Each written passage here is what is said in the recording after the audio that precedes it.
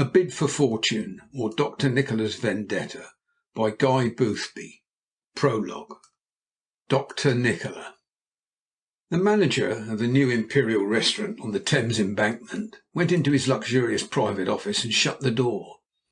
Having done so, he first scratched his chin reflectively, and then took a letter from the drawer in which it had reposed for more than 2 months, and perused it carefully. Though he was not aware of it, this was the 30th time that he had read it since breakfast that morning, and yet he was not a whit nearer understanding it than he had been at the beginning. He turned it over and scrutinized the back, where not a sign of writing was to be seen.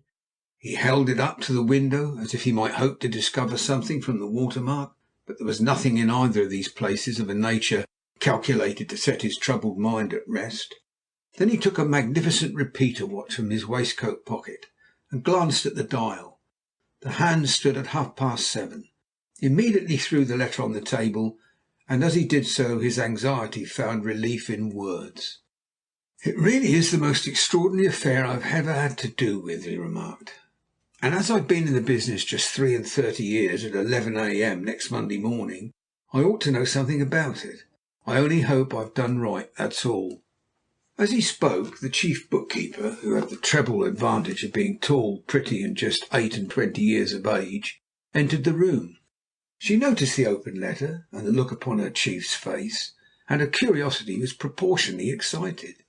"You seem worried, Mr. Macpherson," she said tenderly, as she put down the papers she had brought in for his signature. "You have just hit it, Miss O'Sullivan," he answered, pushing them further onto the table. "I am worried about many things, but particularly about this letter." He handed the epistle to her, and she, being desirous of impressing him with her business capabilities, read it with ostentatious care. But it was noticeable that when she reached the signature she too turned back to the beginning, and then deliberately read it over again. The manager rose, crossed to the mantelpiece, and rang for the head waiter. Having relieved his feelings in this way, he seated himself again at his writing table, put on his glasses, and stared at his companion while waiting for her to speak. "Very funny," she said. "Very funny indeed." "It's the most extraordinary communication I have ever received," he replied with conviction. "You see, it is written from Cuyaba, Brazil. The date is 3 months ago to a day.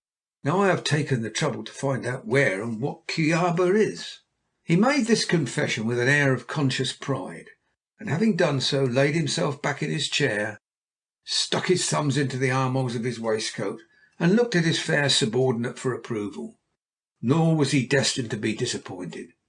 He was a bachelor in possession of a snug income, and she, besides being pretty, was a lady with a keen eye to the main chance.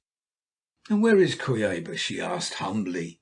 "Cuyaba," he replied, rolling his tongue with considerable relish around his unconscious mispronunciation of the name, "is a town almost on the western or Bolivian border of Brazil. It is of moderate size, is situated on the banks of the river Cuyaba, and is considerably connected with the famous Brazilian diamond fields." "And does the writer of this letter live there?" "Cannot say. He writes from there. That's enough for us." "And he orders dinner at 4, here in a private room overlooking the river, 3 months ahead, punctually at 8 o'clock. Gives you a list of all the things he wants, and even arranges the decoration of the table. Says he has never seen either of his 3 friends before, that one of them hails from," here she consulted the letter again, "Hang Chow, another from Bloemfontein, while the third resides at present in England. Each one is to present an ordinary visiting card with a red dot on it to the porter in the hall, and to be shown to the room at once. I don't understand it at all." The manager paused for a moment, then said deliberately, "Hang Chow is in China. Bloemfontein is in South Africa. What a wonderful man you are, to be sure, Mr. Macpherson. I never can think how you manage to carry so much in your head." There spoke the true woman, and it was a move in the right direction, for the manager was susceptible to her gentle influence, as she had occasion to know. At this juncture the head waiter appeared upon the scene, took up a position just inside the doorway, as if he were afraid of injuring the carpet by coming any further. Is number 22 ready, Williams? Quite ready, sir. The wine is on the ice. The cook tells me he'll be ready to dish punctual to the moment. The letter says no electric light, candles with red shades. Have you put on those shades I got this morning? Just seen it done this very minute, sir. And let me see, there was one other thing. He took the letter from the chief bookkeeper's hand and glanced at it. Ah, yes, a porcelain saucer and a small jug of new milk upon the mantelpiece. An extraordinary request, but has it been attended to? Put it there myself, sir. Who wait? Jones, Edmonds, Brooks and Tompkins. Very good, then. I think that will do. Stay, you had better tell the hall porter to look out for 3 gentlemen presenting plain visiting cards with a little red spot on them. Let Brooks wait in the hall, and when they arrive tell him to show them straight up to the room. It shall be done, sir. The head waiter left the room, and the manager stretched himself in his chair, yawned by way of showing his importance, and then said solemnly, I don't believe they'll any of them turn up, but if they do, this Dr. Nikola, whoever he may be, won't be able to find any fault with my arrangements. Then, leaving the dusty high road of business, he and his companion wandered into the shady bridle paths of love, to the end that when the chief bookkeeper returned to her own department, she had forgotten the strange dinner party about to take place upstairs, and was busily engaged upon a calculation as to how she would look in white satin and orange blossoms, and that settled, fell to wondering whether it was true, as Miss Joyce, the subordinate, had been heard to declare, that the manager had once shown himself partial to a certain widow with reputed savings and a share in an extensive egg and dairy business. At 10 minutes to 8 precisely, a hansom drew up at the steps of the hotel. As soon as it stopped, an undersized gentleman with a clean-shaven countenance and a canonical corporation and bow legs, dressed in a decidedly clerical garb, alighted. He paid and discharged his cabman, and then took from his ticket pocket an ordinary white visiting card, which he presented to the gold-laced individual who had opened the apron. The latter, having noted the red spot, called a waiter, and the reverend gentleman was immediately escorted upstairs.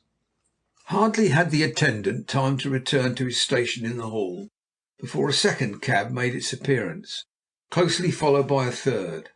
Out of the second jumped a tall, active, well-built man of about 30 years of age. He was dressed in evening dress of the latest fashion, and to conceal it from the vulgar gaze wore a large Inverness cape of heavy texture. He also, in his turn, handed a white card to the porter, and having done so, proceeded into the hall, followed by the occupant of the last cab, who had closely copied his example. This individual was also in evening dress, but it was of a different stamp. It was old-fashioned and had seen much use. The wearer, too, was taller than the ordinary run of men, while it was noticeable that his hair was snow-white and that his face was deeply pitted with smallpox. After disposing of their hats and coats in an ante-room, they reached room number 22, where they found the gentleman in a clerical costume pacing impatiently up and down. Left alone, the tallest of the trio, who, for want of a better title, we may call the best-dressed man, took out his watch, and having glanced at it, looked at his companions. Gentlemen, he said, with a slight American accent, it's 3 minutes to 8 o'clock. My name is Eastover. I'm glad to hear it, for I am most uncommonly hungry, said the next tallest, whom I have already described as being so marked by disease. My name is Prendergast. We only wait for our friend and host, remarked the clerical gentleman, as if he felt he ought to take a share in the conversation. And then, as an afterthought, he continued, My name is Baxter. They shook hands all round with marked cordiality, seated themselves again, and took it in turns to examine the clock. Have you ever had the pleasure of meeting our host before? Asked Mr. Baxter of Mr. Prendergast. Never, replied that gentleman with a shake of his head. Perhaps Mr. Eastover here has been more fortunate. Not I, was the brief rejoinder. I've had to do with him off and on for longer than I care to reckon, but I've never set eyes on him up to date. And where may he have been the first time you heard from him? In Nashville, Tennessee, said Eastover. After that, Tahupapa, New Zealand. After that, Papeete in the Society Islands, and then Pekin, China. And you? First time round, Brussels. Second, Montevideo. Third, Mandalay. and then the Gold Coast, Africa. It's your turn, Mr. Baxter." The clergyman glanced at the timepiece. It was exactly 8 o'clock. First time, Kabul, Afghanistan. Second, Nizhny Novgorod, Russia. Third, Wilcannia, Darling River, Australia. Fourth, Valparaiso, Chile. Fifth, Nagasaki, Japan. He is evidently a great traveller and a most mysterious person. "He's more than that," said Eastover with conviction. "He is late for dinner." Prendergast looked at his watch. "That clock is 2 minutes fast. Hark, there goes Big Ben. 8 exactly." As he spoke, the door was thrown open, and a voice announced, "Dr. Nikola."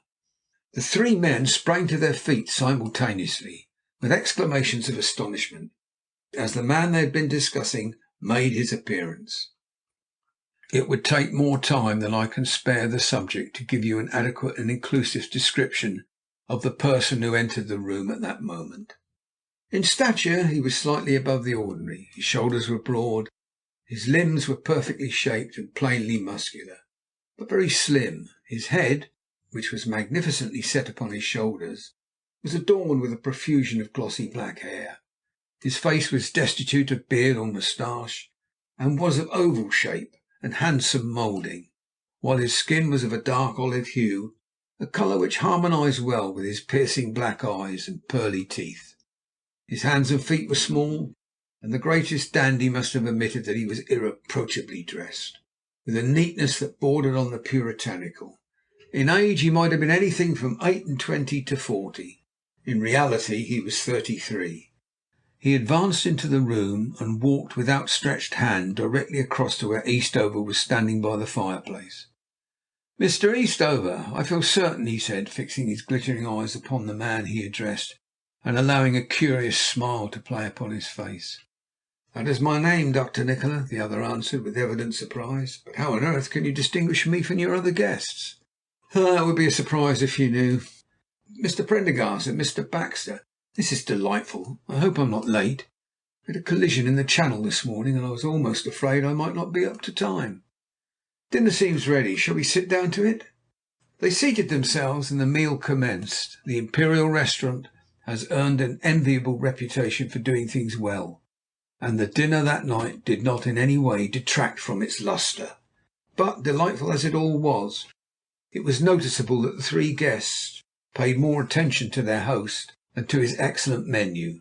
As they had said before his arrival, they had all had dealings with him for several years, but what those dealings were they were careful not to describe. It was more than possible that they hardly liked to remember themselves. When coffee had been served and the servants had withdrawn, Dr. Nikola rose from the table and went across to the massive sideboard. On it stood a basket of very curious shape and workmanship. This he opened, and as he did so, to the astonishment of his guests, an enormous cat, as black as his master's coat, leapt out onto the floor. The reason for the saucer and the jug of milk became evident. Seating himself at the table again, the host followed the example of his guests and lit a cigar. Blowing a cloud of smoke luxuriously through his delicately chiselled nostrils, his eyes wandered round the cornice of the room, took in the pictures and the decorations, and then came down to meet the faces of his companions. As they did so, the black cat, having finished its meal, sprang on to his shoulder, to crouch there, watching the three men through the curling smoke drift with its green blinking, fiendish eyes.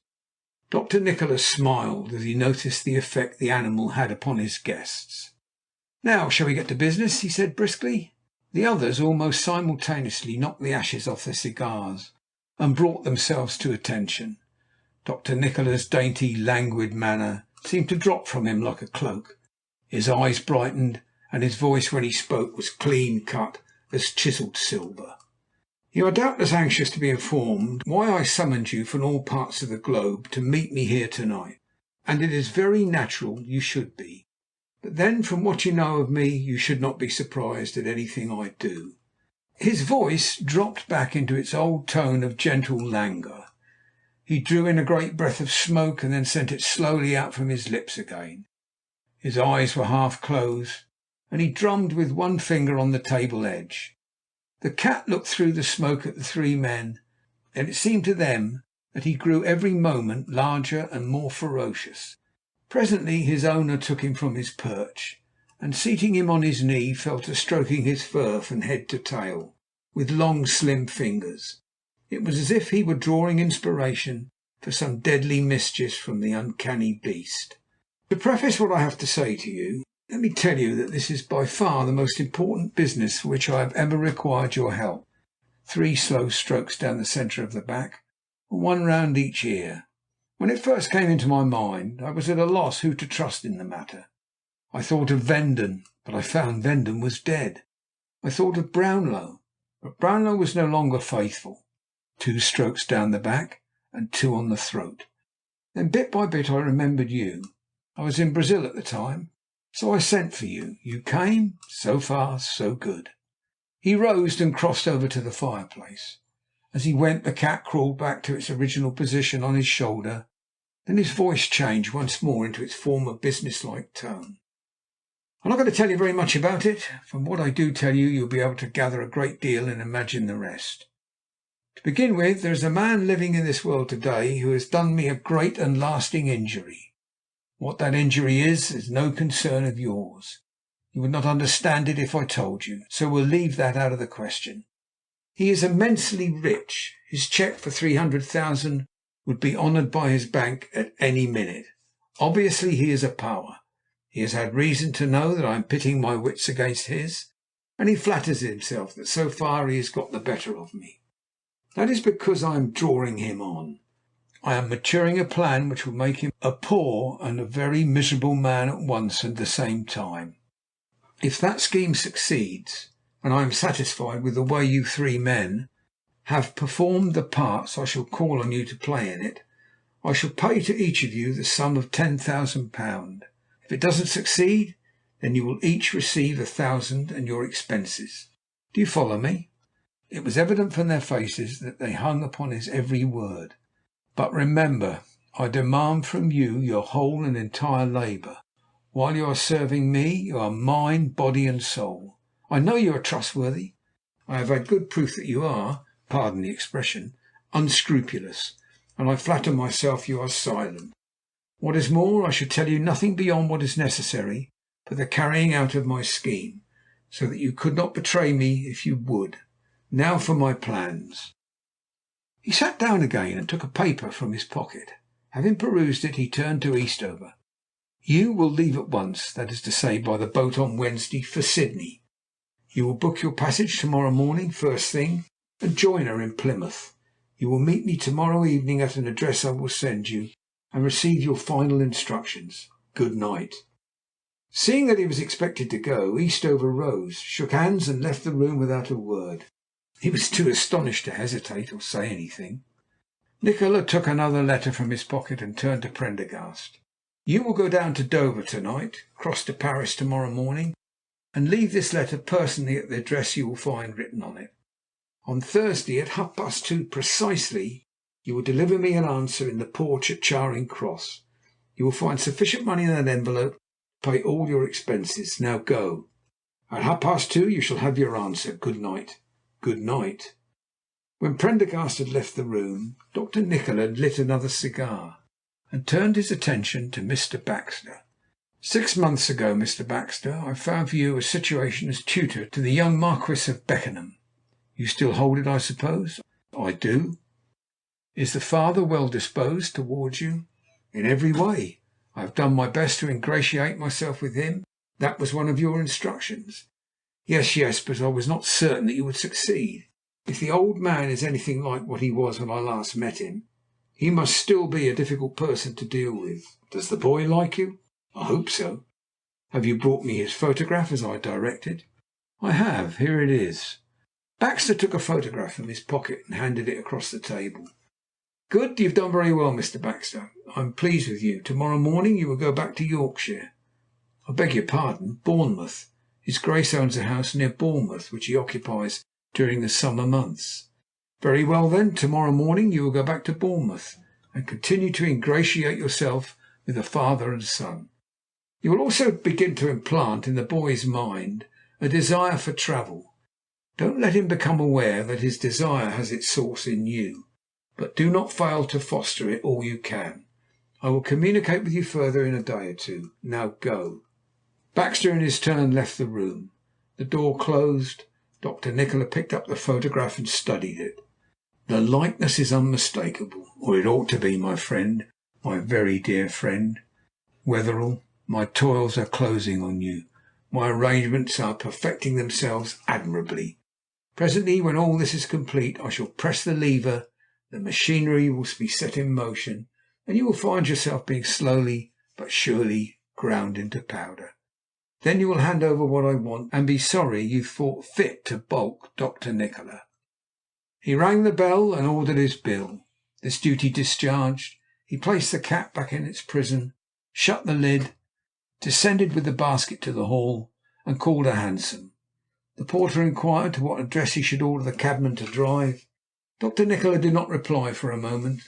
Then he said, as if he had been thinking something out, "The Green Sailor Public House, East India Dock Road." End of prologue.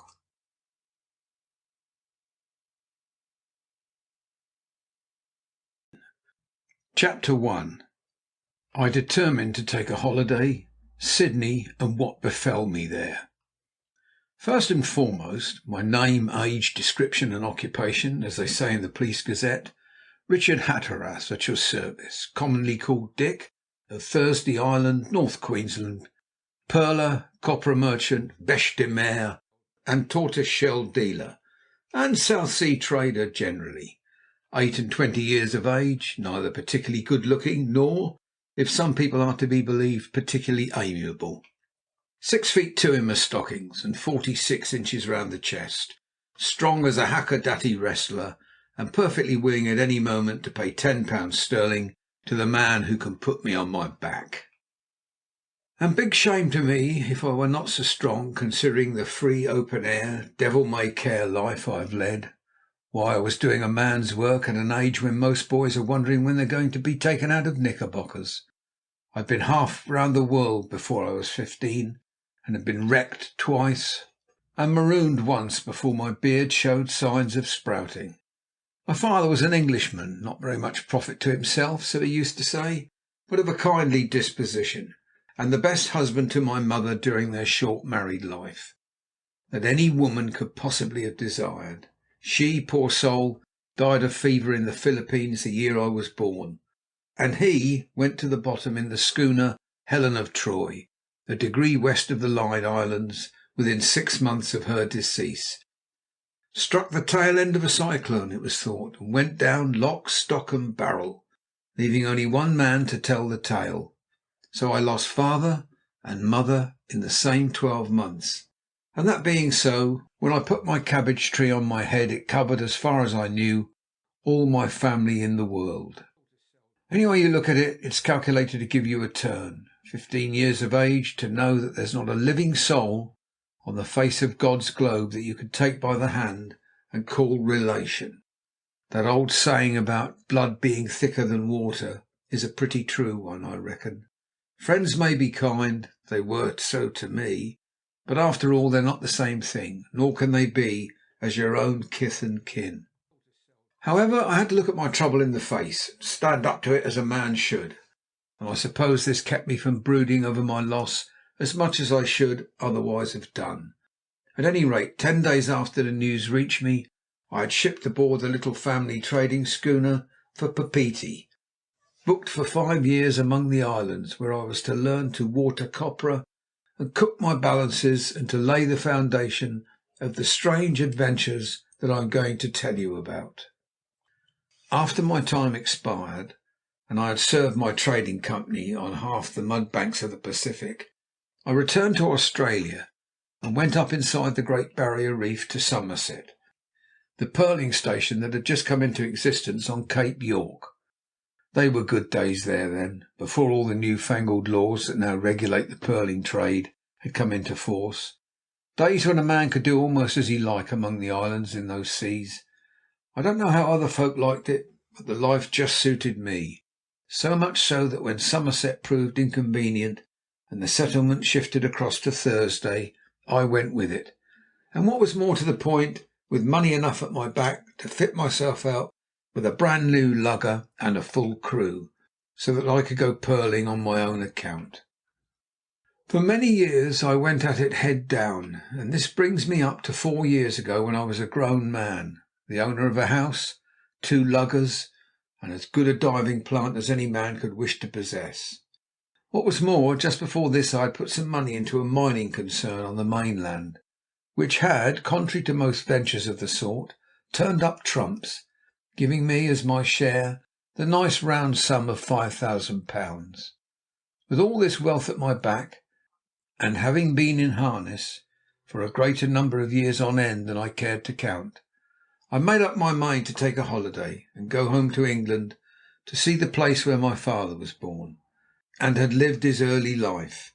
I found the name of it written in the fly-leaf of an old Latin book he left me, to have a look at a country I'd heard so much about but never thought to set my foot upon. Accordingly, I packed my traps, let my house, sold my luggers and gear, intending to buy new ones when I returned, and said good-bye to my friends and shipmates, and set off to join an Orient liner in Sydney. You will see from this that I intended doing this thing in style. And why not? I'd got more money to my hand to play with than most of the swells who patronised the first saloon. I had earned it honestly, and was resolved to enjoy myself with it to the top of my bent. I reached Sydney a week before the boat was advertised to sail. But I didn't fret much about that. There's plenty to see and do in such a big place, and when a man's been shut away from theatres and amusements for years at a stretch, he can put in his time pretty well looking about him. All the same, not knowing a soul in the place, I must confess there were moments when I did think regretfully of the little island hidden away up north under the wing of New Guinea, of the luggers dancing to the breeze in the harbour, and the warm welcome that always awaited me among my friends in the saloons. Take my word for it, there's something in even being a leader on a small island. Anyway, it's better than being a deadbeat in a big city like Sydney, where nobody knows you, and your next-door neighbour wouldn't miss you even if he never saw or heard of you again. I used to think of these things as I marched about the streets looking in at shop windows, or took excursions up and down the harbour. There's no place like Sydney Harbour in the wide, wide world for beauty. Before I'd been there a week, I was familiar with every part of it. It would have been more enjoyable, as I hinted just now, if I had a friend to tour about with me, and by the same token I am doing one man an injustice. There was one fellow I remember who did offer to show me round. I fell across him in a saloon in George Street. He was tall and handsome, and as spick as span as a new pin, till he came to look under the surface. When he entered the bar, he winked at the girl who was serving me, and as soon as I'd finished my drink, asked me to take another with him. Seeing what his little game was, and wanting to teach him a lesson, I lured him on by consenting. I drank with him, then he drank with me. "Been long in Sydney?" he inquired casually, as he stroked his fair moustache. "Just come in," was my reply. "Did you find it dull work going about alone?" he inquired. "I shall never forget my first week of it." "You're about right," I answered. "It is dull. I don't know a soul, bar my banker and lawyer." "Dear me," more curling of the moustache. "If I can be of any service to you while you're here, I hope you'll command me. I believe we're both Englishmen, eh?" "It's very good of you," I replied modestly, affecting to be overcome by his condescension. "I'm just off to lunch. I'm staying at the Quebec. It isn't far for a hansom." And as he was about to answer, a lawyer with whom I had done a little business the day before walked into the room. I turned to my patronising friend and said, "Will you excuse me for one moment? I want to speak to this gentleman." He was all graciousness. "I'll call a hansom and wait for you in it." When he had left the saloon, I spoke to the new arrival. He had noticed the man I had been talking to, and was kind enough to warn me against him. "That man," he said, "bears a very bad reputation. He makes his trade to meet new arrivals from England, weak-brained young pigeons with money. He shows them round Sydney and plucks them so clean that when they leave his hands, in 9 cases out of 10, they haven't a feather left to fly with. You ought not, with your experience of rough customers, to be taken in by him." "Nor am I," I replied. I'm going to teach him a lesson. Come with me." Arm in arm we walked into the street, watched by Mr. Hawke from his seat in the cab. When we got there we stood for a moment chatting, and then strolled together down the pavement. Next moment I heard the cab coming along afterwards, and my friend hailing me in his silkiest tones. But though I looked him full in the face, I pretended not to know him. Seeing this, he drove past us, pulled up a little further down, and sprang out to wait for me. "I was almost afraid I had missed you," he began as we came up with him. "Perhaps as it is such a fine day you would rather walk than ride." "I beg your pardon," I answered. "I'm really afraid you have the advantage of me." "But you've just asked me to lunch with you at the Quebec. You told me to call a hansom." "Pardon me again, but you are really mistaken. I said I was going to lunch at the Quebec, and asked you if it was far enough to be worth while taking a hansom. This is your hansom, not mine. If you don't require it any longer, I should advise you to pay the man and let him go." "You are a swindler, sir. I refuse to pay the cabman. It's your hansom." I took a step closer to my fine gentleman, looking him full in the face, said as quietly as possible, for I didn't want all the street to hear, "Mr. Dorunda Dodson, let this be a lesson to you. Perhaps you'll think twice next time before you try your little games on me." He stepped back as if he'd been shot, hesitated a moment, then jumped into his cab and drove off in the opposite direction. When he had gone I looked at my astonished companion. "Well, now," he ejaculated at last, "how on earth did you manage that?" "Very easily," I replied. "I happen to remember having met that gentleman up in our part of the world when he was in a very awkward position, very awkward. By his action just now I should say that he has not forgotten the circumstances any more than I have." That was the first of the only two adventures of any importance I met with during my stay in New South Wales. "And there's not much in that, I fancy I can hear you saying." "Well, that may be so. I don't deny it. But it was, nevertheless, through that I became mixed up with the folk who figure in this book. And indeed it was to that very circumstance, and that alone, I owe my connection with the queer story I have set myself to tell. And this is how it came about. 3 days before the steamer sailed, and about 4 o'clock in the afternoon, I chanced to be walking down Castlereagh Street, wondering what on earth I should do with myself until dinner time, when I saw approaching me the very man whose discomfiture I have just described. Being probably occupied planning the plucking of some unfortunate new chum, he did not see me, and as I had no desire to meet him again after what had passed between us, I crossed the road and meandered off in a different direction, eventually finding myself located on a seat in the Domain, lighting a cigarette and looking down over a broad expanse of harbour. One thought led to another, and so I sat on and on long after dusk had fallen, never stirring until a circumstance occurred on a neighbouring path that attracted my attention. A young and well-dressed lady was pursuing her way in my direction, evidently intending to leave the park by the entrance I had used to come into it. But unfortunately for her, at the junction of the two paths to my right, 3 of Sydney's typical larrikins were engaged in earnest conversation. They had observed the girl coming towards them, and were evidently preparing some plan for accosting her. When she was only about 50 yards away, 2 of them walked a distance, leaving the third and biggest ruffian to waylay her. He did so, but without success, and she passed him and continued her walk at increased speed. The man thereupon quickened his pace, and, secure in the knowledge that he was unobserved, again accosted her. Again she tried to escape him, but this time he would not leave her. What was worse, his 2 friends were now blocking the path in front. She looked to right and left, and was evidently uncertain what to do. Then, seeing that escape was hopeless, she stopped, took out her purse, and gave it to the man who had first spoken to her. Thinking that this was going too far, I jumped up and went quickly across the turf towards them. My footsteps made no sound on the soft grass, and as they were too much occupied in examining what she had given them, they did not notice my approach. "You scoundrels," I said when I had come up with them, "what do you mean by stopping this lady? Let her go instantly, and you, my friend, just hand over that purse." The man addressed looked at me as if he were taking my measure, and were wondering what sort of chance he'd have against me in a fight. But I suppose my height must have rather scared him, for he changed his tone and began to whine. I haven't got the lady's purse, so help me I ain't. I was only asking her the time." "Hand over that purse," I said sternly, approaching a step nearer to him. One of the others here intervened. "Let's stouch him, dog. There ain't a copper in sight." With that they began to close upon me. But as the saying goes, I'd been there before. I'd not been knocking about the rough side of the world for 15 years without learning how to take care of myself. When they had had about enough of it, which was most likely more than they had bargained for, I took the purse and went to where the innocent cause of it all was standing. She was looking very white and scared, but she plucked up sufficient courage to thank me prettily. I can see her now, standing there looking into my face with big tears in her pretty blue eyes.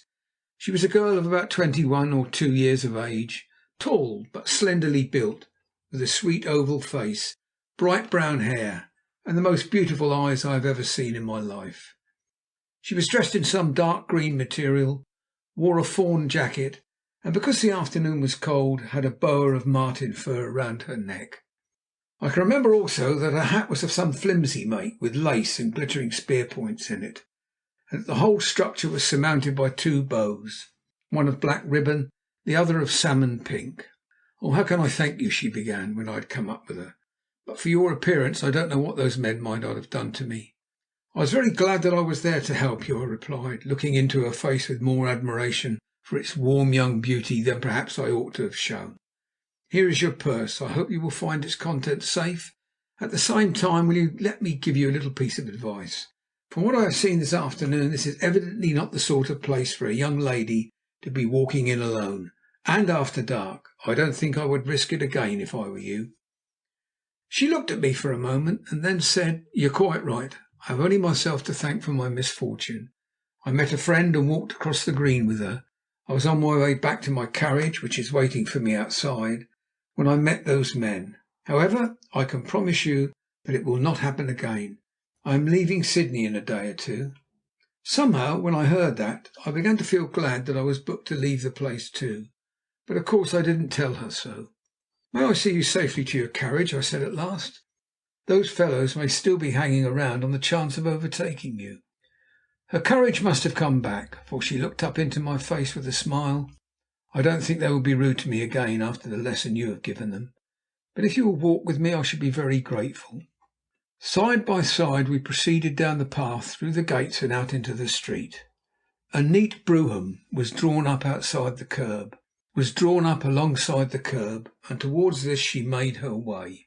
I opened the door and held it for her to get in, but before she did so she turned to me and stretched out her little hand.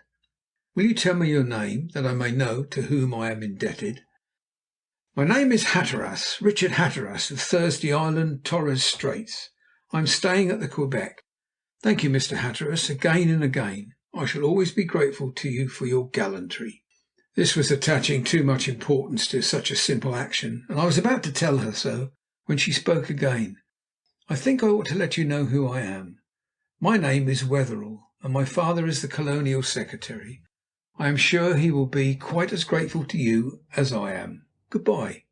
She seemed to forget that we had already shaken hands, for she extended her own a second time.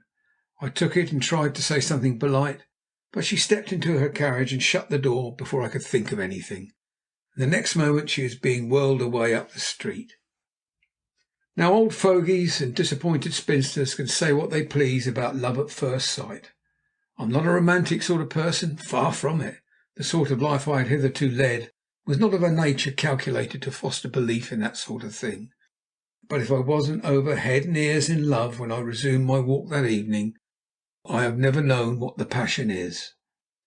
A daintier, prettier, sweeter little angel surely never walked the earth than the girl I had just been permitted the opportunity of rescuing, and from that moment forward I found my thoughts constantly reverting to her.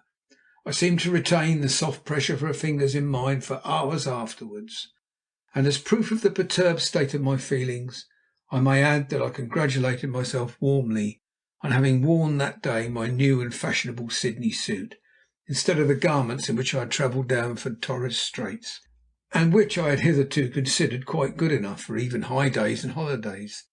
That she herself would remember me for more than an hour never struck me as being likely.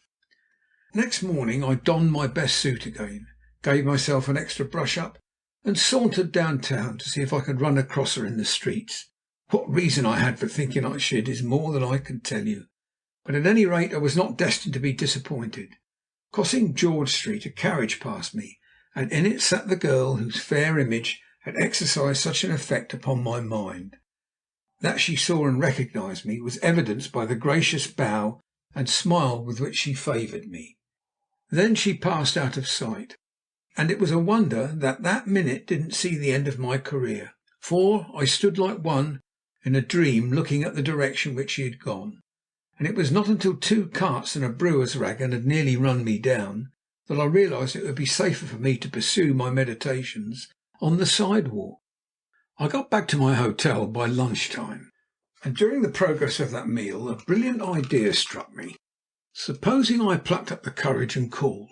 Why not? It would only be a polite action to inquire if she were any the worse for her fright. The thought was no sooner born in my brain than I was eager to be off.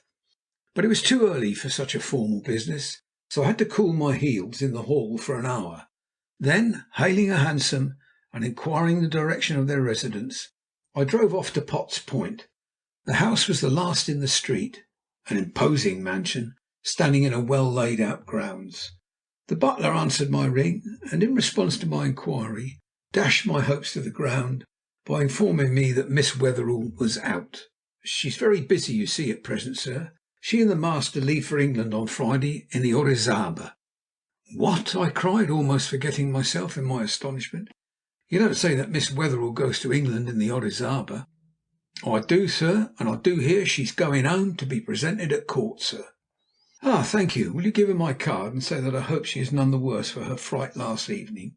He took the card and a substantial tip with it, and I went back to my cab in the seventh heaven of delight.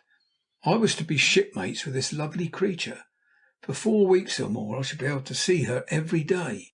It seemed almost too good to be true. Instinctively I began to make all sorts of plans and preparations. Who knew but what? But stay. We must bring ourselves up here with a round turn, or we shall be anticipating what's to come. To make a long story short, for it must be remembered that what I am telling you is only the prelude to all the extraordinary things that will have to be told later on. The day of sailing came. I went down to the boat on the morning of her departure, and got my baggage safely stowed away in my cabin before the rush set in. About 3 o'clock we hove our anchor and steamed slowly down the bay. I had been below when the Wetherells arrived on board, so the young lady had not yet become aware of my presence. Whether she would betray any astonishment when she did find out was beyond my power to tell. At any rate, I know that I was by a long way the happiest man aboard the boat that day.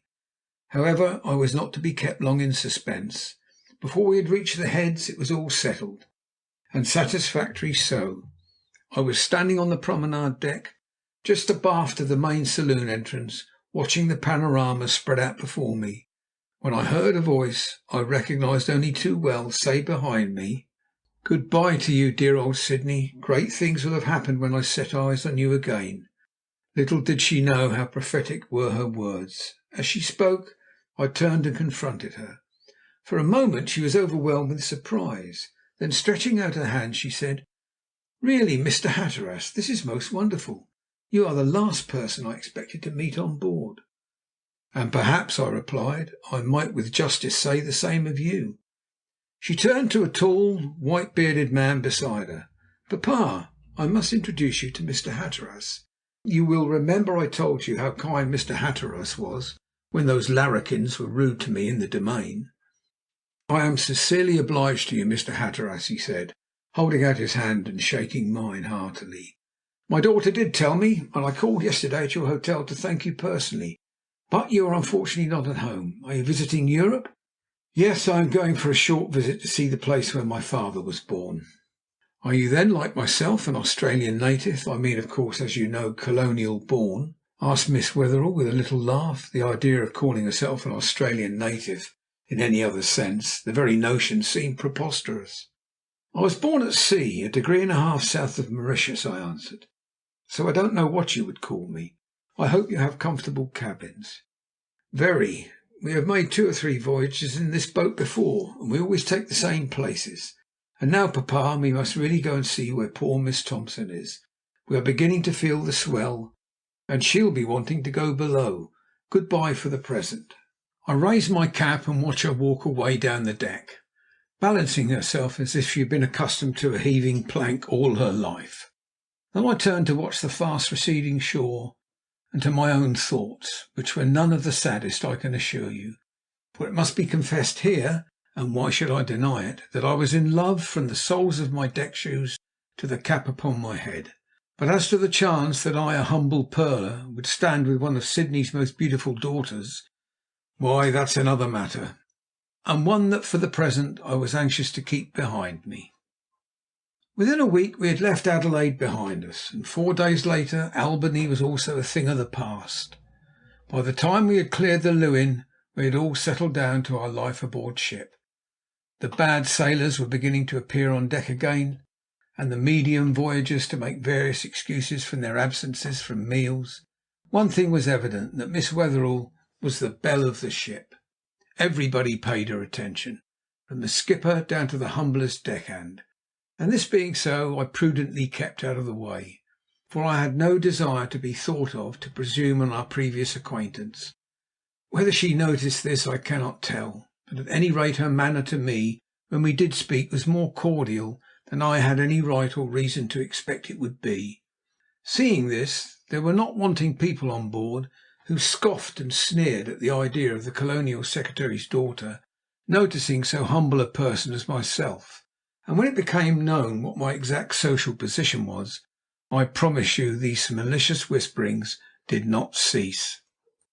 One evening, 2 or 3 days after we had left Colombo behind us, I was standing at the rails on the promenade deck, a little abaft of the smoking room entrance, when Miss Wetherell came up and took her place beside me. She looked very dainty and sweet in her evening dress, and I felt if I had known her better I should have liked to tell her so. "Mr. Hatteras," said she, when we had discussed the weather and the sunset, "I have been thinking lately that you desire to avoid me." "Heaven forbid, Miss Wetherell," I hastened to reply. "What on earth put such a notion into your head?" "All the same, I believe it to be true. Now, why do you do it?" "I have not admitted that I do it, but perhaps if I do deem to deny myself the pleasure of being with you as much as some other people I could mention, it is only because I fail to see what possible enjoyment you can derive from my society." "That is a very pretty speech," she answered, smiling, "but does not tell me what I want to know." "And what is it that you want to know, my dear young lady?" "I want to know why you are so much changed towards me. At first we got on splendidly. You used to tell me of your life on Torres Straits, of your trading ventures in the southern seas, and even of your hopes for the future. Now, however, all that is changed. It is 'Good morning, Miss Wetherell,' 'Good evening, Miss Wetherell,' and that is all. I must own I don't like such treatment. I must crave your pardon, but—" "No, we won't have any buts. If you want to be forgiven, you must come and talk to me as you used to do. You will like the rest of the people, I'm sure, when you get to know them. They are very kind to me." "And you think I shall like them for that reason?" "No, no, how silly you are. But I do so want you to be friendly."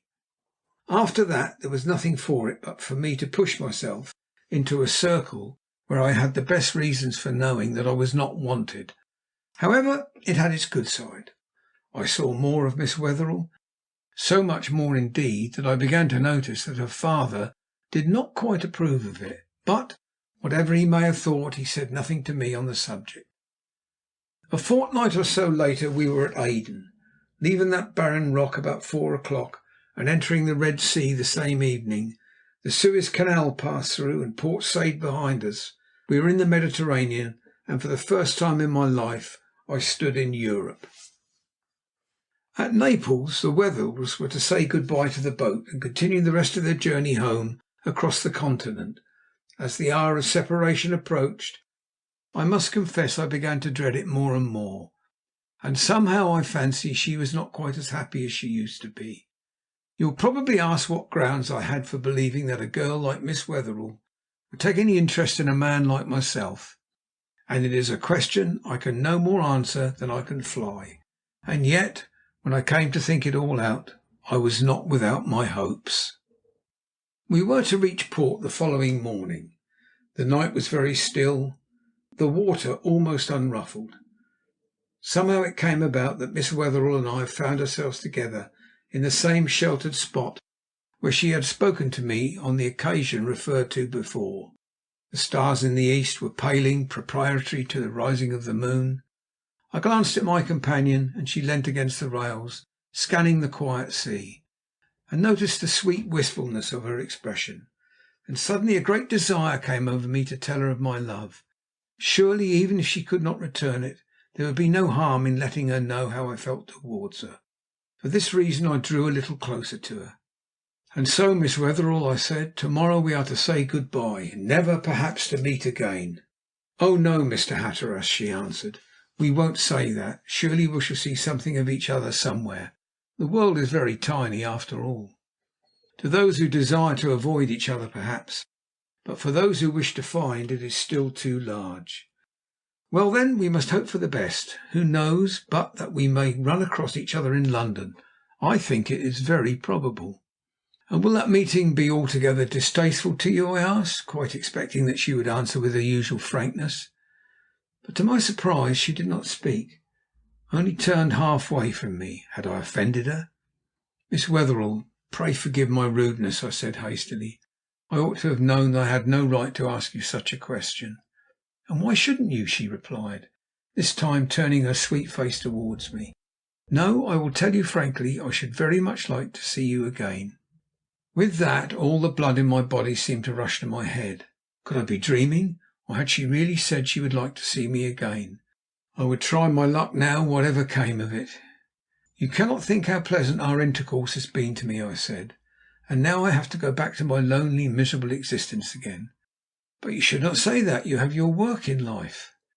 "Yes, but what is that to me when I have no one to work for? Can you conceive anything more awful than my loneliness? Remember, as far as I know, I am absolutely without kith and kin. There is not a single soul to care for me in the whole world, not one to whom my death would be a matter of the least concern." "Oh, don't say that," her voice faltered, so that I turned from the sea and contemplated her. "It's true, Miss Wetherell, bitterly true." "It's not true. It cannot be true. If only I could think it would be some little matter of concern to you, I should go back to my work with a happier heart." Again she turned her face from me. My arm lay beside hers upon the bulwarks, and I could feel that she was trembling. Brutal though it may seem to say so, this gave me fresh courage. I said slowly, bending my face a little towards her, "Would it affect you, Phyllis?" One little hand fell from the bulwarks to her side, and I took possession of it. She did not appear to have heard my question, so I repeated it. Then her head went down upon the bulwarks, but not before I had caught the whispered "yes" that escaped her lips. Before she could guess what was going to happen, I had taken her in my arms and smothered her face with kisses. Nor did she offer any resistance. I knew the whole truth now. She was mine. She loved me. Me. The whole world seemed to re-echo the news, the very sea to ring with it. And just as I learned from her own dear lips the story of her love, the great moon rose as if to listen. Can you imagine my happiness, my delight? She was mine, this lovely girl, my very own, bound to me by all the bonds of love. Oh, happy hour! Oh, sweet delight! I pressed her to my heart again and again. She looked into my face and then away from me, her sweet eyes suffused with tears. Then suddenly her expression changed. I turned to see what ailed her, and to my discomfiture discovered her father stalking along the silent deck towards us. Whispering to her to leave us, she sped away, and I was left alone with her angry parent. That he was angry I judged from his face, nor was I wrong in my conjecture. "Mr. Hatteras," he said severely, "pray what does this mean? How is it that I find you in this undignified position with my daughter?" "Mr. Wetherell," I answered, "I can see that an explanation is due to you. Just before you came up I was courageous enough to tell your daughter that I loved her. She has been generous enough to inform me that she returns my affection, and now the best course for me to pursue is to ask your permission to make her my wife." "You presume, sir, upon the service you rendered my daughter in Sydney. I did not think you would follow it up in this fashion." "Your daughter is free to love whom she pleases, I take it," I said, my temper getting a little better of my judgment. She has been good enough to promise to marry me. If I can obtain your permission, have you any objection to raise?" "Only one, and that one is insuperable. Understand me. I forbid it once and for all. In every particular, without hope of change, I forbid it. As you must see, it is a matter which affects the happiness of two lives. I feel sure you will be good enough to tell me your reasons." "I must decline any discussion on the matter at all. You have my answer. I forbid it." "This is to be final, then? I am to understand that you are not to be brought to change your mind by any actions of mine?" "No, sir, I am not. What I have said is irrevocable. The idea is not to be thought of for a moment. And while I am on this subject, let me tell you that your conduct towards my daughter on board this ship has been very distasteful to me. I have the honour to wish you a very good evening." "Stay, Mr. Wetherell," I said as he turned to go. "You have been kind enough to favour me with your views. Now I will give you mine. Your daughter loves me. I am an honest and industrious man, and I love her with my whole heart and soul. I tell you now. And though you decline to treat me with proper fairness, I give you warning that I intend to marry her, if she will still have me, with your consent or without it." "You are insolent, sir." "I assure you I have no desire to be. I endeavour to remember that you are her father, though I must own you lack a sense of what is fair and right. I will not discuss the question any further with you. You know my absolute decision. Good night."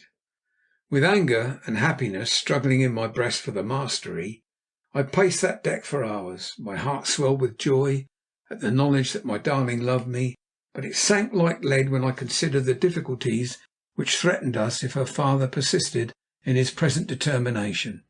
At last, just as 8 bells were striking 12 o'clock, I went below to my cabin.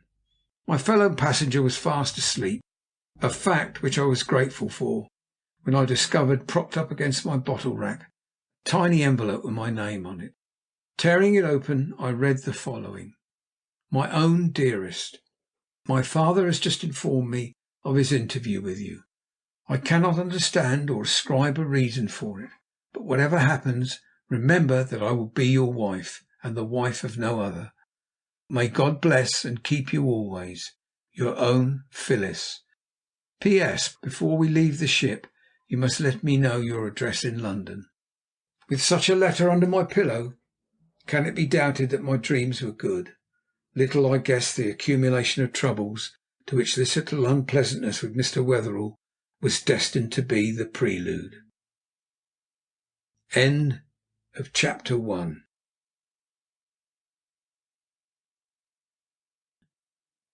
Chapter 2. London. Now that I come to think the matter out, I don't know that I could give you any definite idea of what my first impressions of London were. One thing at least is certain: I had never had experience of anything approaching such a city before, and between ourselves I can't say that I ever want to again. The constant rush and roar of traffic, the crowds of people jostling each other on the pavements, the happiness and the misery, the riches and the poverty, all mixed up together in one jumble, like good and bad fruit in a basket, fairly took my breath away. And when I went down that first afternoon and saw the park in all its summer glory, my amazement may be better imagined than described. I could have watched the carriages, horsemen and promenaders for hours on end without any sense of weariness, and when a bystander, seeing that I was a stranger, took compassion upon my ignorance and condescended to point out to me the various celebrities present, my pleasure was complete. There certainly is no place like London for show and glitter, I'll grant you that, but all the same I'd no more think of taking up my permanent abode in it than I'd try to cross the Atlantic in a Chinese sampan. Having, before I left Sydney, been recommended to a quiet hotel in a neighbourhood near the Strand, convenient for both sightseeing and business, I had my luggage conveyed thither, and prepared to make myself comfortable for a time. Every day I waited eagerly for a letter from my sweetheart, the more impatiently because its non-arrival convinced me that they had not yet arrived in London. As it turned out, they had delayed their departure from Naples for 2 days, and had spent another 3 in Florence, 2 in Rome, and a day and a half in Paris. One morning, however, my faithful watch over the letter rack which was already becoming a standing joke in the hotel, was rewarded. An envelope bearing an English stamp and postmark, and addressed in a handwriting as familiar to me as my own, stared me in the face. To take it out and break the seal was the work of a moment. It was only a matter of a few lines, but it brought me news that raised me to the seventh heaven of delight. Mr. and Mrs. Wetherell had arrived in London the previous afternoon. They were staying at the Hotel Metropole, and would leave town for the country at the end of the week. But in the meantime, if I wished to see her, my sweetheart would be in the entrance hall of the British Museum the following morning at 11 o'clock. How I conducted myself in the interval between my receipt of the letter and the time of the appointment, I have not the least remembrance. I know, however, at 10:30 on the following morning, found me pacing up and down the street before that venerable pile, scanning with eager eyes every conveyance that approached me. The minutes dragged by with intolerable slowness, but at length the time arrived. A kindly church clock in the neighbourhood struck the hour, and others all around it immediately took up the tale. Before the last stroke had died away, a hansom turned towards the gates from Bury Street, and in it, looking the picture of health and beauty, sat the girl who I had good reason to know was more than all the world to me. To attract her attention and signal to a driver to pull up was the work of a second, and a minute later I had helped her to alight, and we were strolling together across the square towards the building. "Ah, Dick," she said with a roguish smile, "you don't know what trouble I had to get away this morning. Papa had a dozen places he wished me to go with him. But when I told him that I had some very important business of my own to attend to before I could go calling, he was kind enough to let me off." "I'll be bound he thought you meant business with a dressmaker," I laughingly replied, determined to show her that I was not unversed in the ways of women. "I'm afraid he did," she answered, blushing, "and I feel horribly guilty. But my heart told me I must see you at once, whatever happened." Could a man desire a prettier speech than that? If so, I was not that man. We were inside the building by this time, ascending the great staircase. As we entered the room at the top of the stairs, I thought it a good opportunity to ask the question I had been longing to put to her. "Phyllis, my sweetheart," I said, with a tremor in my voice, "it is a fortnight now since I spoke to you. You have had plenty of time to consider our position. Have you regretted giving me your love?" We came to a standstill and leant over a case together. What it contained, I'm sure I haven't the very vaguest idea. She looked up into my face with a sweet smile. "Not for one single instant, Dick. Having once given you my love, is it likely I should want it back again?" "I don't know. Somehow I can't discover sufficient reason for your giving it to me at all." "Well, to be sure, I'm not going to tell you. You might grow conceited. Isn't it sufficient that I do love you, and that I'm not going to give you up, whatever happens?" "More than sufficient," I answered solemnly. "But, Phyllis, don't you think I can induce your father to relent? Surely, as a good parent, he must be anxious to promote your happiness at any cost to himself." "I can't understand it at all. He has been so devoted to me all my life that his conduct is now quite inexplicable.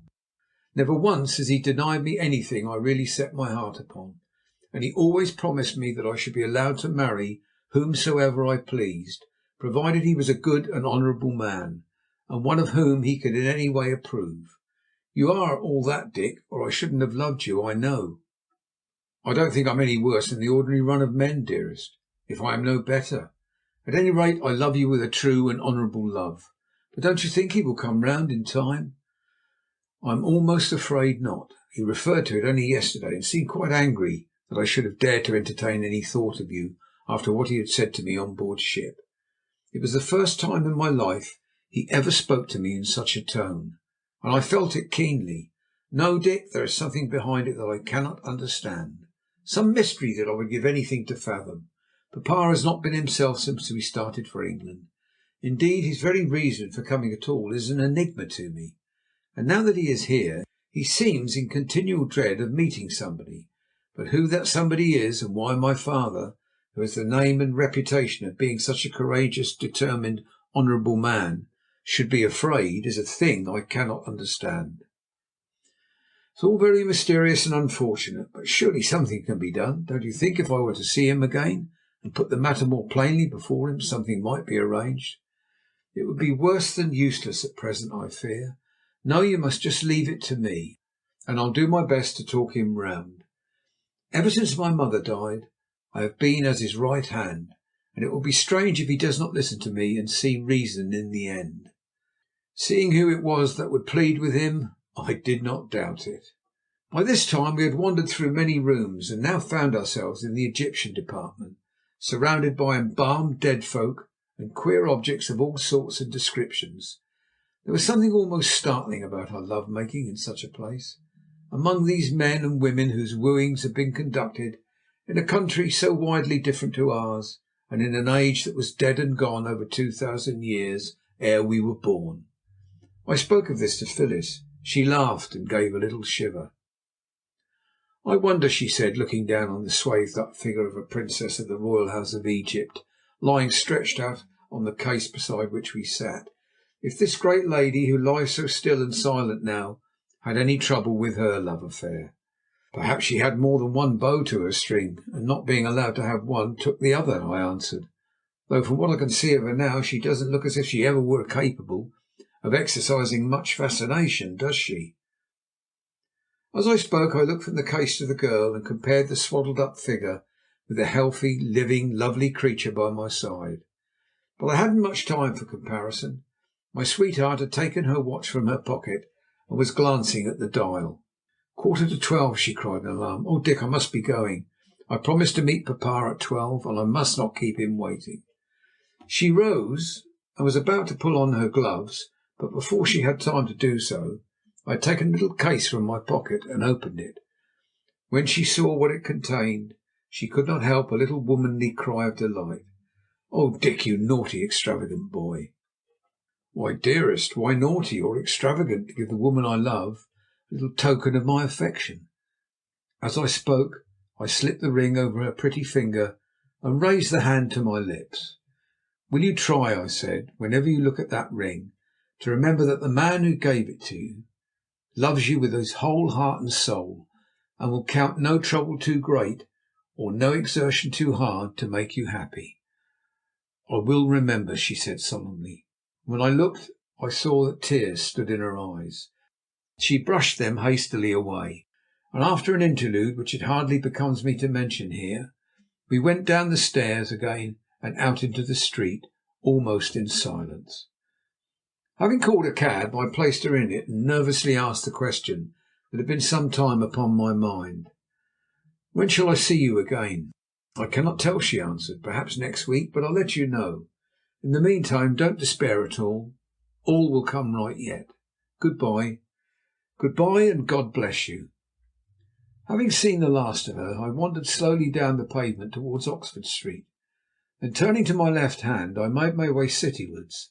My mind was full of my interview with the sweet girl who had just left me, and I wandered on and on, wrapped in my own thoughts, until I found myself in a quarter of London which I had never hitherto penetrated. The streets were narrow, and, as if to be in keeping with the general air of gloom, the shops were small and their wares of a peculiarly sordid nature. A church clock somewhere in the neighbourhood struck 1, and I was beginning to feel hungry, and I knew myself to be a long way from my hotel. I cast about me for a lunching place, but it was some time before I encountered the class of restaurant I wanted. When I did, it was situated at the corner of 2 streets, carried a foreign name over the door, and though considerably the worse for wear, presented a cleaner appearance than any other I had yet experienced. Pushing open the door, I entered.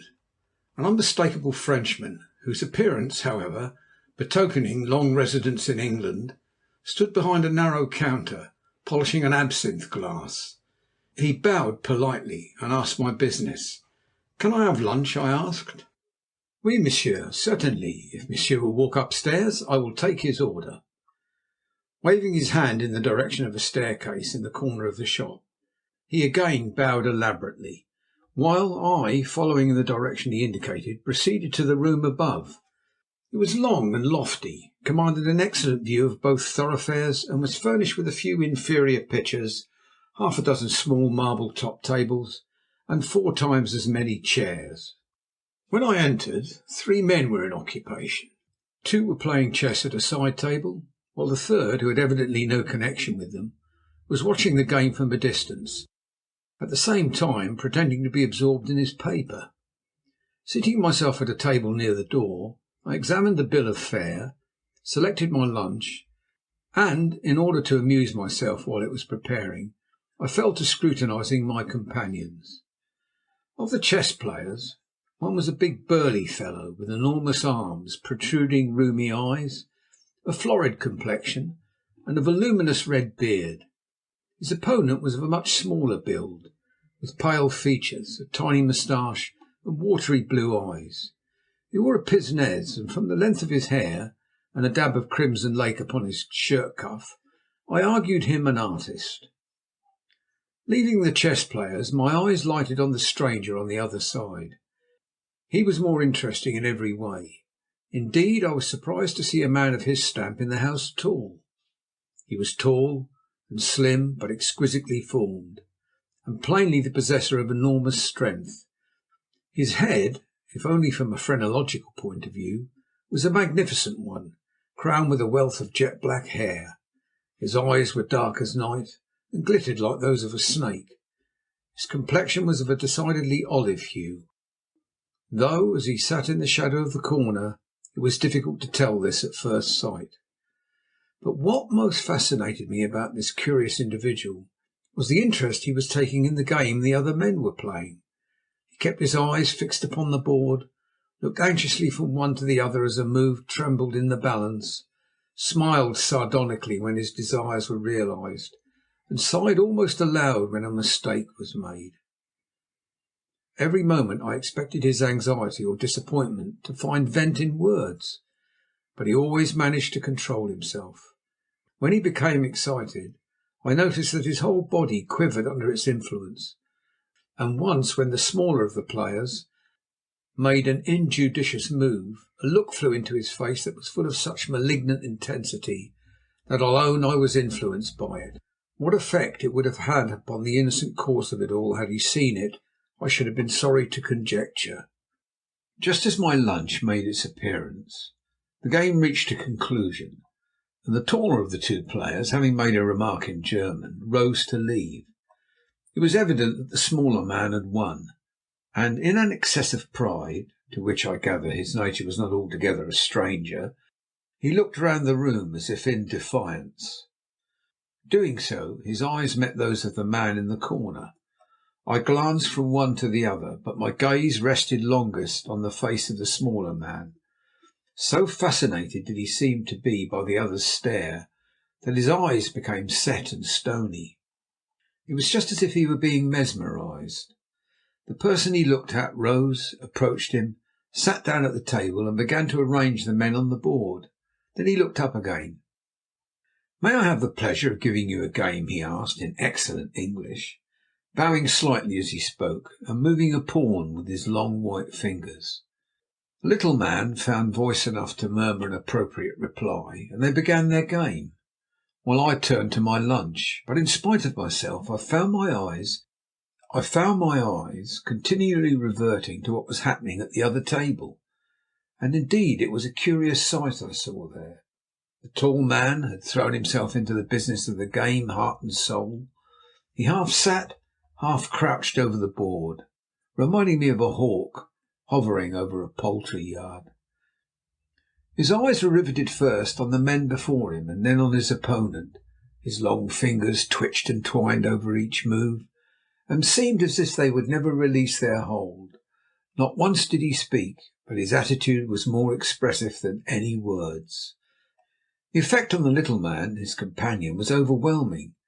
He was quite unable to do anything, but sat huddled up in his chair as if terrified by his demoniacal companion.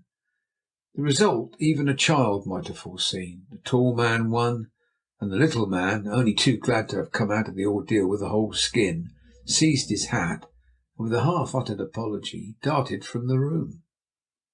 For a moment or two his extraordinary opponent sat playing with the chessmen, and he looked across at me, and without hesitation said, accompanying his remark with a curious smile, for which I could not at all account, I think you will agree with me that the limitations of the fool are the birth gifts of the wise." Not knowing what reply to make to this singular assertion, I wisely held my tongue. This brought about a change in his demeanour. He rose from his seat and came across to where I sat. Seating himself in a chair directly opposite me, he folded his hands in his lap, after the manner of a demure old spinster, and having looked at me earnestly, said with an almost indescribable sweetness of tone, "I think you will allow, Mr. Hatteras, that half the world is born for the other half to prey upon." For a moment I was too much astonished to speak. How on earth had he become aware of my name? I stumbled out some sort of reply, which evidently did not impress him very much, for he began again. "Our friend who has just left us will most certainly be one of those preyed upon. I pity him, because he would not have the smallest grain of pleasure in his life. You, Mr. Hatteras, on the other hand, will unwittingly be in the other camp. Circumstances will arrange that for you. Some have, of course, no desire to prey, but necessity forces it on them. Yourself, for instance. Some only prey when they are quite sure there will be no manner of risk. Our German friend who played the previous game is an example. Others, again, never lose an opportunity. Candidly speaking, to which class should you imagine I belong?" He smiled as he put the question, and his thin lips parting, I could just catch the glitter of the short teeth with which his mouth was furnished. For the third time since I had made his acquaintance, I did not know which way to answer. However, I made a shot and said something. "I really know nothing about you," I answered, "but from your kindness in giving our artist friend a game, and now in allowing me the benefit of your conversation, I should say you only prey upon your fellow men when dire extremity drives you to it. And you would be wrong. I am of the last class I mentioned. There is only one sport of any interest to me in life, and that is the opportunity of making capital out of my fellow humans. You see, I am candid with you, Mr. Hatteras. Pray excuse me, but you know my name. As I have never, to my knowledge, set eyes on you before, would you mind telling me how you became acquainted with it?" "With every pleasure. But before I do so, I think it only fair to tell you that you will not believe my explanation, and yet it should convince you. At any rate, we'll try. In your right-hand top waistcoat pocket you have 3 cards." Here he leant his head on his hands and shut his eyes. "One is crinkled and torn, but it has written on it in pencil the name of Edward Braithwaite, Macquarie Street, Sydney. I assume the name is Braithwaite, but the T and E are almost illegible. The second is a rather high-sounding one, the Honourable Sylvester Wetherell, Potts Point, Sydney, New South Wales. And the third is, I take it, your own, Richard Hatteras. Am I right?" I put my fingers in my pocket and drew out what it contained. A half-sovereign, a shilling, a small piece of pencil, and 3 cards. The first, a well-worn piece of pasteboard, bore surely enough the name of Edward Braithwaite, and was that of the solicitor with whom I transacted my business in Sydney. The second was given to me by my sweetheart's father the day before we left Australia, and the third was certainly my own. Was this witchcraft, or only some clever conjuring trick? I asked myself the question, but could give it no satisfactory answer. At any rate, you may be sure it did not lessen my respect for my singular companion. "Ah, I am right then," he cried exultingly. "Isn't it strange how the love of being right remains with us when we think we have safely combated every other self-conceit? Well, Mr. Hatteras, I am very pleased to have made your acquaintance. Somehow I think we are destined to meet again. Where, I cannot say. At any rate, let us hope that meeting will be as pleasant and successful as this has been." But I had hardly heard what he said. I was still puzzling my brains over his extraordinary conjuring trick. For trick I am convinced it was. He had risen, and was slowly drawing on his gloves when I spoke. "I have been thinking over those cards," I said, "and I am considerably puzzled. How on earth did you know they were there?" "If I told you, you would have no more faith in my powers, so with your permission I will assume the virtue of modesty. Call it a conjuring trick if you like. Many curious things are headed under that comprehensive term, but that is neither here nor there. Before I go, would you like to see one more?" Very much indeed, if it's as good as the last. In the window stood a large glass dish half full of water and having a dark brown fly paper floating on the surface. He brought it across to the table which I sat, and having drained the water into a jug nearby, left the paper sticking to the bottom. This done, he took a tiny leather case from his pocket and a small bottle out of that again. From this bottle he poured a few drops of some highly pungent liquid onto the paper, with the result that it grew as black as ink and threw off a tiny vapour which licked the edges of the bowl and curled upwards in a faint spiral column. There, Mr. Hatteras, there is a trick I learned from an old woman in Benares. It is a better one than the last and will repay your interest. If you will look on that paper for a moment and try to concentrate your attention, you will see something that will, I think, astonish you." Hardly believing that I should see anything at all, I looked, but for some seconds without success. My scepticism, however, soon left me. At first I saw only the coarse grain of the paper and the thin vapour arising from it. Then the knowledge that I was gazing into a dish vanished. I forget my companion and the previous conjuring trick. I saw only a picture opening out before me, that of a handsomely furnished room in which a girl was sitting in an easy chair, crying as if her heart were breaking. The room I had never seen before, but the girl I should have known amongst 1,000. She was Phyllis, my sweetheart. I looked and looked, and as I gazed at her I heard her call my name. "Oh, Dick, Dick, come to me!" Instantly I sprang to my feet, meaning to cross the room to her. Next moment I became aware of a loud crash. The scene vanished, my senses came back to me, and to my astonishment I found myself standing alongside the overturned restaurant table. The glass dish lay on the floor, shattered into 1,000 fragments. My friend the conjurer had disappeared. Having righted the table again, I went downstairs and explained my misfortune. When I had paid my bill, I took my departure, more troubled in mind than I cared to confess. That it was only what he had called it, a conjuring trick, I felt I ought to be certain, but still it was clever and uncanny enough to render me very uncomfortable. In vain I tried to drive the remembrance of the scene I had witnessed from my brain, but it would not be dispelled. At length, to satisfy myself, I resolved that if the memory of it remained with me so vividly in the morning, I would take the bull by the horns and call at the Metropole to make inquiries. I returned to my hotel in time for dinner, but still I could not rid myself of the feeling that some calamity was approaching. Having sent my meal away almost untouched, I called a hansom and drove to the nearest theatre. But the picture of Phyllis crying and calling for me in vain kept me company throughout the performance, and brought me home more miserable at the end than I had started. All night long I dreamed of it, seeing the same picture again and again, and hearing the same despairing cry, "Oh, Dick, Dick, come to me!" In the morning there was only one thing to be done. Accordingly, after breakfast I set off to make sure that nothing was the matter. On the way I tried to reason with myself. I asked how it was that I, Dick Hatteras, a man who thought he knew the world so well, should have been so impressed with a bit of wizardry as to be willing to risk making a fool of myself before the last two people in the world I wanted to think me one.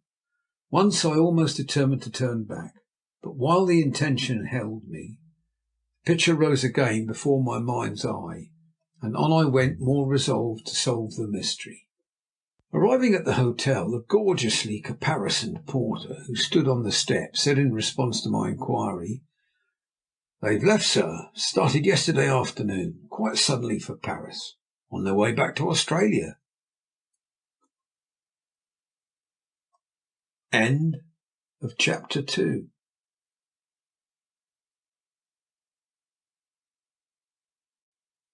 Chapter 3. I visit my relations.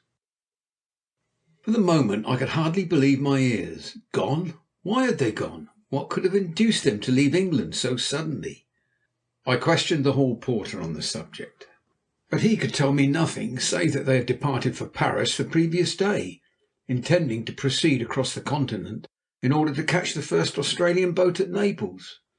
Feeling that I should only look ridiculous if I stayed questioning the man any longer, I pressed a tip into his hand and went slowly back to my own hotel to try and think it all out.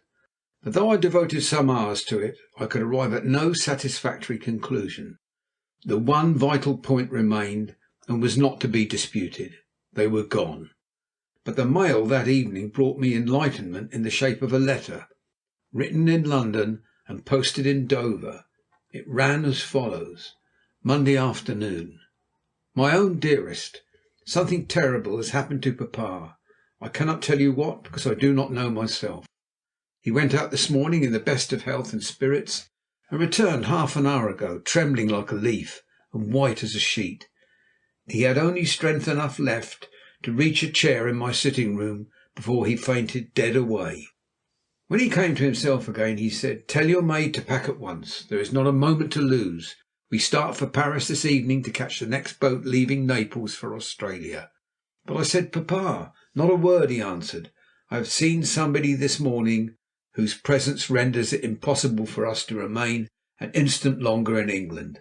Go and pack at once, unless you wish my death to lie at your door." After that, of course, I could say nothing. I have packed, and now, in half an hour, we leave England again. If I could only see you to say good-bye, but that too is impossible. I cannot tell what it means, but that it is very serious business that takes us away so suddenly, I feel convinced. My father seems frightened to remain in London a minute longer than he can help. He even stands at the window as I write, earnestly scrutinizing everybody who enters the hotel. And now my own.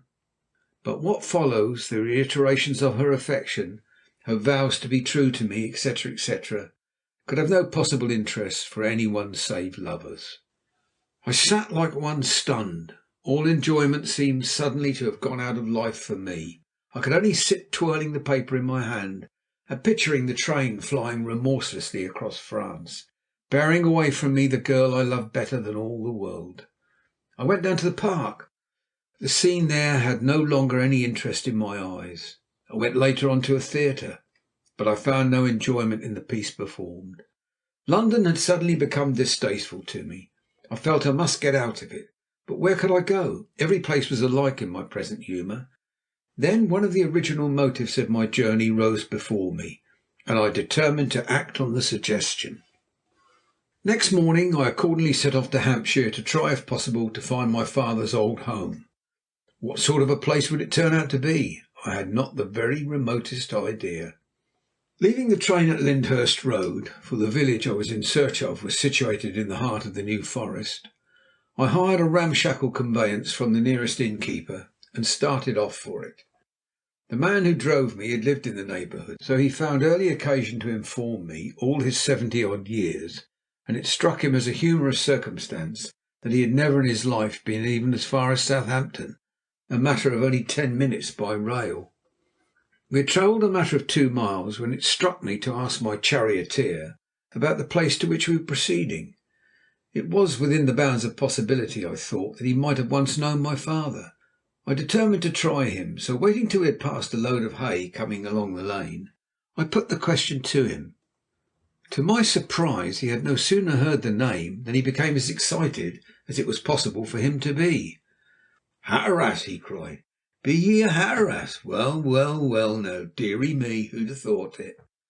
"Do you know the name so well, then?" "Aye, I know the name well enough. Who doesn't in these parts? There was the old Squire and Lady Margaret when I first remember, and Squire Jasper and his son, the captain, as was killed in the mutiny in foreign parts, and Master James." "James, that was my father's name, James Dymoke Hatteras." "You Master James' son, you don't say? Well, well, now to think of that too. Him that ran away from home after words with the Squire, and went to foreign parts. Who'd have thought of it? Sir William will be right down glad to see you, I'll be bound." "Sir William? Who is Sir William?" "He's the only one left now, sir. Lives up at the house. Ah, dear, dear. Been a power of trouble in the family these years past." By this time the aspect of the country was changing. We had left the lane behind us, ascended a short hill, and were now descending it again through what looked to my eyes more like a stately private avenue than a public road. Beautiful elms reared themselves on either side, and intermingled their branches overhead, while before us, through a gap in the foliage, we could just distinguish the winding river, with the thatched roofs of the village of which we had come in search lining its banks, and the old grey tower of the church keeping watch and ward over all.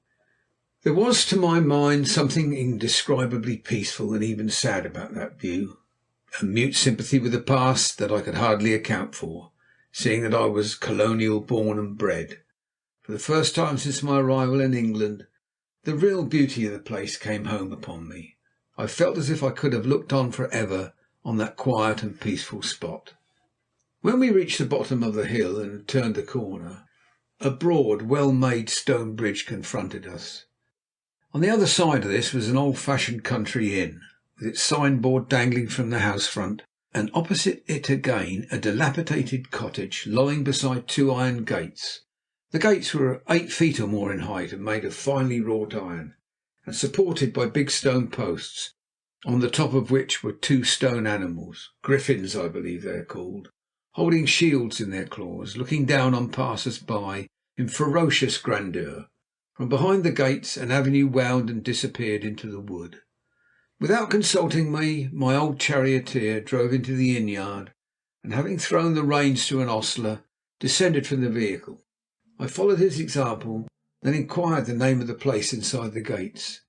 My guide, philosopher and friend looked at me rather queerly for a second or two, then recollecting that I was a stranger to the place, said, "That be the hall I was a telling 'ee about. That's where Sir William lives." "Then that's where my father was born." He nodded his head, and as he did so I noticed that the ostler stopped his work of unharnessing the horse and looked at me in a rather surprised fashion. "Well, that being so," I said, taking my stick from the trap and preparing to stroll off, "I'm just going to investigate a bit. You bring yourself to an anchor in yonder, and don't stir till I come back for you again." He took himself into the inn without more ado, and I crossed the road towards the gates. They were locked, but the little entrance by the tumble-down cottage stood open, and passing through this I started up the drive. It was a perfect afternoon. The sun straggled in through the leafy canopy overhead and danced upon my path. To the right were the thick vastness of the preserves, while on my left across the meadows I could discern the sparkle of water on a weir. I must have proceeded for nearly a mile through the wood before I caught sight of the house.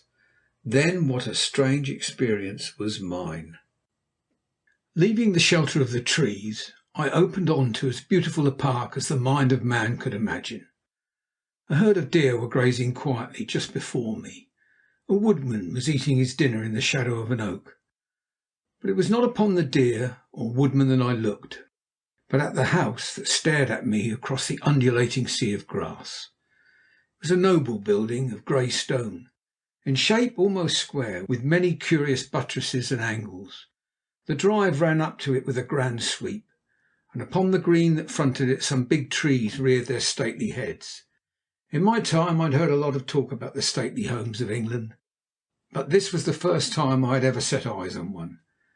And to think that this was my father's birthplace, the house where my ancestors had lived for centuries, I could only stand and stare in sheer amazement. You see, my father had always been a very silent man, and though he used sometimes to tell us yarns about scrapes he got into as a boy, and how his father was a very stern man and had sent him to a public school because his tutor found him unmanageable, we never thought that he'd been anything very much. To tell the truth, I felt a bit doubtful as to what I'd better do. Somehow I was rather nervous about going up to the house and introducing myself as a member of the family without any credentials to back my assertion up. And yet, on the other hand, I did not want to go away and have it always rankling in my mind that I'd seen the old place and been afraid to go inside. My mind once made up, however, off I went, crossed the park and made towards the front door. On nearer approach I discovered that everything showed the same neglect I had noticed at the lodge. The drive was overgrown with weeds. No carriage seemed to have passed along it for ages. Shutters enclosed many of the windows, and where they did not one but several of the panes were broken. Entering the great stone porch, in which it would have been possible to seat a score of people, I pulled the antique doorbell and waited, while the peal re-echoed down the corridors, for the curtain to go up on the next scene. Presently I heard footsteps approaching. The key turned in the lock, and the great door swung open. An old man, whose years could hardly have totalled less than 70, stood before me, dressed in a suit of solemn black, almost green with age. He inquired my business in a wheezy whisper. I asked if Sir William Hatteras were at home. Informing me that he would find out, he left me to ruminate on the queerness of my position. In 5 minutes or so he returned and signed me to follow. The hall was in keeping with the outside of the building, lofty and imposing. The floor was of oak, almost black with age. The walls were beautifully wainscoted and carved, and here and there tall armoured figures looked down upon me in disdainful silence. But the crowning glory of all was the magnificent staircase that ran up from the centre. It was wide enough and strong enough to have taken a coach and four. The pillars that supported it were exquisitely carved, as were the banisters and rails. Halfway up was a sort of landing, from which again the stairs branched off to right and left. Above this landing place, and throwing a stream of coloured light down into the hall, was a magnificent stained glass window, and on a lozenge in the centre of the arms that had so much puzzled me on the gateway, a nobler hall no one could wish to possess. But brooding over it was the same air of poverty and neglect I had noticed all about the place. By the time I had taken in these things, my guide had reached a door at the farther end. He bade me enter, and I did so, to find a tall, elderly man of stern aspect awaiting my coming. He, like his servant, was dressed entirely in black, with the exception of a white tie, which gave his figure a semi-clerical appearance. His face was long and somewhat pinched. His chin and upper lip were shaven, and his snow-white close-cropped whiskers ran in 2 straight lines from his jaw up to a level with his piercing, hawk-like eyes. He would probably have been about 75 years of age, but did not carry it well.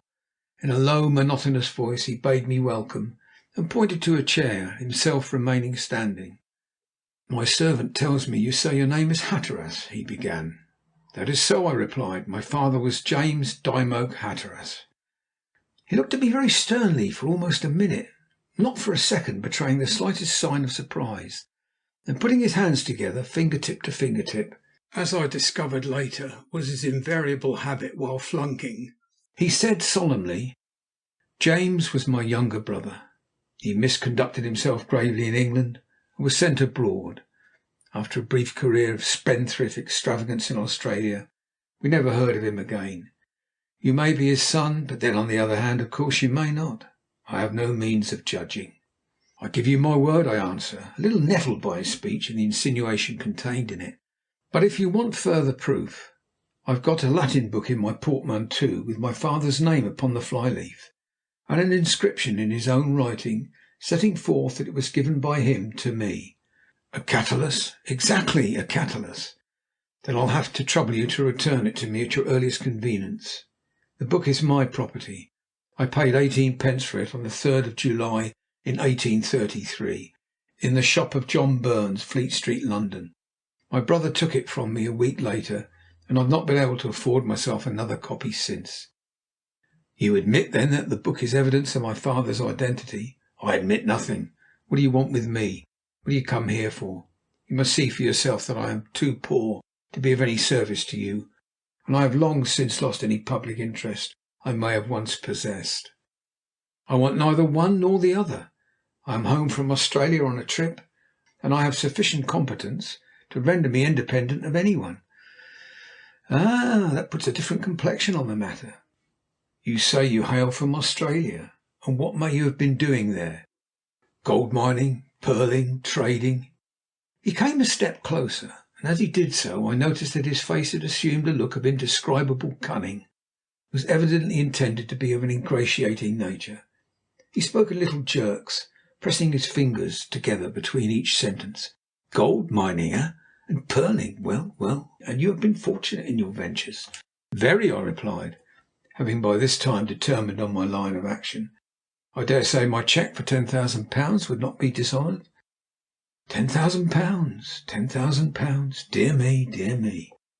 He shuffled up and down the dingy room, all the time looking at me out of the corners of his eyes, as if to make sure that I was telling him the truth.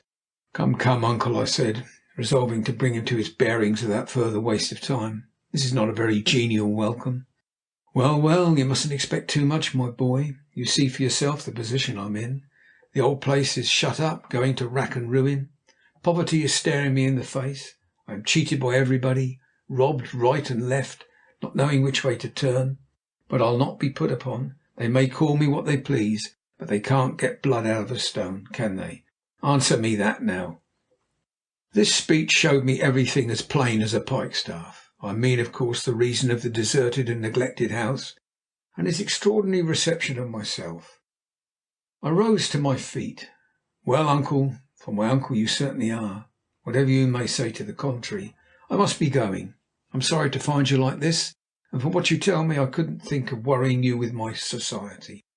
I want to see the old church and have a talk with the parson, and then I shall go off, never to trouble you again." He immediately became most fulsome in his effort to detain me. "No, no, you mustn't go like that. It's not hospitable. Besides, you mustn't talk with parson. He's a bad lot, is parson. A hard man with a cruel tongue. Says terrible things about me, does parson. But I'll be even with him yet. Don't speak to him, laddie, for the honour of the family. Now you'll stay and take lunch with me. Pot luck, of course. I'm too poor to give you much of a meal. And in the meantime I'll show you the house and estate." This was just what I wanted, though I did not look forward to the prospect of lunch in his company. With trembling hands he took down an old-fashioned hat from a peg and turned towards the door. When we had passed through it, he carefully locked it and dropped the key into his breeches pocket. Then he led the way upstairs by the beautiful oak staircase I had so much admired on entering the house. When we reached the first landing, which was of noble proportions and must have contained upon its walls nearly 100 family portraits, all coated with the dust of years, he approached the door and threw it open. A feeble light straggled in through the closed shutters, and revealed an almost empty room. In the centre stood a large canopied bed of antique design. The walls were wainscoted, and the massive chimney-piece was carved with heraldic designs. I inquired what room this might be. "This is where all our family were born," he answered. "'Twas here your father first saw the light of day." I looked at it with a new interest. It seemed hard to believe that this was the birthplace of my own father, the man whom I remembered so well in a place and life so widely different. My companion noticed the look upon my face, and I suppose felt constrained to say something. "Ah, James," he said sorrowfully, "ye were always a giddy roving lad. I remember ye well." He passed his hand across his eyes to brush away a tear. I thought, but his next speech disabused me of any such notion. "I remember that but a day or two before you went, ye blooded my nose in the orchard, and the very morning ye decamped, ye borrowed half-a-crown from me and never paid it back." A sudden something prompted me to put my hand in my pocket. I took out half-a-crown and handed it to him without a word. He took it, looked at it longingly, put it in his pocket, took it out again, ruminated a moment, then reluctantly handed it back to me. "Nay, nay, my laddie, keep your money, keep your money. You can send me the catalyst." Then to himself, unconscious that he was speaking his thoughts aloud, "It was a good addition. I have no doubt would bring 5 shillings any day." From one room we passed into another, and yet another. They were all alike, shut up, dust-ridden and forsaken. And yet with it all, what a noble place it was, one which any man might be proud to call his own. And to think that it was all going to rack and ruin because of the miserly nature of its owner. In the course of our ramble I discovered that he kept but 2 servants, the old man who admitted me to his presence, and his wife, who, as that particular phrase has it, cooked and did for him. I discovered later that he had not paid either of them wages for some years past, and that they only stayed on with him because they were too poor and proud to seek shelter elsewhere. When we had inspected the house, we left it by a side door and crossed a courtyard to the stables. The desolation was, perhaps, even more marked than in the house. The great clock on the tower above the main building had stopped at 10:15 on some long-forgotten day, and a spider now ran his web from hand to hand. At our feet, between the stones, grass grew luxuriantly thick. Moss covered the coping of the well, and doors were almost off their hinges, and rats scuttled through the empty loose boxes at our approach. So large was the place that 30 horses might have found a lodging comfortably, and as far as I could gather, There was room for half as many vehicles in the coach houses that stood on either side. The intense quiet was only broken by the cawing of the rooks in the giant elms overhead, the squeaking of the rats, and the low grumbling of my uncle's voice as he pointed out the ruin that was creeping over everything. Before we had finished our inspection, it was lunchtime, and we returned to the house. The meal was served in the same room which I had made my relative's acquaintance an hour before. It consisted, I discovered, of 2 meagre mutton chops and some homemade bread and cheese. A plain and substantial fare enough in its way, but hardly the sort one would expect from the owner of such a house. For a beverage, water was placed before us, but I could see that my host was deliberating as to whether he should stretch his generosity a point or two further. Presently he rose, and with a muttered apology left the room, to return 5 minutes later carrying a small bottle carefully in his hand. This, with much deliberation and sighing, he opened. It proved to be claret, and he poured out a glassful for me. As I was not prepared for so much liberality, I thought something must be behind it, and in this I was not mistaken. "Nephew," said he after a while, "was it £10,000 you mentioned as your fortune?" I nodded. He looked at me slyly and cleared his throat to gain time for reflection. Then, seeing that I had emptied my glass, he refilled it with another scarce concealed sigh, and sat back in his chair. "And I understand you to say you are quite alone in the world, my boy?" "Quite. Until I met you this morning, I was unaware that I had a single relative on earth." "Have I any more connections?" "Not a soul. Only Gwendolen." "Gwendolen? Who may Gwendolen be?" "My daughter, your cousin, my only child. Would you like to see her?" "I had no idea you had a daughter." "Of course I should like to see her." He left the table and rang the bell. The ancient servant answered the summons. "Tell your wife to bring Miss Gwendolen to us." "Miss Gwendolen here, sir? You do not mean it, surely, sir?" "Numbskull, numbskull, numbskull!" cried the old fellow in an ecstasy of fury that seemed to spring up as suddenly as a squall does between the islands. "Bring her up, or I'll be the death of you." Without further remonstrance, the old man left the room, and I demanded an explanation. "Good servant, but an impudent rascal, sir," he said. "Of course you must see my daughter, my beautiful daughter Gwendolen. He's afraid you'll frighten her, I suppose. Ha, ha! Frighten my bashful pretty one. Ha, ha!" Anything so supremely devilish as the dried-up mirth of this old fellow it would be difficult to imagine. His very laugh seemed as if it had to crack in his throat before it could pass his lips. What would his daughter be like, living in such a house with such companions? While I was wondering, I heard footsteps in the corridor, and then an old woman entered and curtsied respectfully. My host rose and went over to the fireplace, where he stood with his hands behind his back and the same devilish grin upon his face. "Well, where is my daughter?" "Sir, do you really mean it?" "Of course I mean it. Where is she?" In answer, the old lady went to the door and called to someone in the hall. "Come in, dearie. It's all right. Come in, do 'ee now. That's a little dear." But the girl made no sign of entering, and at last the old woman had to go out and draw her in. And then, but I hardly know how to write it. How shall I give you a proper description of the thing that entered? She, if it could be called, was about 3 foot high, dressed in a shapeless print costume. Her hair stood and hung in a tangled mass upon her head. Her eyes were too large for her face, and to complete the horrible effect, a great patch of beard grew on one cheek and descended almost to level with her chin. Her features were all awry, and now and again she uttered little moans that were more like those of a wild beast than of a human being. In spite of the old woman's endeavours to make her do so, she would not venture from her side, but stood slobbering and moaning in the half dark of the doorway. It was a ghastly sight, one that nearly turned me sick with loathing. But the worst part of it all was the inhuman merriment of her father. "There, there," he cried. "Had ever a man such a lovely daughter? Isn't she a beauty? Isn't she fit to be a prince's bride? Isn't she fit to be the heiress of this place? Won't the young dukes be asking her hand in marriage? Oh, you beauty! But there, take her away, I say, before I do her mischief." The words had no sooner left his mouth than the old woman seized her charge and bundled her out of the room, moaning as before. I can tell you there was at least one person in that apartment who was heartily glad to be rid of her. When the door had closed upon them, my host came back to his seat, and with another sigh refilled my glass. I wondered what was coming next. It was not long, however, before I found out. "Now you know everything," he said. "You've seen my home, you've seen my poverty, and you've seen my daughter. What do you think of it all?"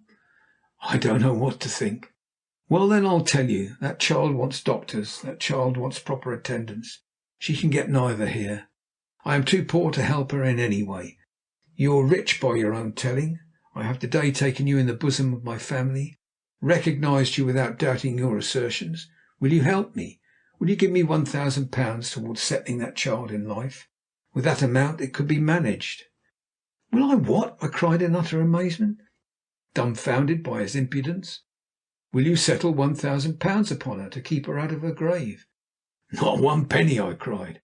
"And what's more, you miserable, miserly old wretch, I'll give you a bit of my mind." And thereupon I did. Such a talking to as I suppose the old fellow had never had in his life before, and not one he'd be likely to forget in a hurry. He sat all the time white with fury, his eyes blazing and his fingers quivering with impotent rage. When I had done, he ordered me out of his house. I took him at his word, seized my hat, strode across the hall through the front door and out into the open air. But I was not to leave the home of my ancestors without a parting shot. As I closed the front door behind me, I heard a window go up, and looking round, there was the old fellow shaking his fist at me. "Leave my house, leave my park," he cried in a shrill falsetto, "or I'll send the constable to turn you off. Ah, you come to steal. You're no nephew of mine. I disown you. You're a common cheat, a swindler, an impostor. Go." I took him at his word and went, leaving the park. Leaving the park, I walked straight across to the rectory and inquired if I might see the clergyman. To him I told my tale, and among other things asked if anything could be done for the child, my cousin. He only shook his head. "I fear it is hopeless, Mr. Hatteras," the clergyman said.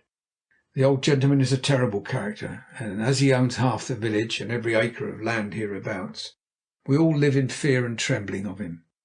We have no shadow of a claim upon the child unless we can prove that he actually ill-treats it. I'm sorry to say I think there is nothing to be done."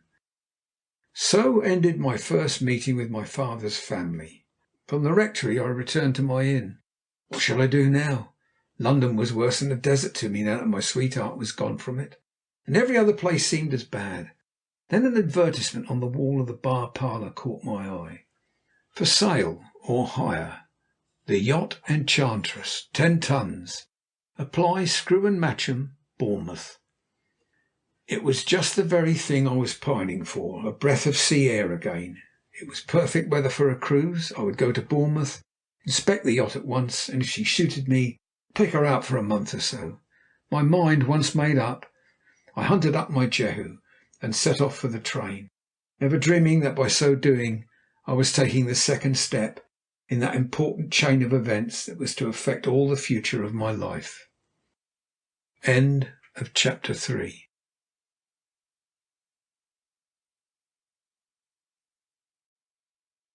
Chapter 4. I Save an Important Life.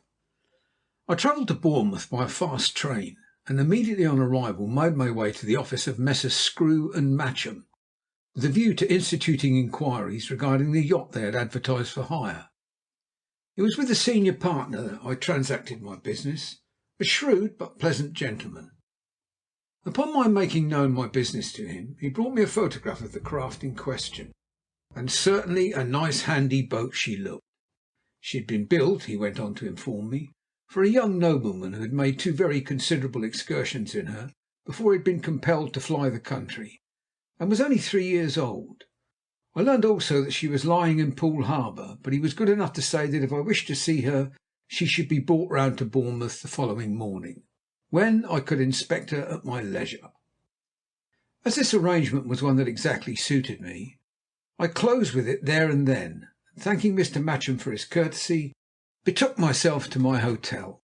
Having dined, I spent the evening upon the pier, the first of its kind I had ever seen, listened to the band, and diverted myself with the thoughts of her to whom I had plighted my troth, and whose unexpected departure from England had been such a sudden and bitter disappointment to me. Next morning, faithful to promise, the Enchantress sailed into the bay and came to an anchor within a biscuit throw of the pier. Chartering a dinghy, I pulled myself off to her and stepped aboard. An old man and a boy were engaged washing down, and to them I introduced myself and business. Then for half an hour I devoted myself to overhauling her thoroughly. She was a nice enough little craft, well set up, and from her run looked as if she might possess a fair turn of speed. The gear was in excellent order, and this was accounted for when the old man told me she had been repaired and thoroughly overhauled that self-same year. Having satisfied myself on a few other minor points, I pulled ashore and again went up through the gardens to the agent's office. Mr. Matcham was delighted to hear that I liked the yacht well enough to think of hiring her at their own price, a rather excessive one, I must admit, and I don't doubt would have supplied me with a villa in Bournemouth and a yachting box in the Isle of Wight, also on their own terms, had I felt inclined to furnish them with the necessary order. But fortunately I was able to withstand their temptations, and having given them my cheque for the requisite amount, went off to make arrangements and to engage a crew. Before nightfall I had secured the services of a handy lad in place of the old man who had brought the boat round from Poole, and was in a position to put to sea. Accordingly, next morning I weighed anchor for a round trip round the Isle of Wight. Before we had brought the Needles abeam I had convinced myself that the boat was an excellent sailer, and when the first day's cruise was over I had no reason to repent having hired her. Not having anything to hurry me, and only a small boy and my own thoughts to keep me company, I took my time, remained 2 days in the Solent, sailed round the island, put in a day at Vendetta, and so back to Bournemouth. Then after a day ashore I picked up a nice breeze and ran down to Torquay to spend another week sailing slowly back along the coast, touching at various ports and returning eventually to the place I had first hailed from. In relating these trifling incidents, it is not my wish to bore my readers, but to work up gradually to that strange meeting to which they were the prelude. Now that I can look back in cold blood upon the circumstances that brought it about, and reflect how narrowly I escaped missing the one event which was destined to change my whole life, I can hardly realize that I attached such small importance to it at the time. Somehow I have always been a firm believer in fate, and indeed it would be strange, all things considered, if I were not. For when a man has passed through so many extraordinary adventures as I have, and not only come out of them unharmed, but happier and a great deal more fortunate than he has really any right to be, he may claim the privilege, I think, of saying he knows something about his subject. And mind you, I date it all back to that visit to the old home, and to my uncle's strange reception of me, for had I not got down into the country I should never have quarrelled with him, and if I had not quarrelled with him I should not have gone back to the inn in such a dudgeon, and in that case I should probably have left the place without a visit to the bar, never having seen the advertisement, visited Bournemouth, hired the yacht, or... But there I must stop. You must work out the rest for yourself when you have heard my story. The morning after my third return to Bournemouth I was up at daybreak and had my breakfast and was ready to set off on a cruise across the bay, before the sun was a hand's breadth above the horizon. It was a perfect morning, as any man could wish to see. A faint breeze just blurred the surface of the water. Tiny waves danced in the sunshine, and my barkie nodded to them as if she were anxious to be off. The town ashore lay very quiet and peaceful, and so still was the air that the cries of a few white gulls could be heard quite distinctly, though they were half a mile or more away. Having hove anchor, we tacked slowly across the bay, past the pier head, and steered for Old Harry Rock and Swanage Bay. My crew was forward, and I had possession of the tiller. As we went about between Canford Cliffs and Alum Chine, something moving in the water ahead of me attracted my attention. We were too far off to make out exactly what it might be, and it was not until 5 minutes later, when we were close abreast of it, that I discovered it to be a bather. The foolish fellow had ventured further out than was prudent, had struck a strong current, and was now being washed swiftly out to sea.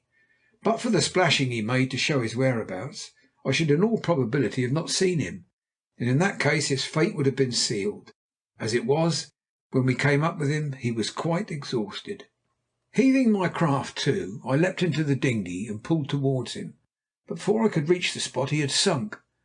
At first I thought he was gone for good and all, but in a few seconds he rose again. Then, grabbing him by the hair, I passed an arm under each of his and dragged him unconscious into the boat. In less than 3 minutes we were alongside the yacht again, and with my crew's assistance I got him aboard. Fortunately, a day or two before I had had the forethought to purchase some brandy for use in case of need, and my Thursday Island experiences of having taught me exactly what was best to be done under such circumstances, it was not long before I brought him back to consciousness. In appearance he was a handsome young fellow, well set up, possibly 19 or 20 years of age. When I had given him a stiff nobbler of brandy to stop the chattering of his teeth, I asked him how he came to be so far from shore. "I am considered a very good swimmer," he replied, "and often come out as far as this, but to-day I think I must have got into a strong outward current, and certainly but for your providential assistance I should never have reached home alive." "You've had a very narrow escape," I answered, "but thank goodness you're none the worse for it. Now, what's the best thing to be done? Turn back, I suppose, and set you ashore. But what a lot of trouble I'm putting you to." "Nonsense. I've nothing to do. I count myself very fortunate in having been able to render you this small assistance. The breeze is freshening, and it won't take us any time to get back. Where do you live?" "To the left there. That house standing back on the cliff. I don't know how to express my gratitude." "Just keep that till I ask you for it. And now, as we've got a 20-minute sail before us, the best thing for you to do would be to slip into a spare suit of my things. They'll keep you warm, and you can return them to my hotel when you get ashore." I sang out to the boy to come aft and take the tiller, while I escorted my guest below into the little box of a cabin, and gave him a rig out. Considering I am 6 feet 2 and he is only 5 feet 8, the things were a trifle large for him. But when he was dressed I couldn't help thinking what a handsome, well-built, aristocratic-looking young fellow he was. The work of fitting him out accomplished, we returned to the deck. The breeze was freshening, and the little hooker was ploughing her way through it nose down, as if she knew that under the circumstances her best was expected of her. "Are you a stranger in Bournemouth?" my companion asked as I took the tiller again. "Almost," I answered. "I've only been in England 3 weeks. I'm home from Australia." "Australia, really? Oh, I should so much like to go there." His voice was very soft and low, more like a girl's than a boy's, and I noticed that he had none of the mannerisms of a man, at least not of one who has seen much of the world. "Yes, Australia's as good a place as any other for a man who goes out there to work," I said. "But somehow you don't look to me like a chap that is used to what is called roughing it. Pardon my bluntness." "Well, you see, I've never had much of a chance. My father is considered by many a very peculiar man. He has strange ideas about me, and so you see I've never been allowed to mix with other people. But I'm stronger than you think, and I shall be 20 October next." "If you don't mind telling me, what is your name?" "I suppose there can be no harm in letting you know it. I was told if ever I met anyone and they asked me, not to tell them. But since you saved my life, it would be ungrateful not to let you know. I am the Marquis of Beckenham." "Is that so? Then your father is the Duke of Glenbarth?" "Yes. Do you know him?" "Never set eyes on him in my life, but I heard him spoken of the other day." I did not add that it was Mr. Matcham who, during my conversation with him, had referred to his Grace, nor did I think it well to say that he had designated him the Mad Duke, and so the boy I had saved from drowning was the young Marquis of Beckenham. Well, I was moving in good society with a vengeance. This boy was the first nobleman I had ever clapped eyes on, though I knew the Count de Paneroff well on Thursday Island. But then foreign counts, and shady ones at that, ought not to reckon perhaps. "But you don't mean to tell me," I said at length, "that you've got no friends? Don't you ever see anyone at all?" "No, I'm not allowed to. My father thinks it better not. As he does not wish it, of course I have nothing left but to obey. I must own, however, I should like to see the world. To go a long voyage to Australia, for instance." "But how do you put in your time? You must have a very dull life of it."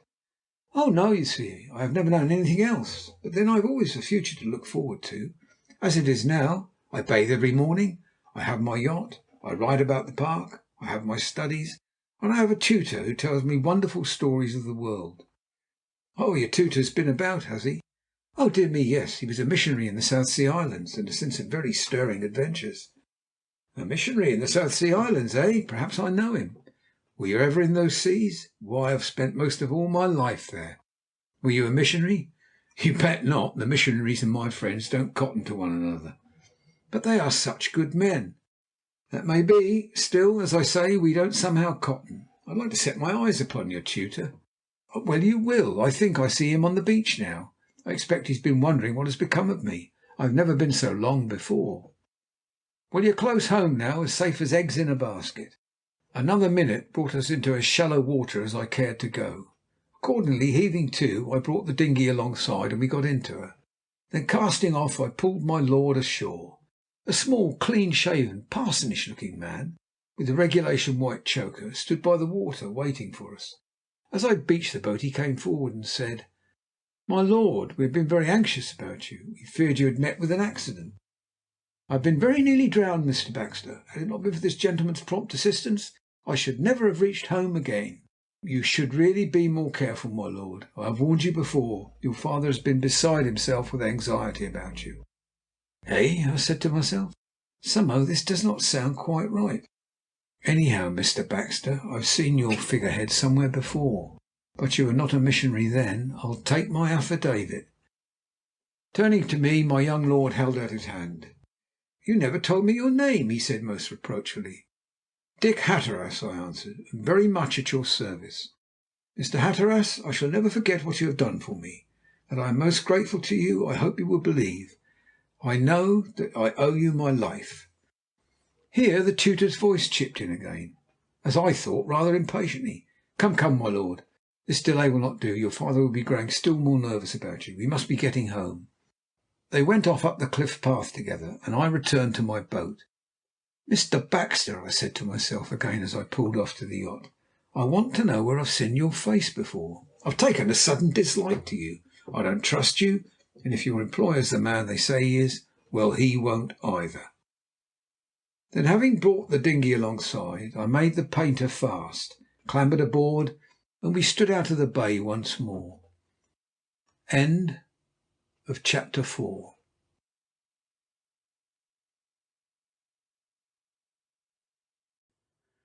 Chapter 5. Mystery. The following morning I was sitting in my room at the hotel, idly scanning the Standard, wondering in what way I should employ myself until the time arrived for me to board the yacht, when I had a carriage roll up to the door.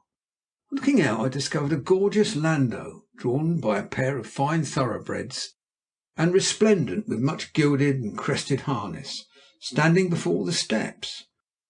The footman had already opened the door, and I was at the window just in time to see a tall, soldierly man alight from it.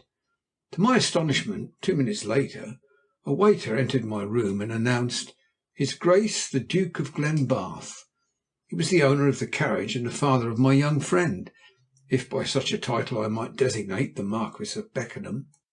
"Mr. Hatteras, I presume," said he. "Yes, that is my name. I'm honoured by your visit. Won't you sit down?" "Thank you." He paused for a moment and then continued. "Mr. Hatteras, I have to offer you an apology. I should have called upon you yesterday to express the gratitude I feel to you for having saved the life of my son, but I was unavoidably prevented." "I beg you will not mention it," I said. "His lordship thanked me sufficiently himself, and after all, when you look at it, it was not very much to do. I would, however, venture one little suggestion. Is it wise to let him swim so far unaccompanied by a boat? The same thing might happen to him on another occasion, and no one be near enough to render him any assistance. He will not attempt so much again. He has learned a lesson from this experience. And now, Mr. Hatteras, I trust you will forgive what I am about to say. My son has told me that you have just arrived in England from Australia. Is there any way I can be of service to you? If there is, and you will acquaint me with it, you will be conferring a great favour upon me." "I thank your Grace," I replied, I hoped with some little touch of dignity. "It is very kind of you, but I could not think of such a thing. But stay, there is one service perhaps you could do me." "I am delighted to hear it, sir, and what may it be?" "Your son's tutor, Mr. Baxter. His face is strangely familiar to me. I have seen him somewhere before, but I cannot recall where. Could you tell me anything of his history?" "Very little, I fear, save that he seems a worthy and painstaking man, an excellent scholar, very capable in his management of young men. I received excellent references with him, but of his past history I know very little. I believe, however, that he was a missionary in the South Seas for some time, and that he was afterwards for many years in India. I'm sorry I cannot tell you more about him, since you are interested in him. I've met him somewhere, I'm certain. His face haunts me. But to return to your son. I hope he's none the worse for his adventure." "Not at all, thank you. Owing to the system I have adopted in his education, the lad is seldom ailing. Pardon my introducing the subject, but do you think it's quite wise to keep a youth so ignorant of the world? I am perhaps rather presumptuous, but I cannot help feeling that such a fine young fellow would be all the better for a few companions." "You hit me on a rather tender spot, Mr. Hatteras. But as you have been frank with me, I will be frank with you. I am one of these strange beings who govern their lives by theories. I was brought up by my father, I must tell you, in a fashion totally different from that I am employing with my son. I feel now that I was allowed a dangerous amount of license. And what was the result? I mixed with everyone, was pampered and flattered, far beyond what was good for me, derived a false notion of my own importance, and when I came to man's estate, was, to all intents and purpose, quite unprepared and unfitted to take the duties and responsibilities of my position. Fortunately, I had the wit to see where the fault lay, and there and then I resolved that if ever I were blessed with a son, I would conduct his education on far different lines. My boy has not met a dozen strangers in his life. His education has been my tenderest care. His position, his duties towards his fellow men, the responsibilities of his rank, have always been kept rigorously before him. He has been brought up to understand that to be a duke is not to be a titled nonentity or a pampered roue, but to be one whom Providence has blessed with an opportunity of benefiting and watching over the welfare of those less fortunate than himself in the world's good gifts. He has no exaggerated idea of his own importance. A humbler lad, I feel justified in saying, you would nowhere find. He has been educated thoroughly, and he has all the best traditions of his race kept continually before his eyes. But you must not imagine, Mr. Hatteras, that because he is not mixed with the world he is ignorant of its temptations. He may not have come into personal contact with them, but he has been warned against their insidious influences, and I shall trust to his personal pride and good instincts to help him to withstand them when he has to encounter them himself. Now, what do you think of my plan for making a nobleman?" "A very good one, with such a youth as your son, I should think, your Grace. But I would like to make one more suggestion, if you would allow me." "And that is?" "That you should let him travel before he settles down. Choose some fit person to accompany him. Let him have introductions to good people abroad, and let him use them. Then he will derive different impressions from different countries, view men and women from different standpoints, and enter gradually into the great world and station which he is some day to adorn." I had thought of that myself, and his tutor has lately spoken to me a good deal upon the subject. I must own it is an idea that commands itself strongly to me. I will think it over. And now, sir, I must wish you good day. You will not let me thank you as I should have wished for the service you have rendered my house, but believe me, I am none the less grateful. By the way, your name is not a common one. May I ask if you have any relatives in this country?" "Only one at present, I fancy. My father's brother, Sir William Hatteras of Myrtlestone in the New Forest." "Ah, I never met him. I knew his brother James very well in my younger days, but he got into sad trouble, poor fellow, and was obliged to fly the country." "You are speaking of my father. You knew him?" "Knew him? Indeed I did, and a better fellow never stepped. But, like most of us in those days, too wild, much too wild." "And so you are James's son? Well, well, this is indeed a strange coincidence. But, dear me, I am forgetting. I must beg your pardon for speaking so candidly of your father." "No offence, I'm sure. And pray tell me where my old friend is now." "Dead, your Grace. He was drowned at sea." The worthy old gentleman seemed really distressed at this news. He shook his head, and I heard him murmur, "Poor Jim, poor Jim." Then turning to me again, he took my hand. "This makes our bond a doubly strong one. That you must let me see more of you. How long do you propose to remain in England?" "Not very much longer, I fear. I am already beginning to hunger for the south again." "Well, you must not go before you have paid us a visit. Remember, we shall always be pleased to see you. You know our house, I think, on the cliff. Good day, sir, good day." So saying, the old gentleman accompanied me downstairs to his carriage, and shaking me warmly by the hand, departed. Again I had cause to ponder on the strangeness of the fate that had led me to Hampshire, first to the village where my father was born, and then to Bournemouth, where, by saving this young man's life, I had made a firm friend of a man who again had known my father. By such small coincidences are the currents of our lives diverted. That same afternoon, while tacking slowly down the bay, I met the Marquis. He was pulling himself in a small skiff, and when he saw me he made haste to come alongside and hitch on. At first I wondered whether it would not be against his father's wishes that he should enter into a conversation with such a worldly person as myself. But he evidently saw what was passing in my mind, and banished all doubts by saying, "I have been on the lookout for you, Mr. Hatteras. My father has given me permission to cultivate your acquaintance, if you will allow me." "I shall be very pleased," I answered. "Won't you come aboard and have a chat? I'm not going out of the bay this afternoon." He clambered over the side and seated himself in the well, clear of the boom, as nice a looking and pleasant young fellow as any man could wish to set eyes on. "You can't imagine how I've been thinking over all you told me the other day," he began when we were fairly on our way. "I want you to tell me more about Australia and the life you lead out there, if you will." "I'll tell you all I can with pleasure," I answered. "But you ought to go and see the places and things for yourself. That's better than any telling. I wish I could take you up and carry you off with me now, away down to where you can make out the green islands peeping out of the water to port and starboard, like bits of the Garden of Eden gone astray and floated out to sea.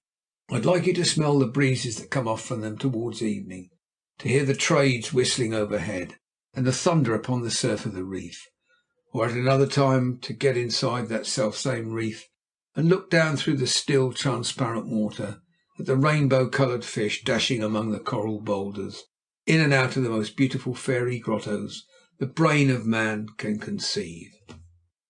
What more do you want to hear? There is the pick of every sort of life for you out there. Would you know what real excitement is? Then I shall take you to a new gold rush. To begin with, you must imagine yourself setting off for the field, with your trusty mate marching step by step beside you, pick and shovel on your shoulders, and both resolved to make your fortunes in the twinkling of an eye. When you get there, there's the digger crowd, composed of every nationality. There's the warden and his staff, the police officers, the shanty keepers, the blacks and dogs. There's the tented valley stretching away to the right and left of you, with a constant roar of sluice boxes and cradles, the creak of windlasses, the perpetual noise of human voices. There's the excitement of pegging out your claim and sinking your first shaft, wondering all the time whether it will turn up trumps or nothing. There's the honest manly labour from dawn to dusk, and then, when the daylight falls and the lamps begin to sparkle over the field, songs drift up the hillside from drinking shanties in the valley, and you and your mate weigh up your day's returns, and having done so, turn to your blankets to dream of the monster nugget you intend to find upon the morrow. Isn't that real life for you? He did not answer, but there was a sparkle in his eyes which told me I was understood. Then, if you want another sort of enterprise, there is Thursday Island, where I hail from, with its extraordinary people. Let us suppose ourselves wandering down the front at nightfall, past the Kanaka billiard saloons and the Chinese stores, into, say, the Hotel of All Nations. Who is that handsome, dark, mysterious fellow smoking a cigarette and idly flirting with the pretty bar girl? You don't know him, but I do. There's indeed a history for you. You didn't notice, perhaps, that rakish schooner that came into anchor in the bay early in the forenoon. What lines she had!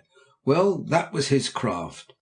Tomorrow she'll be gone, it is whispered, to try for pearl in prohibited Dutch waters.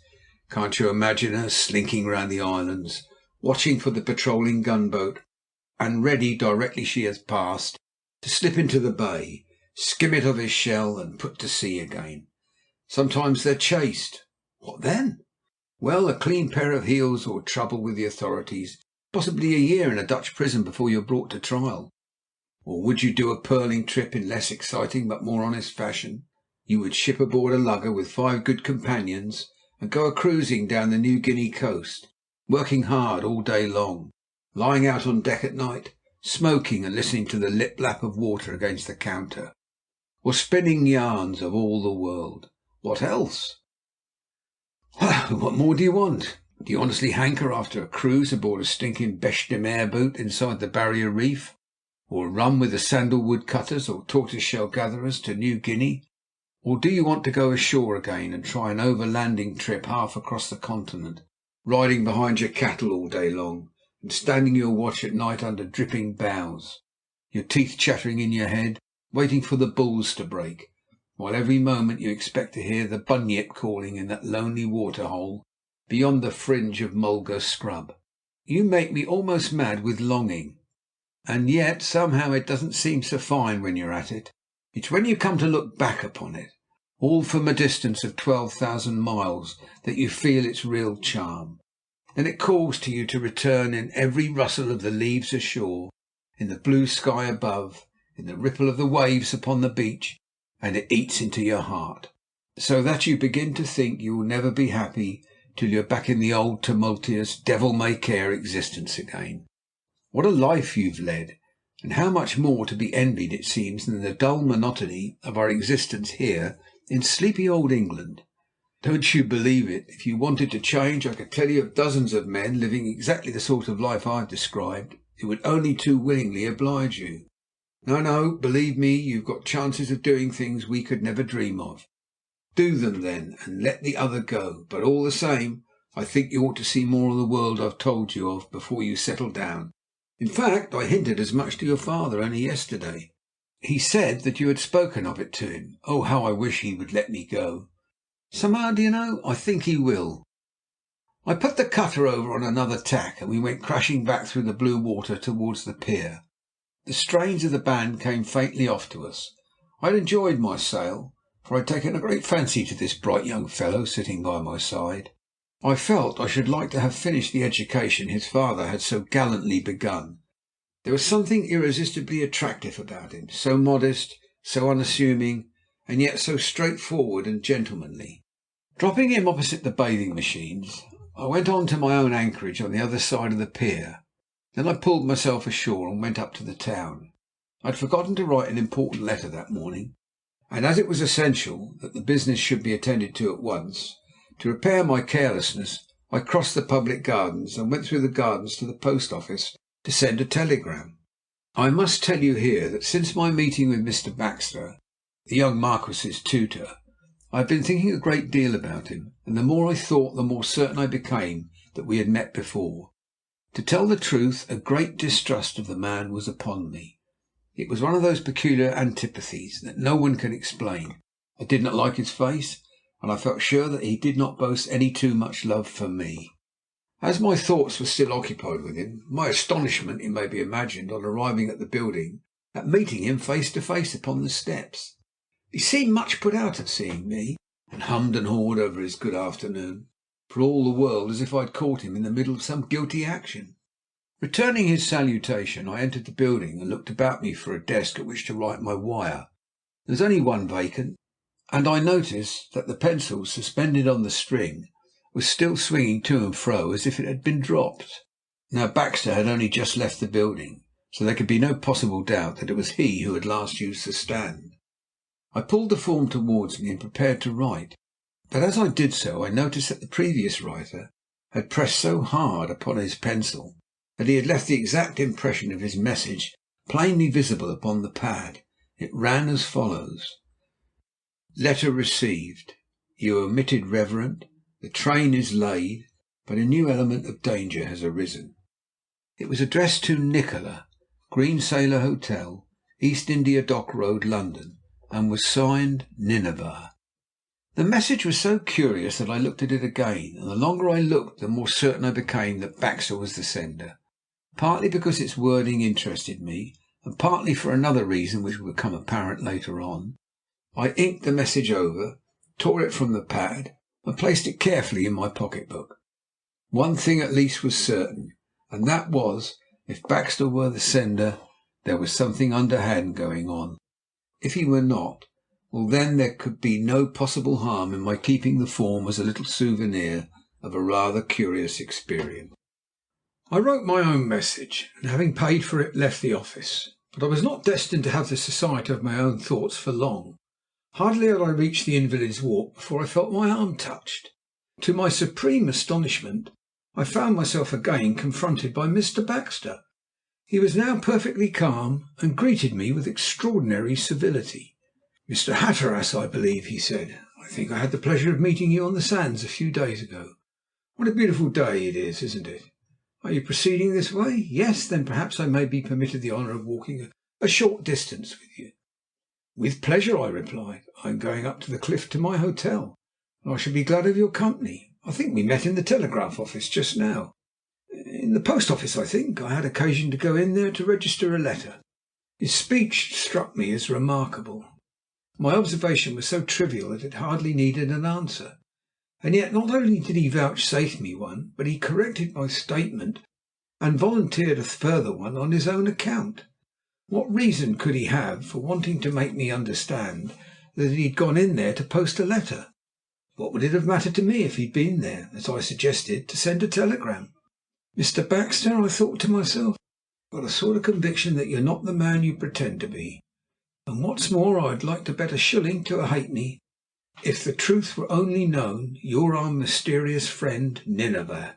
We walked for some distance in silence. Presently my companion began to talk again, this time, however, in a new strain, and perhaps with a little more caution. "You have been a great traveller, I understand." "A fairly great one, Mr. Baxter. You also, I am told, have seen something of the world." "A little, very little. The South Seas, I believe. Do you know Papeete?" "I have been there." "Do you know New Guinea at all?" "No, I was never near it. I am better acquainted with the Far East, China, Japan, etc." Suddenly something, I shall never be able to tell what, prompted me to say, "And the Andamans?" The effect of my companion was as sudden as it was extraordinary. For a moment he staggered on the path like a drunken man. His face grew ashen pale, and he had to give utterance to a hoarse choking sound before he could get out a word. Then he said, "No, no, you're quite mistaken, I assure you. I never knew the Andamans." On the Andamans, as all the world knows, are located the Indian penal establishments, and noting his behaviour, I became more and more convinced in my own mind that there was some mystery about Mr. Baxter that had yet to be explained. I still had a trump card to play. "I'm afraid you're not very well, Mr. Baxter," I said at length. "Perhaps the heat is too much for you, or we're walking too fast. This is my hotel. Won't you come inside and take a glass of wine or something to revive you?" He nodded his head eagerly. Large drops of perspiration stood on his forehead, and I saw that he was quite unstrung. "I am not well, not at all well." As soon as we reached the smoking room, I rang for 2 brandies and sodas. When they arrived, he drank it off almost at a gulp, and in a few seconds was pretty well himself again. "Thank you for your kindness, Mr. Hatteras," he said. "I think we must have walked up the hill a little too fast for my strength. Now I must be going back to the town. I find I have forgotten something." Almost by instinct I guessed his errand. He was going to dispatch another telegram. Resolved to try the effect of one parting shot, I said, "Perhaps you do not happen to be going near the telegraph office again? If you are, should I be taxing your kindness too much if I ask you to leave a message there for me? I find I have forgotten one." He bowed and simply said, "With much pleasure."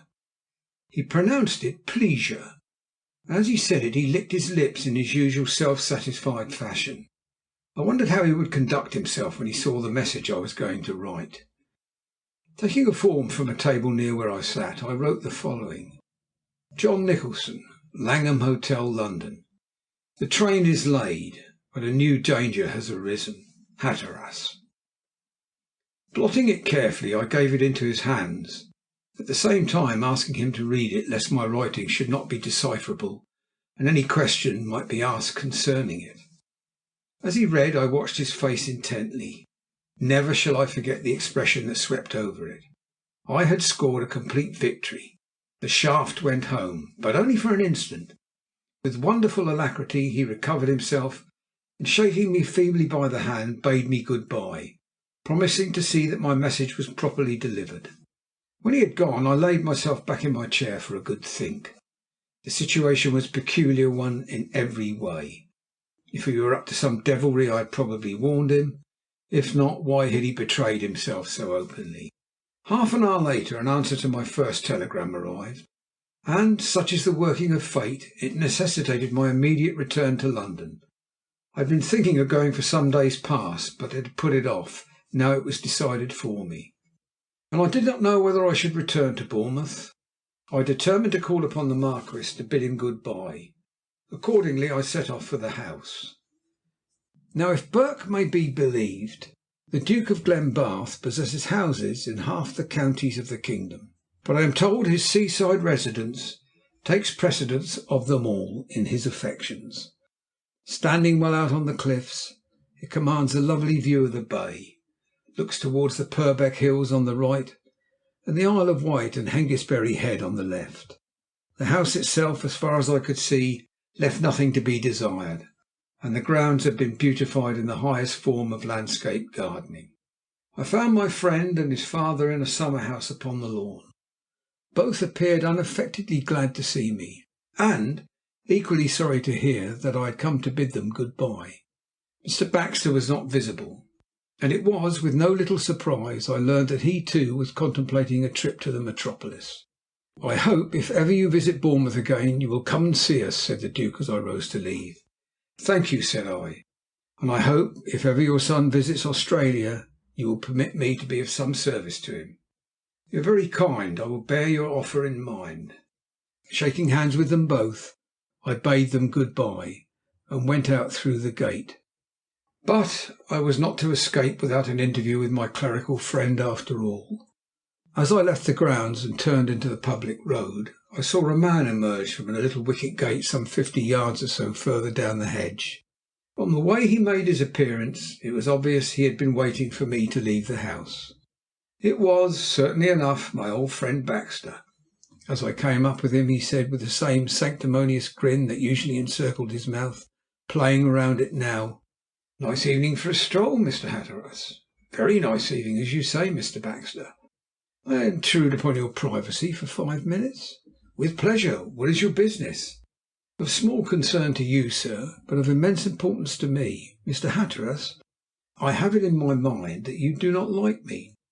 "I hope I have not given you cause to think so. Pray, what can have put such a notion into your head?" I half hoped he would make some allusion to the telegram he had dispatched for me that morning, but he was far too cunning for that. He looked me over and over out of his small ferrety eyes before he replied, "I cannot tell you why I think so, Mr. Hatteras, but instinct generally makes us aware when we are not quite all we might be to other people. Forgive me speaking in this way to you, but you must surely see how much it means to me to be on good terms with friends of my employer's family. You are surely not afraid lest I should prejudice the Duke against you?" "Not afraid, Mr. Hatteras. I have too much faith in your sense of justice to believe that you would willingly deprive me of my means of livelihood, for of course that is what it would mean in plain English." "Then you need have no fear. I have just said good-bye to them. I am going away to-morrow, and it is improbable that I shall ever see either of them again." "You are leaving for Australia?" "Very shortly, I think. I am much obliged to you for the generous way which you have treated me. I shall never forget your kindness." "Pray don't mention it. Is that all you have to say to me? Then good evening." "Good evening, Mr. Hatteras." He turned back, and I continued my way along the cliff, reflecting on the curious interview I had just passed through. If the truth must be known, I was quite at a loss to understand what he meant by it. Why had he asked that question about Australia? Was it only chance that had led him to put it, or was it done designedly, and for some reason connected with that mysterious train mentioned in his telegram? I was to find out later, and only too thoroughly. End of chapter 5. Chapter 6. I meet Dr. Nikola again. It is strange with what ease, rapidity, and apparent unconsciousness the average man jumps from crisis to crisis in that strange medley he is accustomed so flippantly to call his life. It was so in my case. For 2 days after my return from Bournemouth I was completely immersed in the toils of Hatton Garden, had no thought above the sale of pearls and the fluctuations in the price of shell. Yet notwithstanding all this, the afternoon of the 3rd day found me kicking my heels on the pavement of Trafalgar Square, my mind quite made up, my passage booked, and my ticket for Australia stowed away in my waistcoat pocket. As I stood there, the grim stone faces of the lions above me were somehow seen obscurely. Nelson's monument was equally unregarded, for my thoughts were far away with my mind's eye, following an ocean mail steamer as she threaded her tortuous way between the heads and along the placid waters of Sydney Harbour. So wrapped up was I in the folds of this agreeable reverie that when I felt a heavy hand upon my shoulder and heard a masculine voice say joyfully in my ear, "Dick Hatteras, or I'm a Dutchman," I started as if I'd been shot. Brief as was the time given me for reflection, it was long enough for that voice to conjure up a complete scene in my mind. The last time I had heard it was on the bridge of the steamer Yarraman, lying in the landlocked harbour of Cairns on the eastern Queensland coast. A canoe full of darkies were jabbering alongside, and a cargo of bananas was being shipped aboard. I turned and held out my hand. "Jim Percival," I cried, with as much pleasure as astonishment, "how on earth does it come about that you are here?" "Arrived 3 days ago," the good-looking young fellow replied. "We're lying in the river just off the West India docks. The old man kept us at it like galley slaves till I began to think we should never get the cargo out. Been up to the office this morning. Coming back, saw you standing here looking as if you were thinking of something 10,000 miles away. I tell you, I nearly jumped out of my skin with astonishment. I thought there couldn't be two men with the same face and build, so I smacked you on the back, discovered I was right, and here we are. Now spin your yarn. But stay, let's find a more convenient place than this." We strolled down the Strand together, and at last had the good fortune to discover a house of call that met with even his critical approval. Here I narrated as much of my doings since we had last met as I thought would satisfy his curiosity, meeting with that mysterious individual at the French restaurant, and my suspicions of Baxter particularly amused him. "What a rum beggar you are, to be sure," was his disconcerting criticism when I had finished. "What earthly reason have you got for thinking that this chap Baxter has any designs upon your young swell Beckenham, or whatever his name might be? What makes you stand by to shorten sail when you see a suspicious look about the sky? Instinct, isn't it? That's a poor way out of the argument. Well, at any rate, time will show how far I'm right or wrong, though I don't suppose I shall hear any more of the affair, as I return to Australia in the Saratoga on Friday next." "And what are you going to do now?" "Haven't the remotest idea. My business is completed, and I'm just kicking my heels in idleness till Friday comes, and it's time for me to set off." "Then I have it. You'll just come along down to the docks with me. I'm due back at the old hooker at 5 sharp. You'll dine with us, pot luck, of course. Your old friend Riley is still chief officer. I'm second. Young Cleary, who you remember as an apprentice, is now third. And if I'm not very much mistaken, we'll find old Donald Maclean aboard too, tinkering away at his beloved engines. I don't believe that fellow could take a holiday away from his thrust blocks and piston rods if he were paid to. We'll have a palaver about old times, and I'll put you ashore myself when you want to go. There, what do you say?"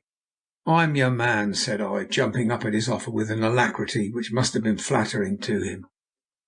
The truth was, I was delighted to have secured some sort of companionship, for London, despite its multitudinous places of amusement and its 5 millions of inhabitants, is but a dismal caravanserai to be left alone in.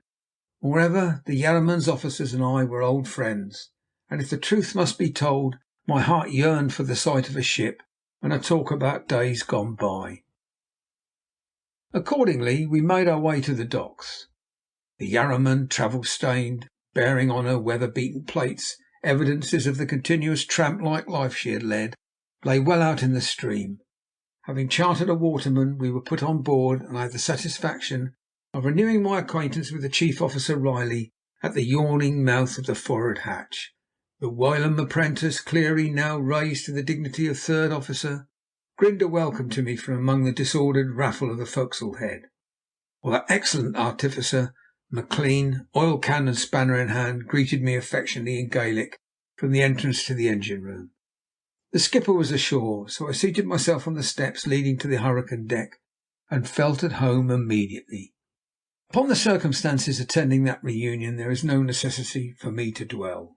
Suffice it that we were dined in the deserted salon, and adjourned later to my friend Percival's cabin in the alleyway just forward of the engine room, where several bottles of Scotch whisky, a strange collection of glassware, and an assortment of excellent cigars were produced.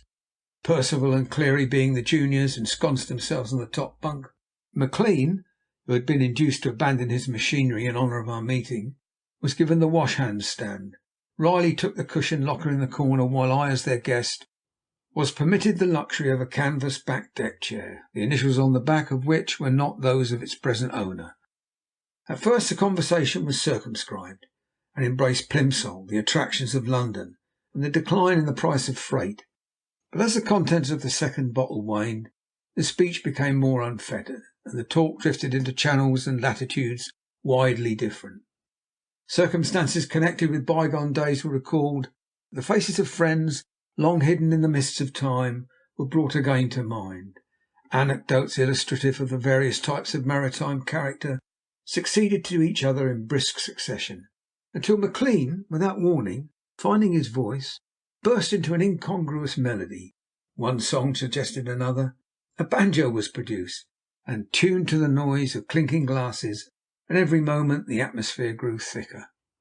How long this concert would have lasted I cannot say, but I remember, after the third repetition of the chorus of the sea shanty that might have been heard a mile away, glancing at my watch and discovering to my astonishment that it was past 10 o'clock. Then rising to my feet, I resisted all temptations to stay the night, and reminded my friend Percival of his promise to put me ashore again. He was true to his word, and 5 minutes later we were shoving off from the ship's side amid the valedictions of my hosts. I have a recollection to this day of the face of the chief engineer, gazing sadly down upon me from the bulwarks, while his quavering voice asserted the fact, in dolorous tones, that "Oft hae I roved by bonny Doon, to see the rose and woodbine twine, and like a bird sang o' its love, and fondly sae did I o' mine." With this amorous farewell still ringing in my ears, I landed at Limehouse Pier, and bidding my friend good-bye, betook myself by the circuitous route of Emmet and Ropemaker Streets and Church Row to that aristocratic thoroughfare known as the East India Dock Road. The night was dark, and a thick rain was falling, presenting the mean-looking houses, muddy road, and foot-stained pavements in an aspect that was even more depressing than was usual to them. Despite the inclemency in the weather and the lateness of the hour, however, the street was crowded. Blackguard men and foul-mouthed women, such a class as I have never in all my experience of rough folk encountered before, jostled each other on the pavements with scant ceremony.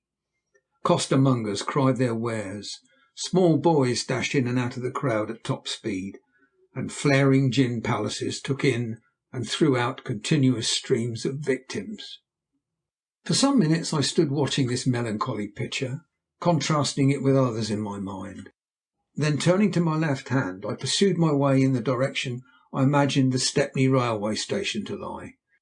It was not pleasant walking, but I was interested in the life about me, the people, the shops, the costermongers' barrows, and I might even say the public houses. I had not made my way more than 100 yards along the street when an incident occurred that was destined to bring with it a train of highly important circumstances. As I crossed the entrance to a small side street, the door of an ill-looking tavern was suddenly thrust open, and the body of a man was propelled from it with a considerable amount of violence directly into my arms. Having no desire to act as his support, I pushed him from me, and as I did so glanced at the door through which he had come. Upon the glass was a picture, presumably nautical, and under it this legend: "The Green Sailor."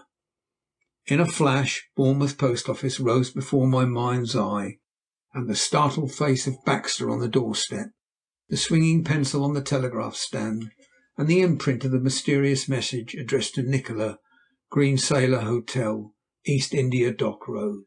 So complete was my astonishment that at first I could do nothing but stand stupidly staring at it. Then my curiosity asserted itself, and seeking the private entrance, I stepped inside. A short passage conducted me to a small and evil-smelling room abutting on the bar. On the popular side of the counter the place was crowded.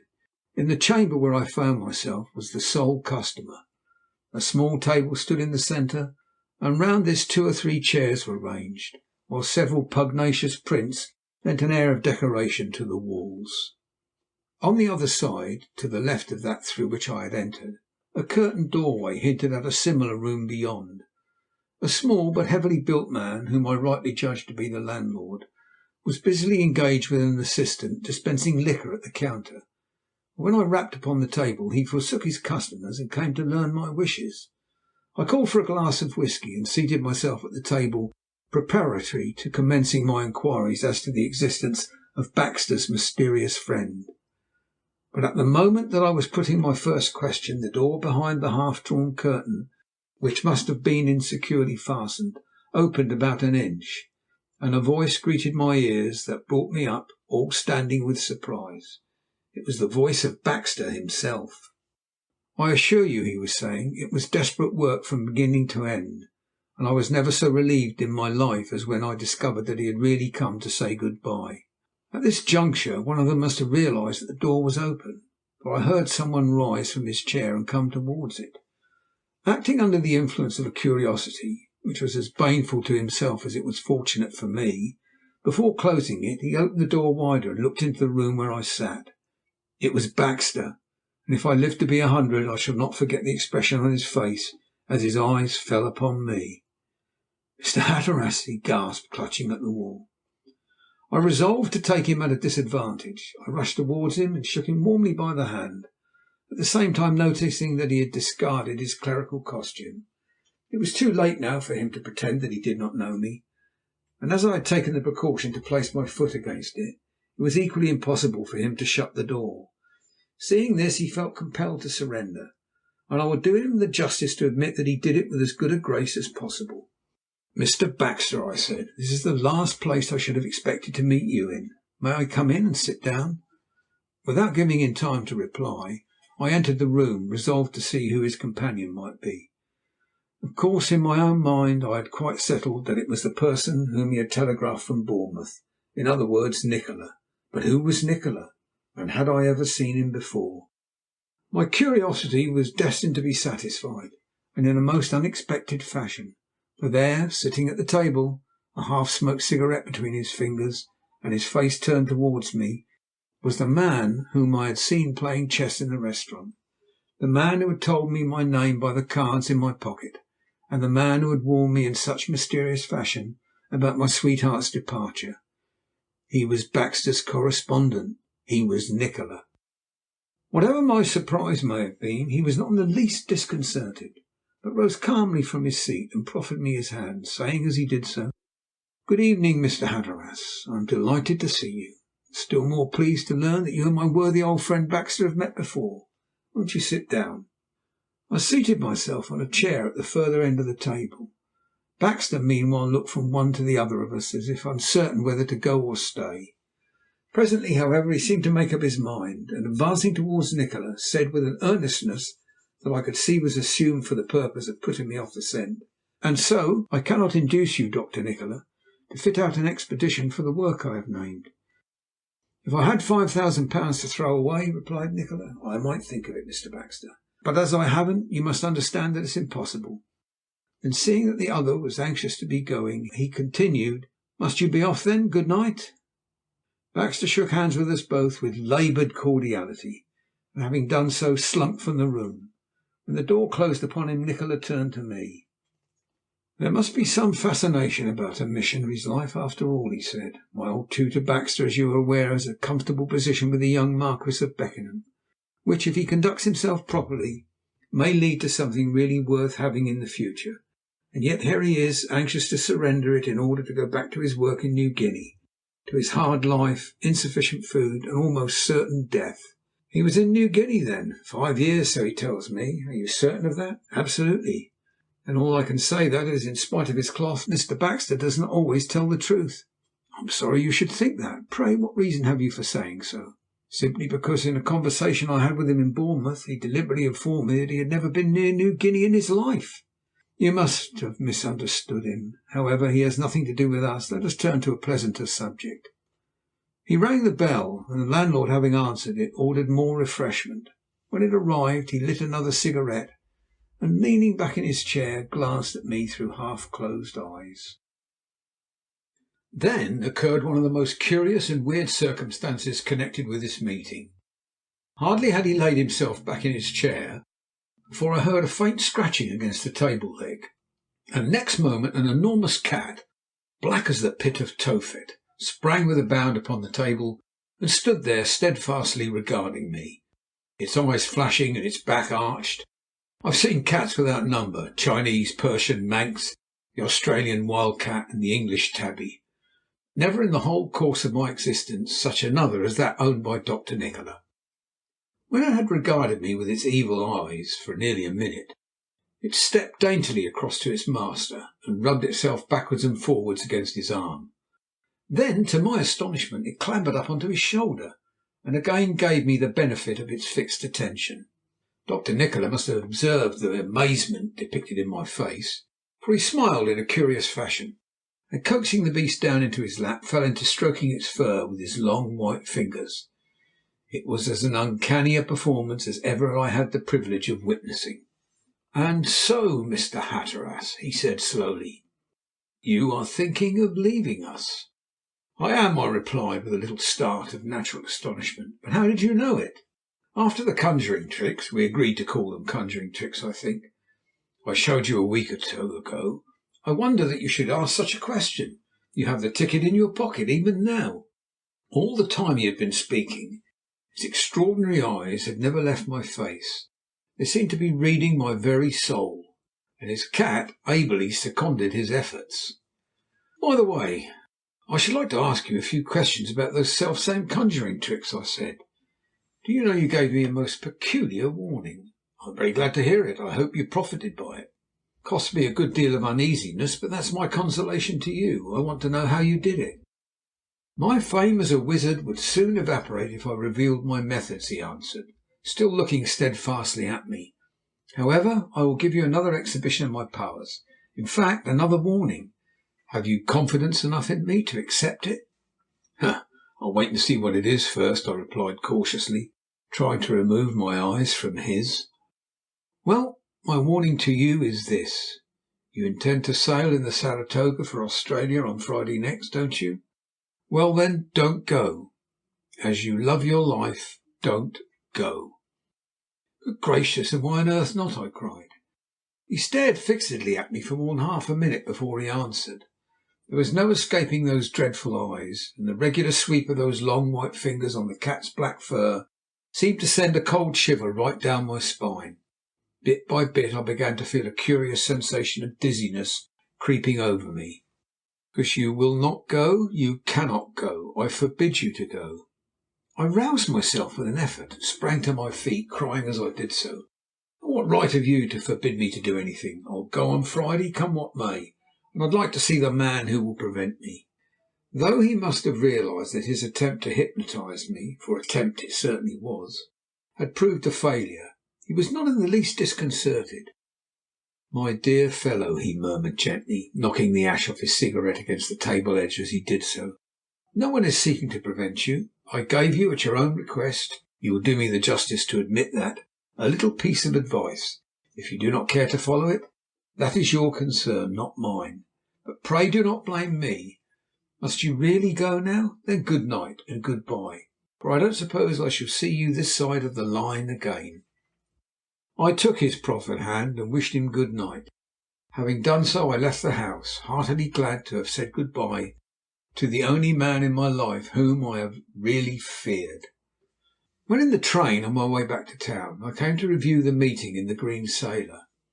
I found myself face to face with a series of problems very difficult to work out. How had Nikola first learned my name? How had he heard of the Wetherells? Was he the mysterious person his meeting with whom had driven Wetherell out of England? Why had Baxter telegraphed to him that the train was laid? Was I the new danger that had arisen? How had Baxter come to be at the Green Sailor in non-clerical costume? Why had he been so disturbed at my entry? Why had Nikola invented such a lame excuse to account for his presence there? Why had he warned me not to sail in the Saratoga? And above all, why had he resorted to hypnotism to secure his ends? I asked myself these questions, but one by one I failed to answer them to my satisfaction. Whatever other conclusion I might have come to, however, one thing at least was certain. That was that my original suspicion was the correct one. There was a tremendous mystery somewhere. Whether or not I was to lose my interest in it after Friday remained to be seen. It was nearly 12 o'clock by the time I entered my hotel, but late as it was, I found time to examine the letter rack. It contained 2 envelopes bearing my name. Taking them out, I carried them with me to my room. One, to my delight, bore the postmark of Port Said. It was addressed in my sweetheart's handwriting. You may guess how eagerly I tore it open, and with what avidity I devoured its contents. From it I gathered that they had arrived at the entrance of the Suez Canal safely, that her father had recovered his spirits more and more with every mile that separated him from Europe. He was now almost himself again, she said, but still refused with characteristic determination to entertain the smallest notion of myself as a son-in-law. But Phyllis herself did not despair of being able to talk him round. Then came a paragraph which struck me as being so peculiar as to warrant my reproducing it here. The passengers, what we have seen of them, appear to be, with one exception, a nice enough set of people. That exception, however, is intolerable. His name is Prendergast, and his personal appearance is as objectionable as his behaviour is extraordinary. His hair is snow white, and his face is deeply pitted with smallpox.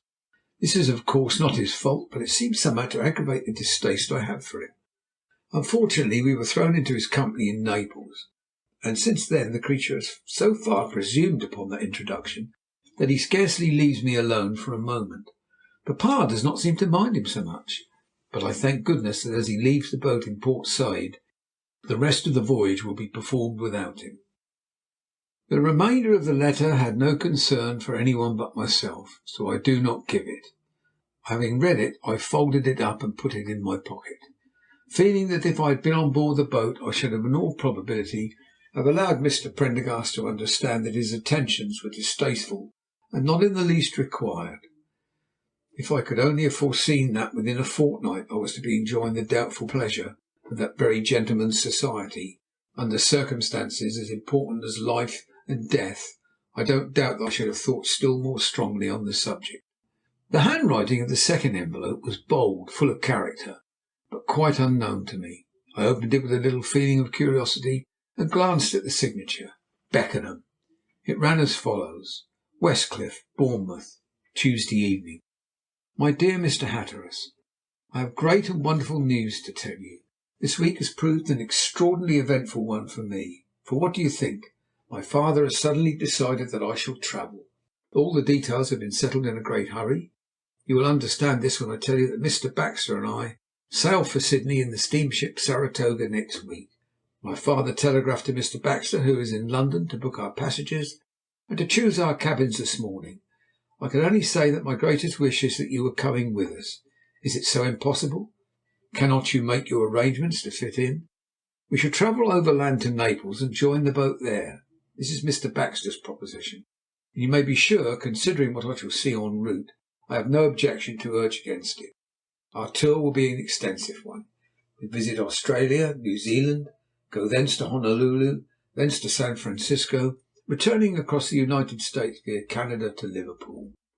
You may imagine how excited I am at the prospect, and as I feel that I owe a great measure of my good fortune to you, I want to be the first to acquaint you of it.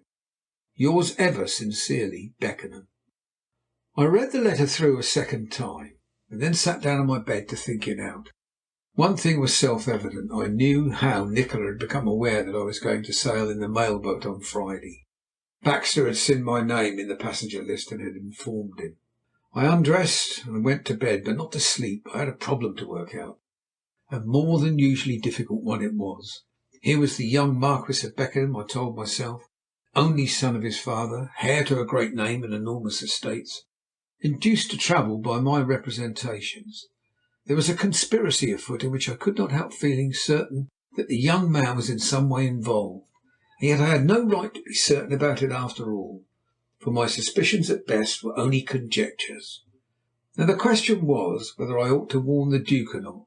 If I did, I might be frightening him without cause. and might stop his son's journey. And if I did not, and things went wrong, well, in that case I should be the innocent means of bringing a great and lasting sorrow upon his house. Hour after hour I turned this question over and over in my mind, uncertain how to act. The clocks chimed their monotonous round. The noises died down and rose again in the streets, and daylight found me only just come to a decision. I would not tell them, but at the same time I would make doubly sure that I sailed aboard that ship myself, and that throughout the voyage I was by the young man's side to guard him from ill. Breakfast time came, and I rose from my bed, wearied with thought. Even a bath failed to restore my spirits. I went downstairs, and crossing the hall again, examined the rack. Another letter awaited me. I passed into the dining room, and seating myself at my table, ordered breakfast. Having done so, I turned to my correspondence. Fate seemed to pursue me. On this occasion the letter was from the lad's father, the Duke of Glenbarth himself, and it ran as follows: Sandridge Castle, Bournemouth, Wednesday. Dear Mr. Hatteras, my son tells me he has acquainted you with the news of his departure for Australia next week. I don't doubt that this will cause you some little surprise, but it has been brought about by a curious combination of circumstances. 2 days ago I received a letter from my old friend the Earl of Amberley, who, as you know, has for the past few years been Governor of the colony of New South Wales, telling me that his term of office would expire in 4 months. Though he has not seen my boy since the latter was 2 years old, I am anxious that he should be at the head of affairs when he visits the colony. Hence this haste. I should have liked nothing better than to have accompanied him myself, but business of the utmost importance detains me in England. I am, however, sending Mr. Baxter with him, with powerful credentials, and if it should be in your power to do anything to assist them, you will be adding materially to the debt of gratitude I already owe you. Believe me, my dear Mr. Hatteras, to be very truly yours, Glenbarth. My breakfast finished, I answered both these letters, informed my friends that my contemplated departure by the same steamer, and promised that I would do all that lay in my power to ensure both the young traveller's pleasure and his safety. For the rest of the morning I was occupied in dictating a letter to my sweetheart, informing her of my return to the colonies, and telling her all my adventures since her departure. The afternoon was spent in saying good-bye to the few business friends I had made in London, and in the evening I went for the last time to the theatre. 5 minutes to 11 o'clock the next morning found me at Waterloo, sitting in a first-class compartment of the West of England Express, bound for Plymouth and Australia. Though the platform was crowded to excess, I had the carriage so far to myself, and was about to congratulate myself on my good fortune, when a porter appeared on the scene, and deposited a bag in the opposite corner.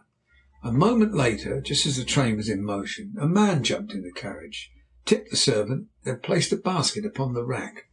The train was halfway out of the station before he turned round, and my suspicions were confirmed. It was Dr. Nikola. Though he must have known who his companion was, he affected great surprise. "Mr. Hatteras," he cried, "I think this is the most extraordinary coincidence I have ever experienced in my life." "Why so?" I asked. "You knew I was going to Plymouth today, and one moment's reflection must have told you that as my boat sails at 8 I would be certain to take the morning express, which lands me there at 5. Should I be indiscreet if I ask where you may be going?" "Like yourself, I am also visiting Plymouth," he answered, taking the basket before mentioned down from the rack and drawing a French novel from his coat pocket. "I expect an old Indian friend home by the mail boat that arrives to-night. I am going down to meet him." I felt relieved to hear that he was not thinking of sailing in the Saratoga, and after a few polite commonplaces we both lapsed into silence. I was too suspicious and he was too wary to appear over friendly. Clapham, Wimbledon, Surbiton came and went. Weybridge and Woking flashed by at lightning speed, and even Basingstoke was reached before we spoke again. That station behind us, Dr. Nikola took the basket before mentioned on his knee and opened it. When he had done so, the same enormous black cat, whose acquaintance I had made in the East India Dock Road, stepped proudly forth. In the daylight the brute looked even larger and certainly fiercer than before. I felt I should have liked nothing better than to have taken it by the tail and hurled it out of the window. Dr. Nikola, on the other hand, seemed to entertain for it the most extraordinary affection. Now, such was this marvellous man's power of fascination that by the time we reached Andover Junction, his conversation had roused me quite out of myself, had made me forget my previous distrust of him, and enabled me to tell myself that this railway journey was one of the most enjoyable I had ever undertaken. In Salisbury we took luncheon baskets on board, with 2 bottles of champagne for which my companion, in spite of my vigorous protests, would insist upon paying. As the train rolled along the charming valley in which lie the miniature towns of Wilton, Dinton and Tisbury, we pledged each other in right good fellowship, and by the time Exeter was reached, were friendly enough to have journeyed round the world together. Exeter behind us, I began to feel drowsy, and presently was fast asleep. I remember no more of that ill-fated journey, nor indeed have I any recollection of anything at all until I woke up in room number 37 of the Ship and Vulture Hotel in Plymouth.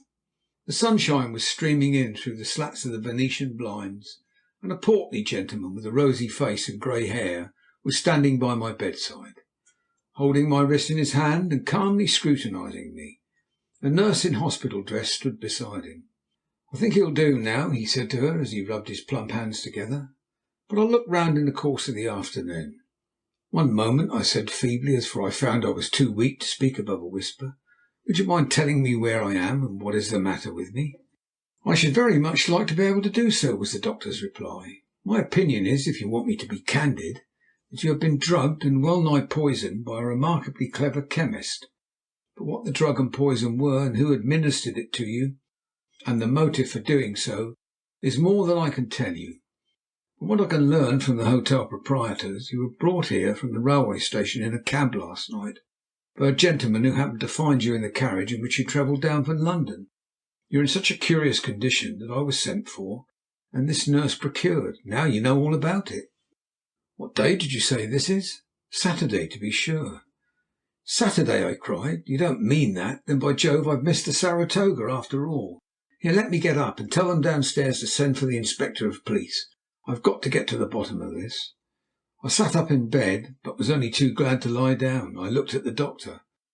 "How long before you can have me fit to travel?" "Give yourself 3 days, rest and quiet," he replied, "and we'll see what we can do." 3 days?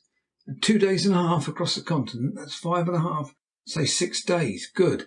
I'll catch the boat in Naples, and then, Dr. Nikola, if you're aboard, as I suspect, I advise you to look out. End of chapter 6.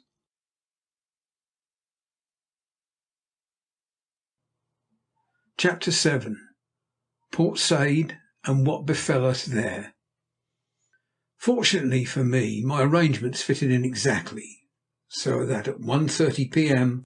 on the 7th day after my fatal meeting with Dr. Nikola in the West of England express, I had crossed the continent and stood looking out on the blue waters of Naples Bay. To my right was the hill of San Martino, behind me that of Capo di Monte, while in the distance to the southward rose the cloud-tipped summit of Vesuvius. The journey from London is generally considered, I believe, a long and wearisome one. It certainly proved so to me, for it must be remembered that my mind was impatient of every delay, while my bodily health was not as yet recovered. The first thing to be done on arrival at the terminus was to discover a quiet hotel, a place where I could rest and recoup during the heat of the day, and, what was perhaps more important, where I should run no risk of meeting with Dr. Nikola or his satellites. I had originally intended calling at the office of the steamship company in order to explain the reason for my not joining the boat in Plymouth, planning afterwards to cast about me among the various hotels for the Marquis of Beckenham and Mr. Baxter. But on second thoughts I saw the wisdom of abandoning both these courses. Nor for the same reason did I feel inclined to board the steamer, which I could see lying out in the harbour until darkness had fallen. I ascertained, however, that she was due to sail at midnight, and that the mails were already being got aboard. Almost exactly as 8 o'clock was striking, I mounted the gangway and strolled down to the promenade deck to the first saloon entrance. Then, calling a steward to my assistance, I had my baggage conveyed to my cabin, where I set to work arranging my little knick-knacks and making myself comfortable for the voyage that lay before us. So far I had seen nothing of my friends, and on making inquiries I discovered that they had not yet come aboard. Indeed, they did not do so until the last boat had discharged its burden at the gangway. Then I met Lord Beckenham on the promenade deck, and unaffected was the young man's delight at seeing me. "Mr. Hatteras," he cried, running forward to greet me with outstretched hand. "This was all that was wanting to make my happiness complete. I am glad to see you. I hope your cabin is near ours." "I'm on the port side, just abaft of the pantry," I answered, shaking him by the hand. "But tell me about yourself. I expect you had a pleasant journey across the continent." "Delightful," was his reply.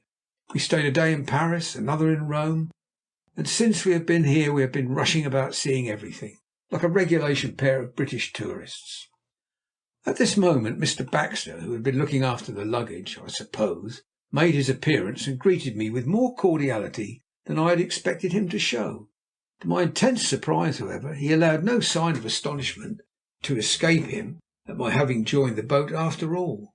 But a few minutes later, as we were approaching the companion steps, he said, "I understood from his lordship, Mr. Hatteras, that you were to embark at Plymouth. Was I mistaken, therefore, when I thought I saw you coming off with your luggage this evening?" "No, you were not mistaken," I answered, being able now to account for this lack of surprise. "I came across the continent like yourselves, and only joined the vessel a couple of hours ago." Here the Marquis chimed in, and diverted the conversation into another channel. "Where is everybody?" he asked, when Mr. Baxter had left us and gone below. "There are a lot of names on the passenger list, and yet I see nobody about." "They're all in bed," I answered. "Getting late, you see, and if I'm not mistaken we shall be under way in a few minutes." "Then I think, if you'll excuse me for a few moments, I'll go below to my cabin. I expect Mr. Baxter will be wondering where I am." When he had left me, I turned to the bulwarks and stood looking across the water at the gleaming lights ashore. One by one the boats alongside pushed off, and from the sounds that came from the forward I gathered that the anchor was being got aboard. 5 minutes later we had swung round to our course and were facing for the open sea. For the first mile or so many thoughts chased each other in rapid succession. You must remember that it was in Naples I had learnt that my darling loved me, and it was in Naples now that I was bidding good-bye to Europe and to all the strange events that had befallen me there. I leant upon the rail and looked at the fast receding country in our wake, at old Vesuvius, fire-capped away to port, at the Great Bear swinging in the heavens to the nor'ard, and then the thought of the Southern Cross, which, before many weeks were past, would be lifting its head above our bows, to welcome me back to the sunny land and to the girl I loved so well. Somehow I felt glad that the trip to England was over, and that I was on my way home at last. The steamer ploughed her almost silent course, and 3/4 of an hour later we were abreast of Capri. As I was looking at it, Lord Beckenham came down the deck and stood beside me. His first speech told me that he was still under the influence of his excitement. Indeed, he spoke in rapturous terms of the enjoyment he expected to derive from his tour. "Are you sure you will be a good sailor?" I asked. "Oh, I have no fear of that," he answered confidently. "As you know, I have been out in my boat in some pretty rough weather, and never felt in the least ill, so I don't think it's likely that I shall begin to be a bad sailor on a vessel the size of the Saratoga. By the way, when are we due to reach Port Said?"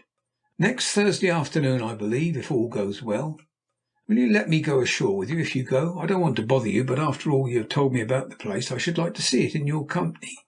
"I'll take you with pleasure," I answered, "provided Mr. Baxter gives his consent. I suppose we must regard him as skipper?"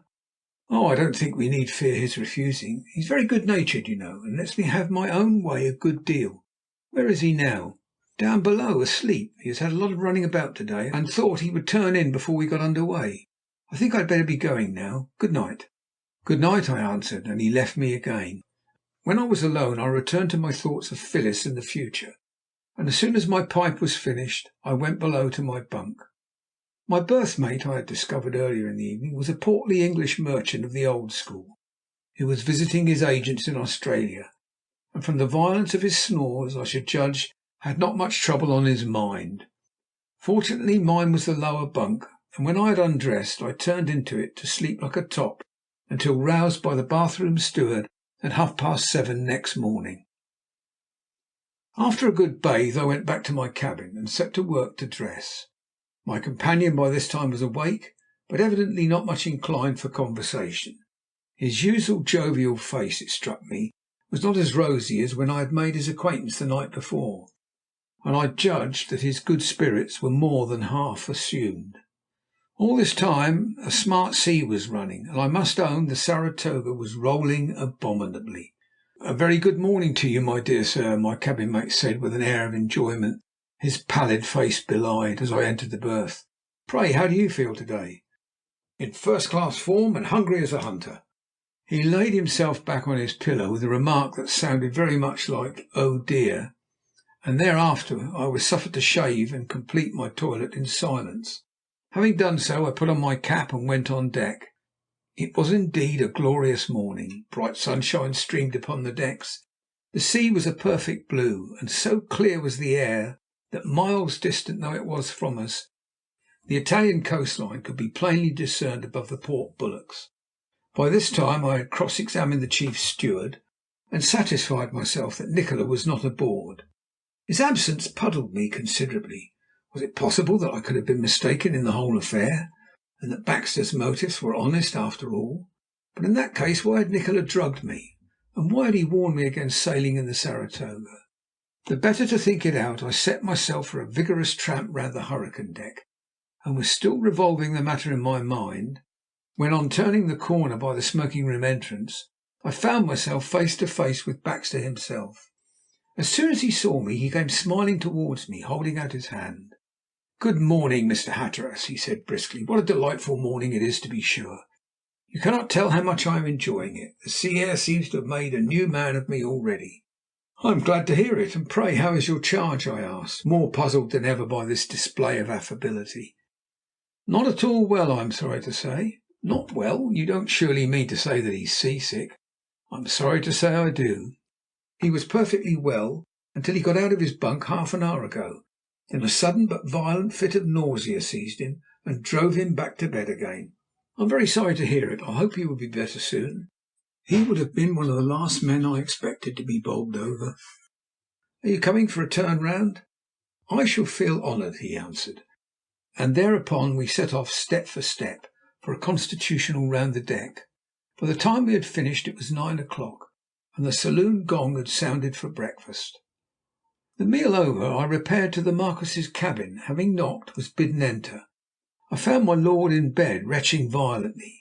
His complexion was the colour of zinc, his hands were cold and clammy, and after every spasm his face streamed with perspiration. "I am indeed sorry to see you like this," I said, bending over him. "How do you feel now?" "Very bad indeed," he answered with a groan. "I cannot understand it at all. Before I got out of bed this morning I felt as well as possible.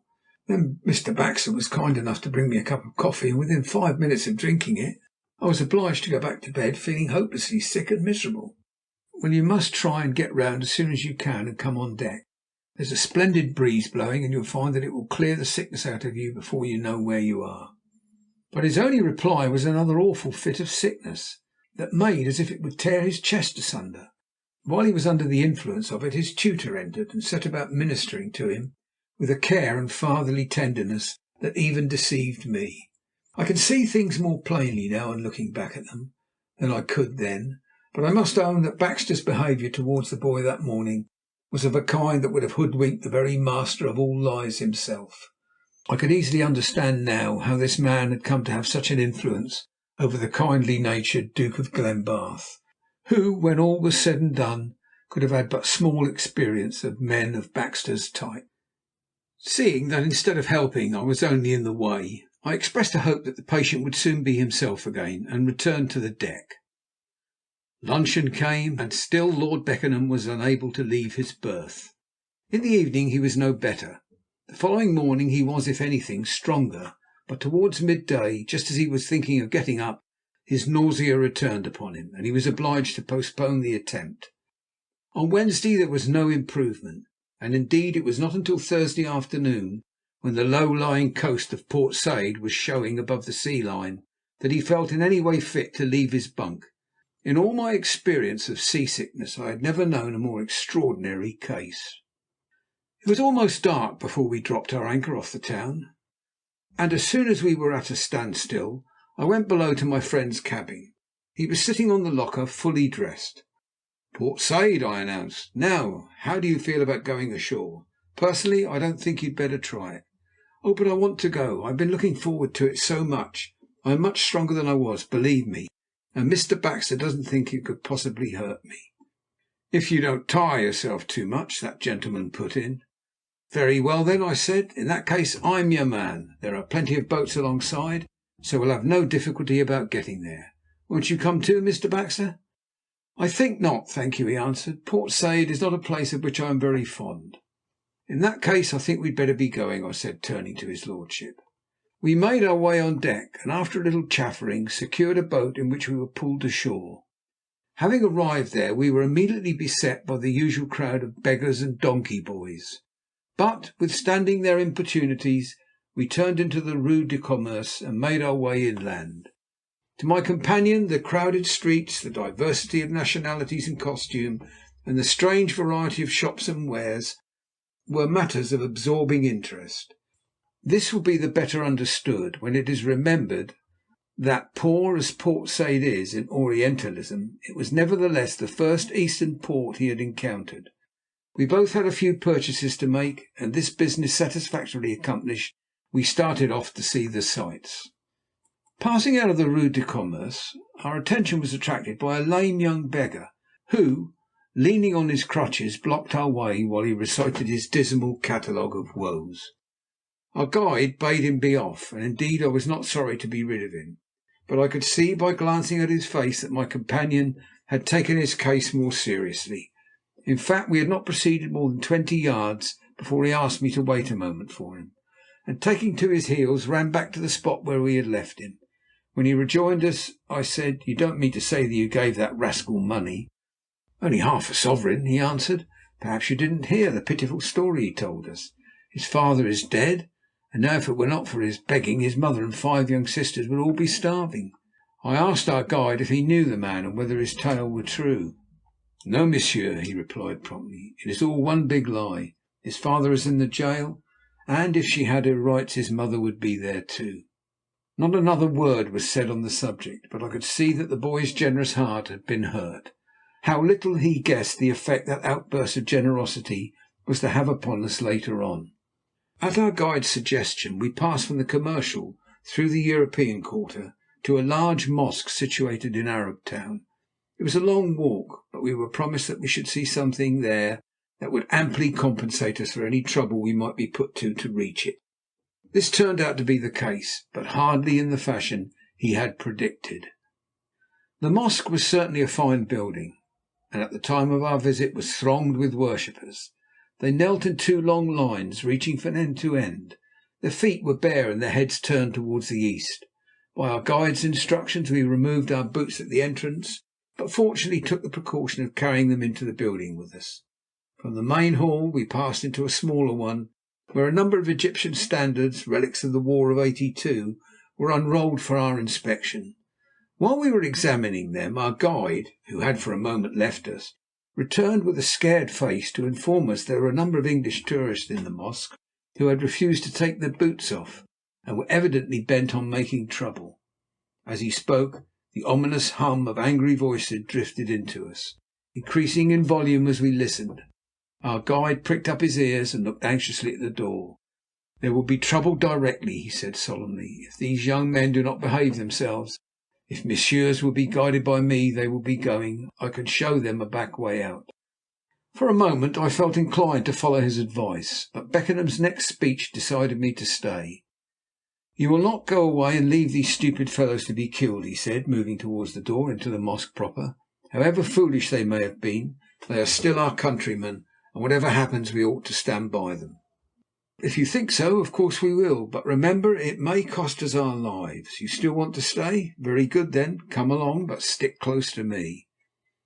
We left the small anteroom in which we had been examining the flags, and passed into the main hall. Here an extraordinary scene presented itself. In the furthest corner, completely hemmed in by a crowd of furious Arabs, were 3 young Englishmen, whose faces plainly showed how well they understood the dangerous position into which their own impudence and folly had enticed them. Elbowing our way through the crowd, we reached their side, and immediately called upon them to push their way towards the big doors. But before this manoeuvre could be executed, Someone had given an order in Arabic, and we were all borne back against the wall. "There is no help for it," I cried to the biggest of the strangers. "We must fight our way out. Choose your men and come along." So saying, I gave the man nearest me one under the jaw to remember me by, which laid him on his back, and then, having room to use my arms, I sent down another to keep him company.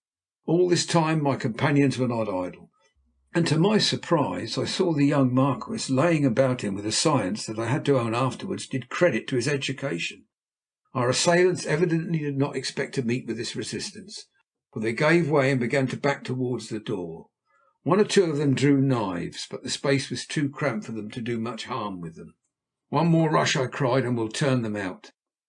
We made the rush, and the next moment the doors were closed and barred on the last of them. This done, we paused to consider our position. True, we had driven the enemy from the citadel, but then, unless we could find a means of escape, we ourselves were equally prisoners in it. What was to be done? Leaving 3 of our party to guard the doors, there remained to search the adjoining rooms for a means of escape. But although we were unsuccessful in our attempt to find an exit, we did what was the next best thing to do. Discovered our cowardly guide in a corner, skulking in a curious sort of cupboard. By the time we had proved to him that the enemy were really driven out, and that we had possession of the mosque, he recovered his wits a little, and managed, after hearing our promise to throw him to the mob outside unless he discovered a means of escape for us, to cudgel his brains and announce that he knew of one. No sooner did we hear this than we resolved to profit by it. The mob outside was growing every moment more impatient, and from the clang of steel-shod rifle butts on the stone steps, we came to the conclusion that the services of a force of soldiery had been called in. The situation was critical, and twice imperious demands were made upon us to open the door. But as it may be supposed, this we did not feel inclined to do. "Now for your way out," I said, taking our trembling guide, whose face seemed to blanch whiter and whiter with every knock upon the door, by the shoulders, and giving him a preliminary shake. "Mind what you're about, and remember, if you lead us into any trap, I'll wring your miserable neck as sure as you're alive. Go ahead." Collecting our boots and shoes, which throughout the tumult had been lying scattered about upon the floor, we passed into the ante-room and put them on. Then, creeping softly out by another door, we reached a small courtyard in the rear, surrounded on all sides by high walls. Our way, so our guide informed us, lay over one of these, but how we were to surmount them was a puzzle, for the lowest scaling place was at least 12 feet high. However, the business had to be done, and what was more to the point, done quickly. Calling the strongest of the tourists, who were by this time all quite sober, to my side, I bade him stoop down as if he were playing leap-frog. Then, mounting his back myself, I stood upright and stretched my arms above my head. To my delight, my fingers reached within a few inches of the top of the wall. "Steady as you can," I whispered, "for I'm going to jump." I did so, and clutched the edge. When I had pulled myself to the top, I was so completely exhausted as to be unable to do anything for more than a minute. Then I whispered to another man to climb upon the first man's back and stretch his hands up to mine. He did so, and I pulled him up beside me. The guide came next, then the other tourist, then Lord Beckenham, after which I took off and lowered my coat to the man who had stood for us all, and having done so, took a firm grip of the wall with my legs and dragged him up as I had done the others. It had been a longer business than I liked, and every moment while we were about it I expected to hear the cries of the mob inside the mosque, and to find them pouring into the yard to prevent our escape. The bolts on the door, however, must have possessed greater strength than we gave them credit for. At any rate, they did not give way. When we were all safely on the wall, I asked the guide in which direction we should now proceed. He pointed to the adjoining roofs, and in Indian file and with the stealthiness of cats, we accordingly crept across them. The third house surmounted, we found ourselves overlooking a narrow alley, into which we first peered carefully, and, having discovered that no one was about, eventually dropped. "Now," said the guide, as soon as we were down, "we must run along here and turn to the left." We did so, to find ourselves in a broader street, which eventually brought us out into the thoroughfare through which we had passed to reach the mosque. Having got our bearings now, we headed for the harbour, or at least for that part of town with which I was best acquainted, as fast as our legs would carry us. But startling as they had been, we had not yet done with adventures for the night. Once in the security of the gaslit street, we said good-bye to the man who had got us into all the trouble, and having come to terms with our guide, I packed him off and proceeded upon our way alone. 5 minutes later, the streaming lights of an open doorway brought us to a standstill, and one glance told us we were looking into the casino. The noise of the roulette tables greeted our ears, and as we still had plenty of time, and my companion was not tired, I thought it a good opportunity to show him another phase of the seamy side of life. But before I say anything about that, I must chronicle a curious circumstance. As we were entering the building, something made me look round.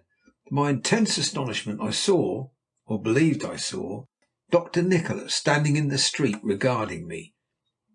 Bidding my companion remain where he was for a moment, I dashed out again and ran towards the place where I had seen the figure. But I was too late. If it were Dr. Nikola, he had vanished as suddenly as he had come. I hunted here, there, and everywhere, in doorways, under verandas, down lanes, but it was no use. Not a trace of him could I discover. So, abandoning my search, I returned to the casino. Beckenham was waiting for me, and together we entered the building. The room was packed, consequently all the tables were crowded. But as we did not intend playing, this was a matter of small concern to us. We were more interested in the players than the game, and indeed the expressions on the faces around us were extraordinary. The effect on the young man by my side was peculiar. He looked from face to face as if he were observing the peculiarities of some strange animals. I watched him, and then I saw his expression suddenly change. Following the direction of his eyes, I observed a young man putting down his stake upon the board. His face was hidden from me, but by taking a step to the right I could command it. It was none other than the young cripple who had represented his parents to be in such poverty-stricken circumstances, the same young man whom Beckenham had assisted so generously only 2 hours before. As we looked, he staked his last coin, and that being lost, turned to leave the building. To do this, it was necessary that he should pass close by where we stood. Then his eyes met those of his benefactor, and with a look of what might almost have been shame upon his face, he slunk down the steps and from the building. "Oh, come, let us get out of this place," cried my companion impatiently. "I believe I should go mad if I stayed here long." Thereupon we passed out into the street, and without further ado proceeded in the direction in which I imagined the Saratoga to lie. A youth requested in broken English to be permitted the honour of piloting us, but, feeling confident of being able to find my way, I declined his services. For fully a quarter of an hour we plodded on, until I began to wonder why the harbour did not heave in sight. It was a queer part of the town we found ourselves in. The houses were perceptibly meaner and the streets narrower. At last I felt bound to confess that I was out of my reckoning and did not know where we were. "What are we to do?" asked my lord, looking at his watch. "It's 20 minutes to 11, and I promised Mr. Baxter I would not be later than the hour. What an idiot I was not to take that guide." The words were hardly out of my mouth before that personage appeared round the corner and came towards us. I hailed his coming with too much delight to notice the expression of malignant satisfaction on his face, and gave him the name of the vessel we desired to find. He appeared to understand, and the next moment we were marching off in an exactly contrary direction. We must have walked for at least 10 minutes without speaking a word. From one small and dirty street we turned into another and broader one. By this time not a soul was to be seen, only a vagrant dog or two lying asleep in the road. In this portion of the town gas lamps were at a discount. Consequently, more than half the streets lay in deep shadow. Our guide walked ahead, we followed half a dozen paces or so behind him. I remember noticing a Greek cognomen upon a signboard, and recalling a similar name in Thursday Island, when something very much resembling a thin cord touched my nose and fell over my chin. Before I could put my hand up to it, it had begun to tighten round my throat. Just at the same moment I heard my companion utter a sharp cry, and after that I remember no more. End of chapter 7.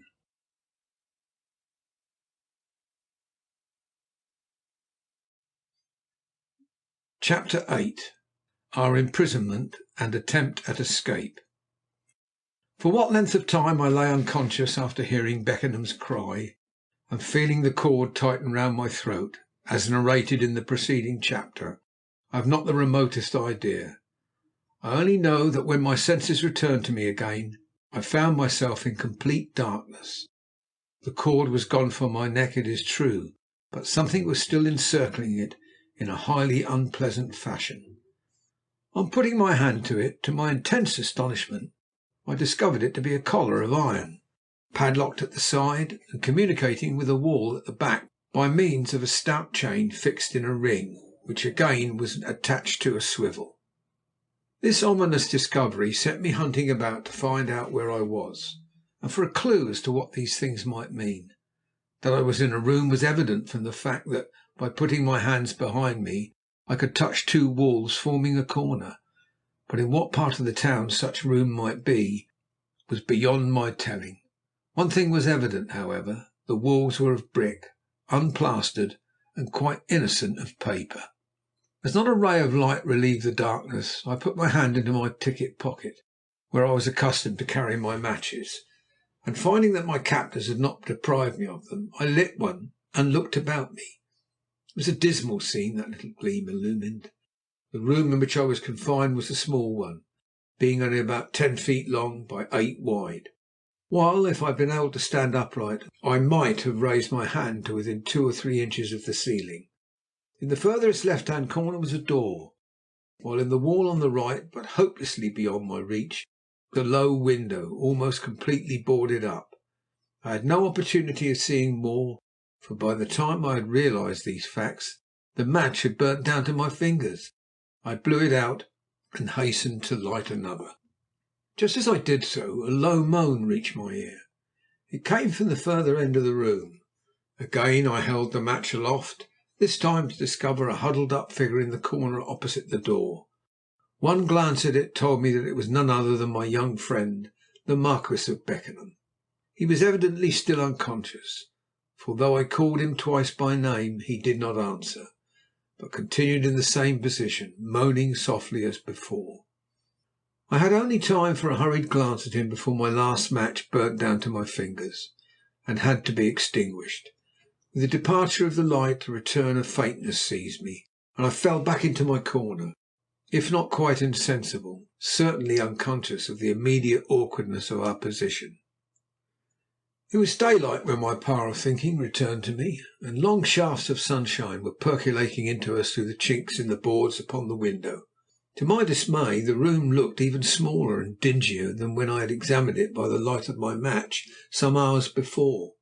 The young Marquis lay unconscious in his corner, just as I had last seen him, but with the widening light I discovered that his curious posture was due more to extraneous circumstances than to his own weakness, for I could see that he was fastened to the wall by a similar collar to my own.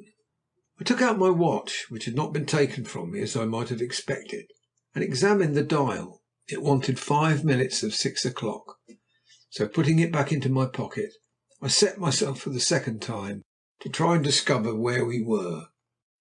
By reason of my position and the chain that bound me, this could only be done by listening, so I shut my eyes and put all my being into my ears. For some moments no sound rewarded my attention. Then a cock in a neighbouring yard on my right crowed lustily. A dog on my left barked, and a moment later I heard the faint sound of someone coming along the street. The pedestrian, whoever he might be, was approaching from the right hand, and what was still more important, my trained ear informed me that he was lame of one leg and walked with crutches. Closer and closer he came, but to my surprise he did not pass the window. Indeed, I noticed that when he came level with it, the sound was completely lost to me. This told me two things. One, that the window, which was boarded up, did not look into the main thoroughfare.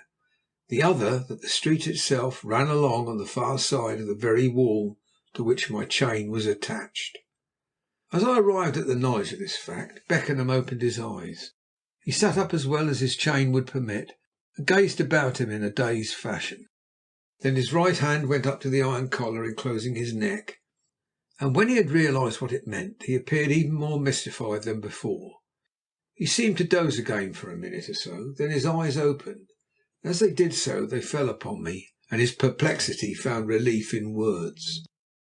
"Mr. Hatteras," he said in a voice like that of a man talking in his sleep, "where are we, and what on earth does this chain mean?" "You ask me something that I want to know myself," I answered. "I cannot tell you where we are, except that we are in Port Said. But if you want to know what I think it means, well, I think it means treachery. How do you feel now?" "Very sick indeed, and my head aches horribly. But I can't understand it at all. What do you mean by saying that it's treachery?" That was the one question of all others I had been dreading, for I could not help feeling that when all was said and done, I was bitterly to blame. However unpleasant or not, the explanation had to be got through, and without delay. "Lord Beckenham," I began, sitting upright and clasping my hands round my knees, "this is a pretty bad business for me. I haven't the reputation of being a coward, but I'll own I feel pretty rocky and mean when I see you sitting there on the floor with that iron collar round your neck and that chain holding you to the wall. And I know that it's in a measure all my stupid blundering and folly that has brought it about." "Oh, don't say that, Mr. Hatteras," was the young man's generous reply. "For whatever or whoever may be to blame for it, I'm sure it's not you." "That's because you don't know everything, my lord. Wait till you have heard what I have to tell you before you give me such a complete absolution. I'm not going to blame you, whatever you may tell me, but please go on." There and then I set to work and told him all that had happened to me since my arrival in London, informed him of my meeting with Nikola, of Wetherell's hasty departure for Australia, of my distrust for Baxter, described the telegram incident, Baxter's curious behaviour afterwards, narrated my subsequent meeting with the two men in the Green Sailor Hotel, described my journey to Plymouth, and finished with the catastrophe that had happened to me there. "Now you see," I said in conclusion, "why I regard myself as being so much to blame." "Excuse me," he answered, "but I cannot say that I see it in the same light at all." "I'm afraid I must be more explicit then. In the first place, you must understand that without a shadow of doubt Baxter was chosen for your tutor by Nikola, whose agent he undoubtedly is, for a specific purpose. Now, what do you think that purpose was? You don't know. To induce your father to let you travel, to be sure. You ask why they should want you to travel. We'll come to that directly. Their plan is succeeding admirably. When I come upon the scene, like the great blundering idiot that I am, must needs to work unconsciously to assist them in their nefarious designs. Your father eventually consents, and it is arranged that you shall set off for Australia at once. Then it is discovered that I am going to leave in the same boat. This does not suit Nikola's plans at all, so he determines to prevent my sailing with you. By a happy chance he is unsuccessful, and I follow and join the boat in Naples. Good gracious, I see something else now." "What is that?" "Simply this. I could not help thinking at the time that your bout of seasickness between Naples and this infernal place was extraordinary. Well, if I'm not very much mistaken, you were physicked, and it was Baxter's doing." "But why?" "That's yet to be discovered, but you may bet your bottom dollar that it was some part of their devilish conspiracy. I am as certain of that as we are here now. Now here's another point. Do you remember my running out of the casino last night?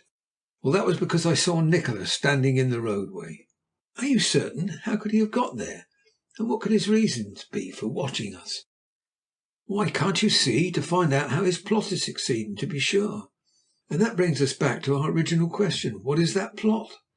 "That's rather more difficult to answer, but if you ask my candid opinion, I should say nothing more or less to make you a prisoner and blackmail your father for a ransom."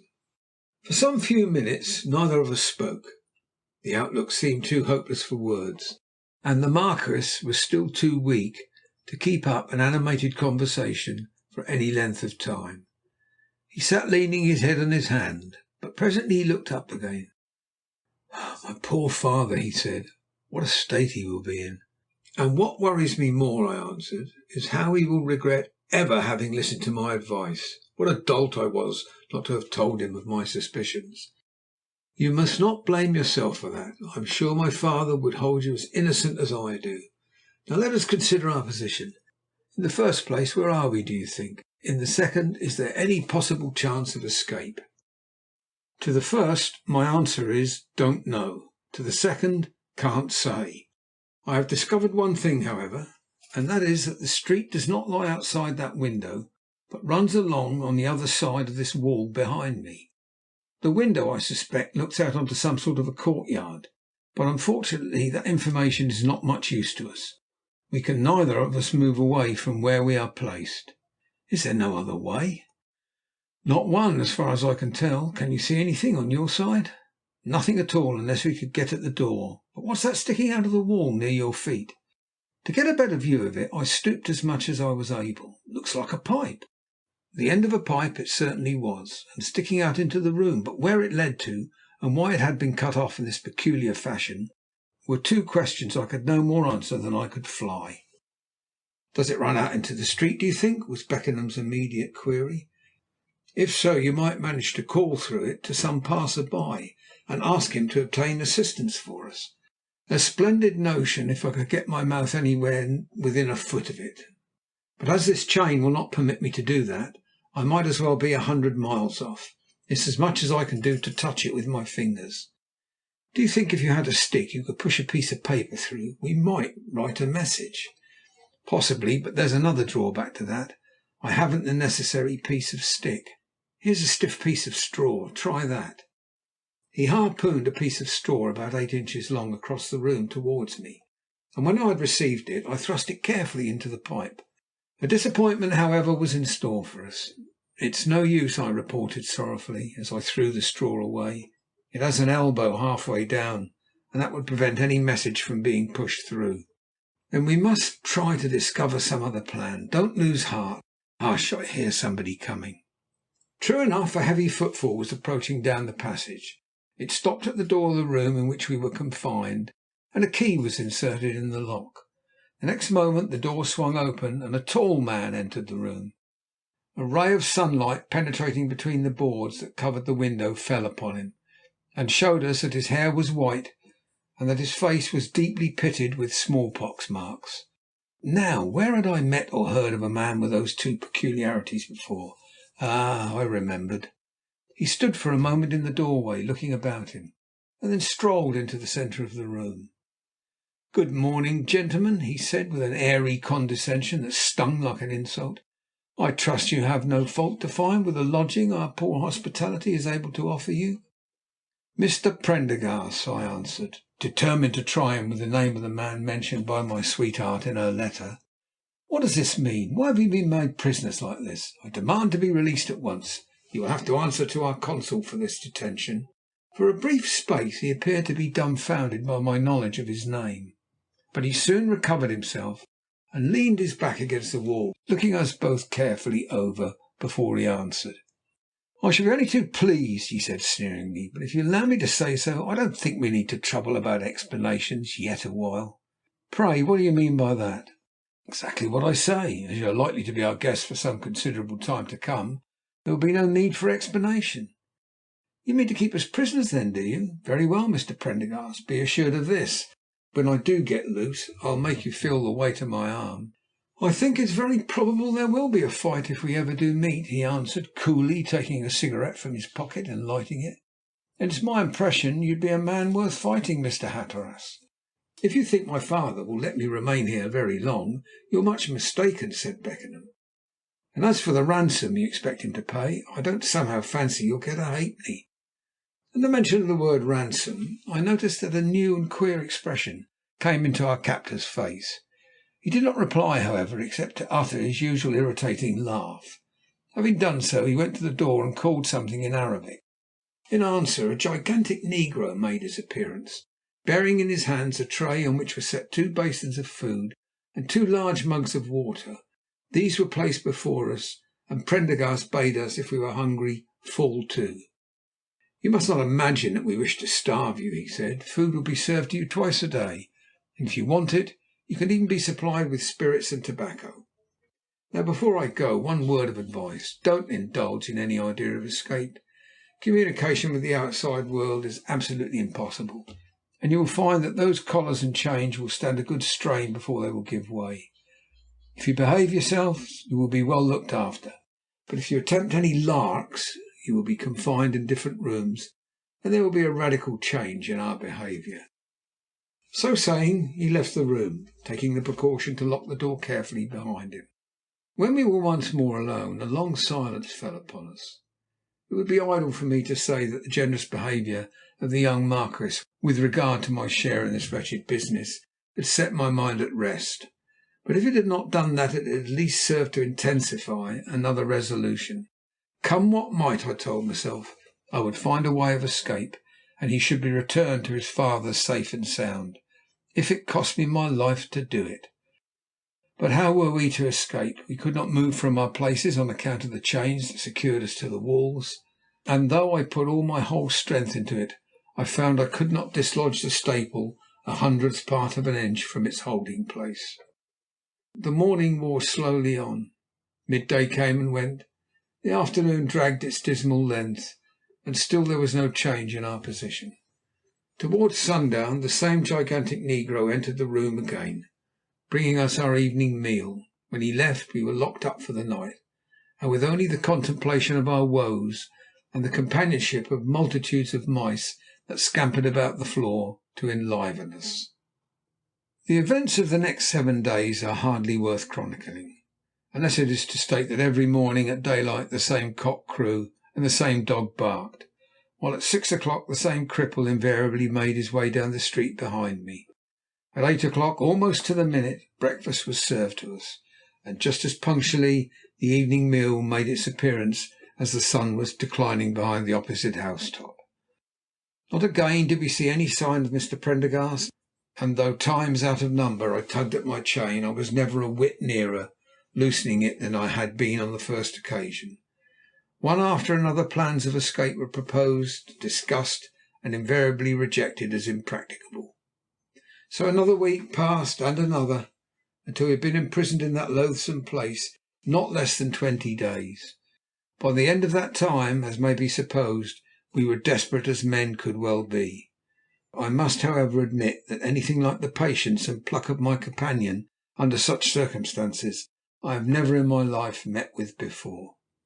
One fact had repeatedly struck me as significant, and that was the circumstance that every morning between 6 and half past, as already narrated, the same cripple went down the street, and in connection with this, within the last few days of the time, a curious coincidence had revealed itself to me.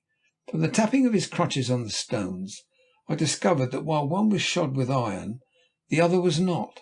Now, where and when had I noticed that peculiarity in a cripple before? That I had observed it somewhere I felt certain. For nearly half a day I turned this over and over in my mind, and then, in the middle of our evening meal, enlightenment came to me. I remembered the man whose piteous tale had so much affected Beckenham on the day of our arrival, and the sound his crutches made upon the pavement as he left us. If my surmise proved correct, and we could only manage to communicate with him, here was a golden opportunity. But how were we to do this? We discussed it and discussed it, times out of number, but in vain. That he must be stopped on his way down the street need not to be argued at all. In what way, however, could this be done? The window was out of the question. The door was not to be thought of. In that case the only communicating place would be the small pipe by my side. But as I have already pointed out, by reason of the elbow, it would be clearly impossible to force a message through it. All day we devoted ourselves to attempts to solve what seemed a hopeless difficulty. Then, like a flash, a brilliant inspiration burst upon me. "By Jove, I have it," I said, taking care to whisper lest any one might be listening at the door. "We just managed by hook or crook to catch a mouse, and let him carry out our appeal for help to the outside world. A magnificent idea if we can catch one. I do believe you've saved us." But to catch a mouse is easier said than done. Though the room was alive with them, they were so nimble and cunning that, try how we would, we could not lay hold of one. But at length my efforts were rewarded, and after a little struggle I held up my precious captive in my hand. By this time another idea had come to me. If we wanted to bring Nikola and his gang to justice, and to discover their reason for hatching this plot against us, it would not do to ask the public at large for help. And I must own, in spite of our long imprisonment, I was weak enough to feel a curiosity as to their motive. No, It must be to the beggar who passed the house every morning that we must appeal." "This letter concerns you more than me," I said to my fellow prisoner. "Have you a lead pencil in your pocket?" He had, and immediately threw it across to me. Then, taking a small piece of paper from my pocket, I set myself to compose the following in French and English, assisted by my companion. "If this should meet the eye of the individual to whom a young Englishman gave half a sovereign in charity 3 weeks ago, he is implored to assist one who assisted him, and who has been imprisoned ever since that day in the room with the blank wall facing the street and the boarded-up window on the right-hand side. To do this he must obtain a small file and discover a way to convey it into the room by means of the small pipe leading through the blank wall into the street. Perhaps if this could be dislodged it might be pushed in through the aperture thus made. On receipt of the file an English £5 note will be conveyed to him in the same way as this letter, and another if secrecy is observed and those in the house escape." This important epistle had hardly been concocted before the door was unlocked and our dusky servitor entered with the evening meal. He had long since abandoned his first habit of bringing us our food in separate receptacles, but conveyed it to us now in the saucepan in which it was cooked, dividing it thence into our basins. These latter, it may be interesting to state, had not been washed since our arrival. All the time that our jailer was in the room I held my trembling prisoner in my hand, clinging to him as the one thing which connected us with liberty. But the door had no sooner closed upon him than I had tilted out my food upon the floor and converted my basin into a trap. It may be guessed how long that night seemed to us, and with what trembling eagerness we awaited the first signs of breaking day. Directly it was light, I took off and unravelled one of my socks. The thread thus obtained I doubled, and having done this, secured one end of it to the note, which I had rolled into a small compass, attaching the other to my captive mouse's hind leg. Then we set ourselves to wait for 6 o'clock. The hour came, and minute after minute went by before we heard in the distance the tapping of the crutches on the stones. Little by little the sound grew louder and then fainter, and when I judged he was nearly at my back, I stopped and thrust our curious messenger into the pipe. Then we sat down to await the result. As the mouse, only too glad to escape, ran into the aperture, the thread on which our very lives depended swiftly followed, dragging its message afterwards. Minutes went by, half an hour, and then the remainder of the day, and still nothing came to tell us that our appeal had been successful. That night I caught another mouse, wrote the letter again, and at 6 o'clock the next morning once more dispatched it on its journey. Another day went by without reply. That night we caught another, and at 6 o'clock the next morning sent it off. A third and even a fourth followed, but still without success. By this time the mice were almost impossible to catch, but our wits were sharpened by despair, and we managed to hit upon a method that eventually secured for us a plentiful supply. For the 6th time the letter was written and dispatched at the moment the footsteps were coming down the street. Once more the tiny animal crawled into the pipe, and once more the message disappeared upon its journey. Another day was spent in anxious waiting, but this time we were not destined to be disappointed. About 8 o'clock that night, just as we were giving up hope, I detected a faint noise near my feet. It was for all the world as if someone were forcing a stick through a hole in a brick wall. I informed Beckenham of the fact in a whisper, and then, putting my head down to listen, yes, there was the sound again. Oh, if only I had a match! But it was no use wishing for what was impossible.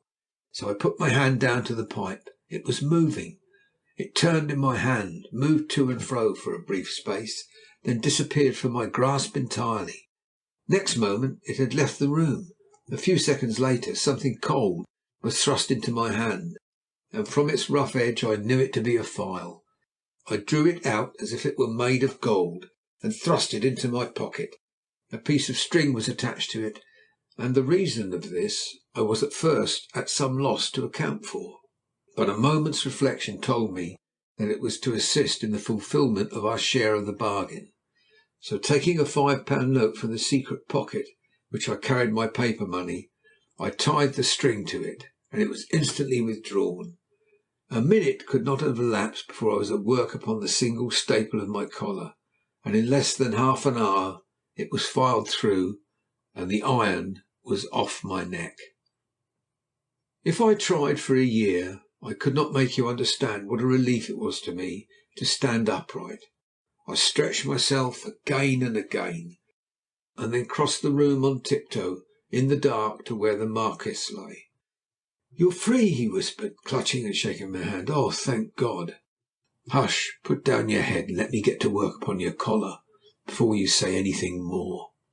As I was able this time to get at my work standing up, it was not very long before Beckenham was as free as I was. He rose to his feet, and with a great sigh of relief we shook hands warmly in the dark. "Now," I said, leading him towards the door, "we will make our escape, and I pity the man who attempts to stop us." End of chapter 8.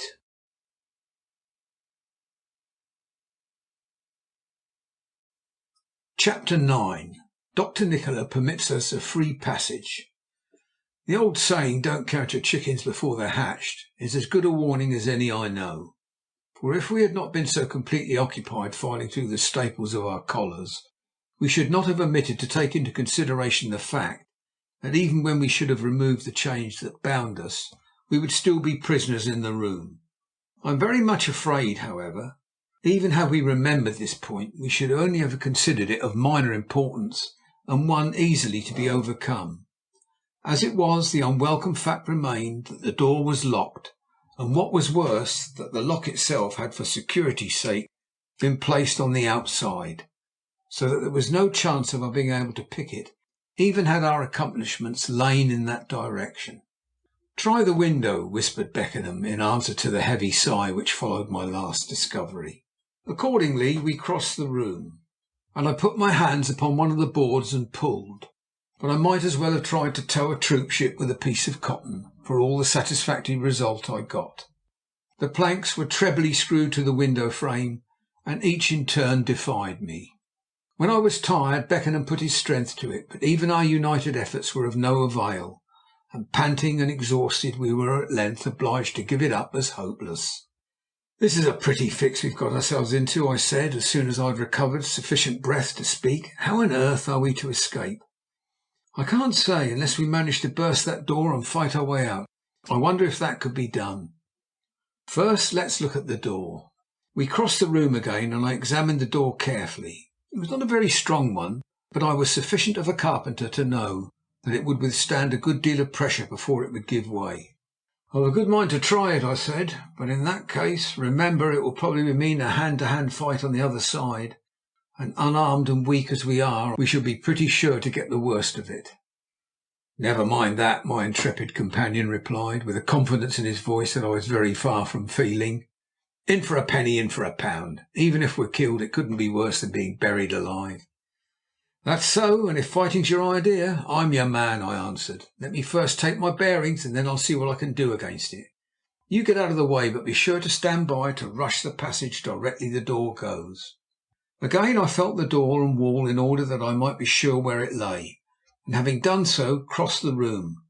My heart was beating like a Naismith hammer, and it was nearly a minute before I could pull myself together sufficiently for my rush.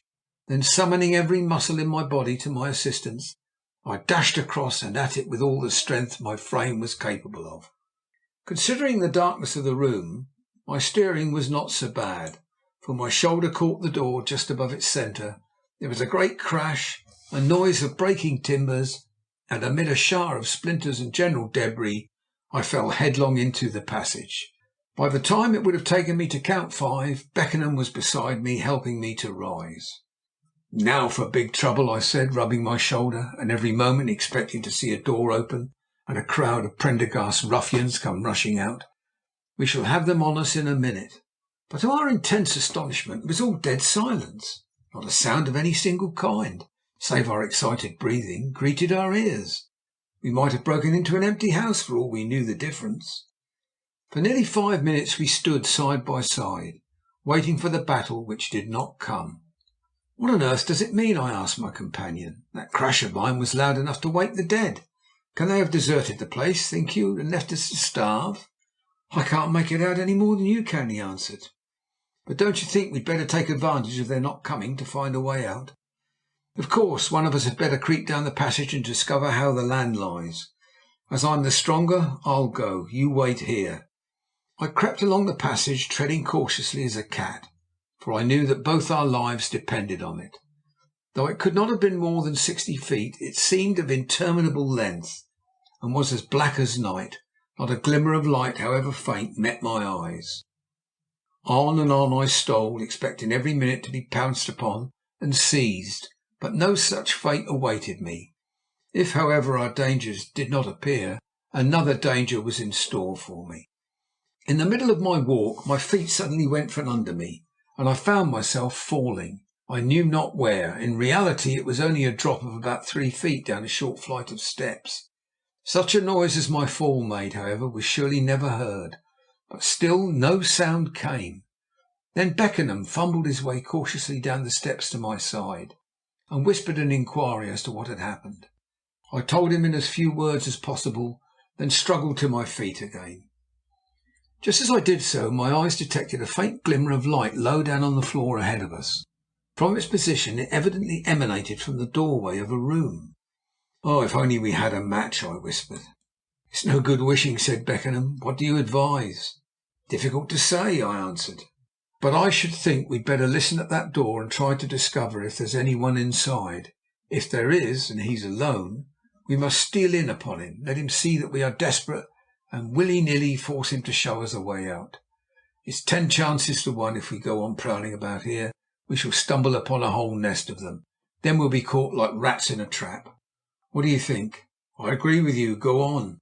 Without further ado we crept towards the light, which, as I expected, came from under a door, and listened. Someone was plainly moving about inside, but though we waited for what seemed a quarter of an hour, it must in reality have been less than a minute and a half, we could hear no voices. "Whoever he is, he's alone, that's certain," whispered my companion. "Open the door softly, and we'll creep in upon him." In answer, and little by little, a cold shiver running down my back lest it should creak and so give warning to the person within, I turned the handle, pushed open the door, and we looked inside. Then, but my gracious, if I live to be 1,000, I shall never forget the sight that met my eyes. The room itself was a long and low one, its measurements possibly 60 feet by 15. The roof, for there was no ceiling, was of wood, crossed by heavy rafters, and much begrimed with dirt and smoke. The floor was of some highly polished wood, closely resembling oak, and was completely bare, but the shape and construction of the room itself were as nothing compared with the strangeness of its furniture and occupants.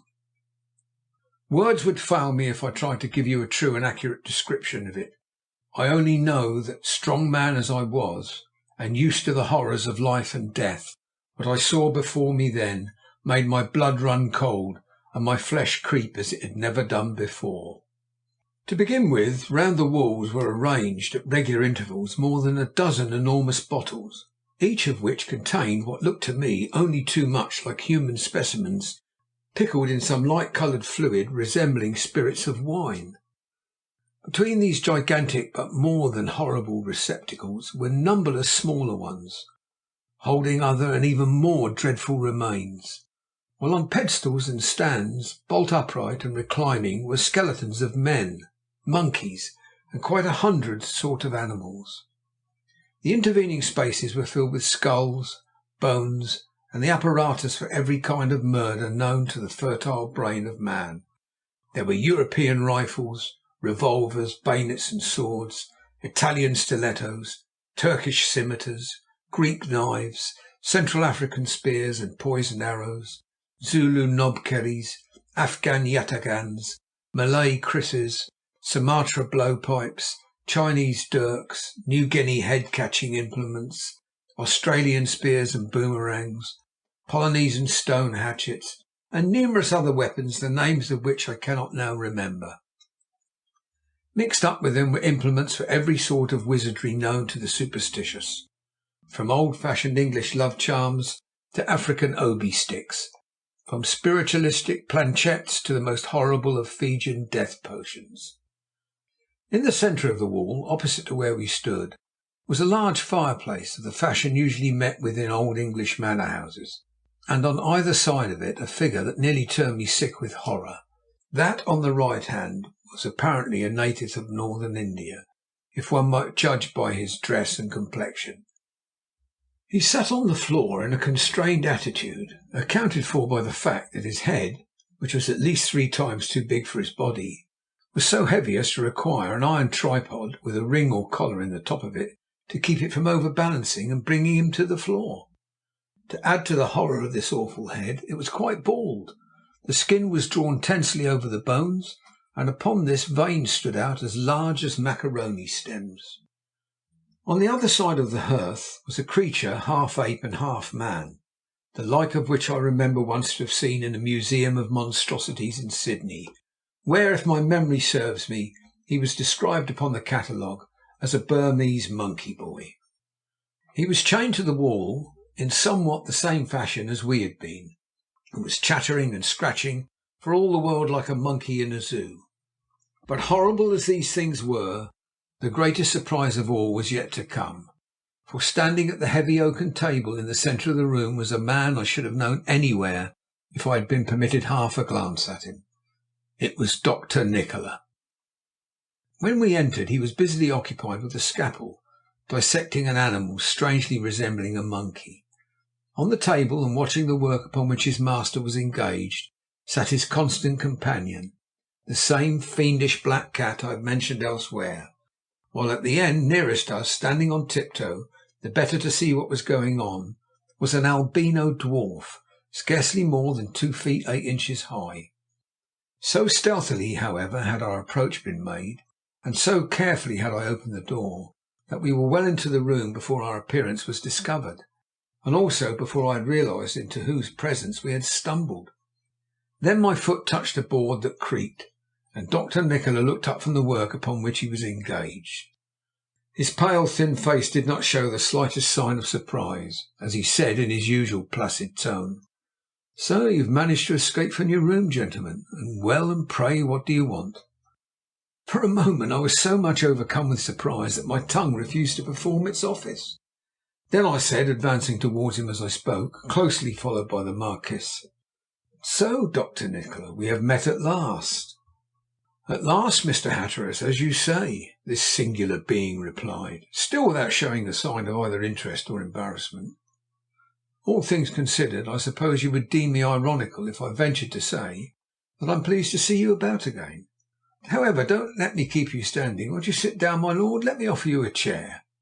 All this time we were edging up alongside the table. I was making ready for a rush at him, but he was not to be taken off his guard. His extraordinary eyes had been watching me intently, taking in my every movement, and a curious effect they had upon me. "Dr. Nikola," I said, "the game is up. You beat me last time, but now you must own I come out on top. Don't utter a word or call for assistance. If you do, you're a dead man. Now drop that knife you hold in your hand and show us the way out." The Marquis was on his right, I was on his left, and we were close upon him as I spoke. Still he showed no sign of fear, though he must have known the danger of his position, but his eyes glowed in his head like living coals. You will ask why we did not rush him.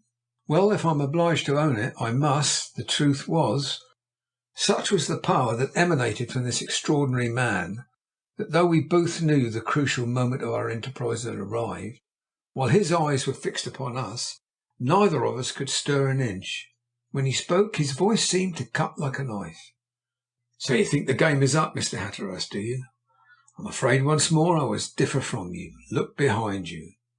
I did so, and that glance showed me how cleverly we'd been trapped.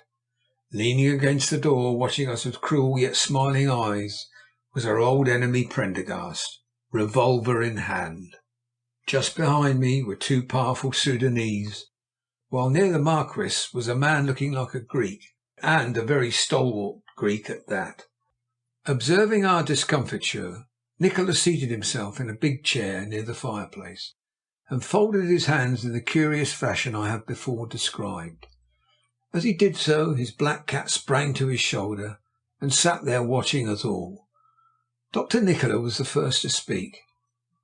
"Mr. Hatteras," he said with a devilish clearness and deliberation, "you should really know me better by this time than to think you could outwit me so easily. Is my reputation, after all, so small? And while I think of it, pray let me have the pleasure of returning to you your £5 note and your letters. Your mice were perfect messengers, were they not?" As he spoke he handed me the self-same Bank of England note I had dispatched through the pipe that very morning in payment for the file. Then he shook from a box he had taken from the chimney-piece all the communications I had written, imploring assistance from the outside world. To properly estimate my chagrin and astonishment would be very difficult. I could only sit and stare, first at the money and then at the letters, in blankest amazement. So we had not been rescued by the cripple after all. Was it possible that while we had been so busy arranging our escape, we had in reality been all the time under the closest surveillance? If that were so, then this knowledge of our doings would account for the silence with which my attack upon the door had been received. Now we were in an even worse position than before.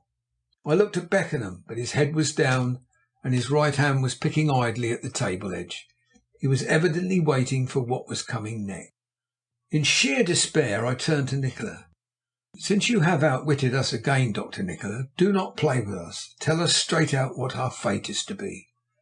"If it means going back to that room again," said Beckenham in a voice I hardly recognised, "I would rather die and be done with it." "Do not fear, my lord, you shall not die," Nikola said, turning to him with a bow. "Believe me, you will live to enjoy many happier hours than those you have been compelled to spend under my roof." "What do you mean?"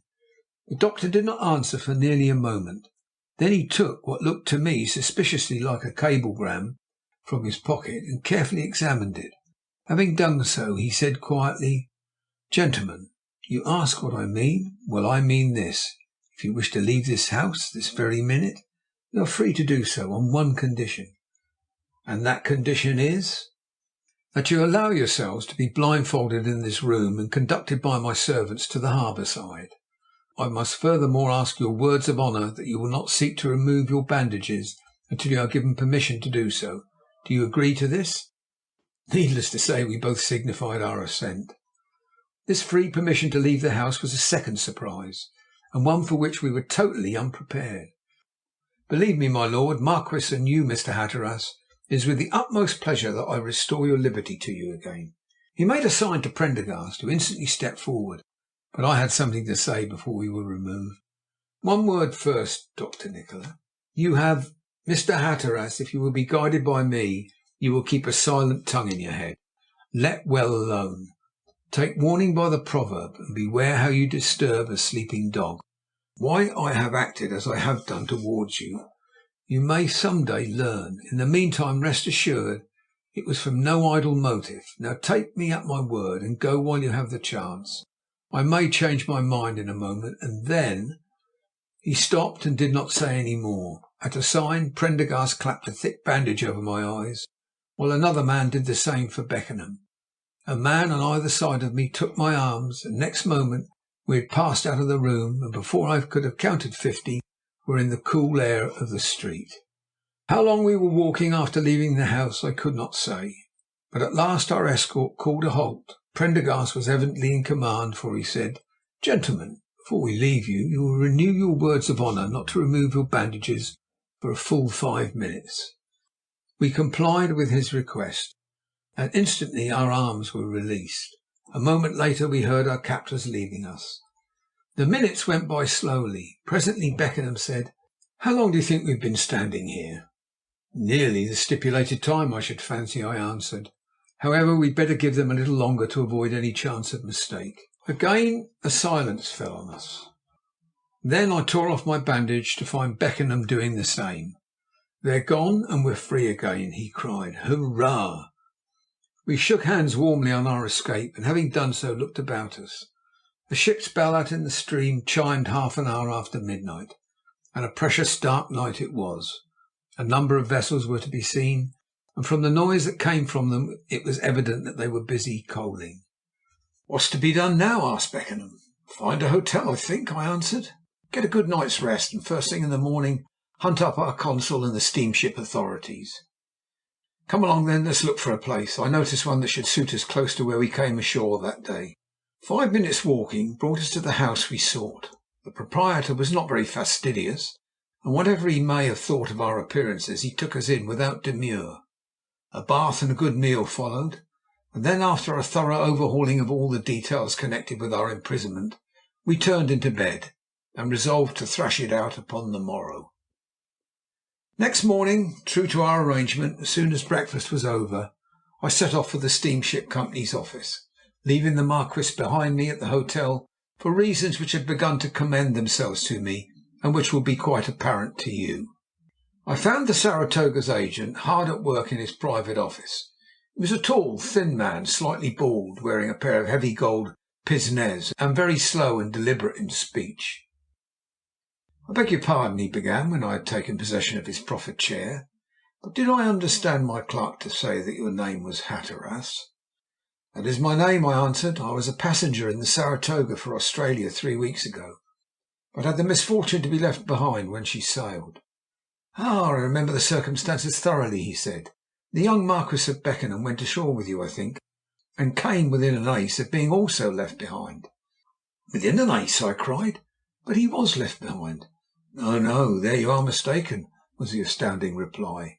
"He would have been left behind had not his tutor and I gone ashore at the last moment to look for him, and found him wandering about on the outskirts of Arab Town. I don't remember ever having seen a man more angry than the tutor was, and no wonder, for they only just got out to the boat again as the gangway was being hauled aboard." "Then you mean to tell me that the Marquis went on to Australia after all?" I cried. "And pray how did this interesting young gentleman explain the fact of his losing sight of me?" "He lost you in a crowd," he said. The agent continued. "It was a most extraordinary business altogether." "It certainly was, and even more extraordinary than he imagined. I could hardly believe my ears. The world seemed to be turned upside down.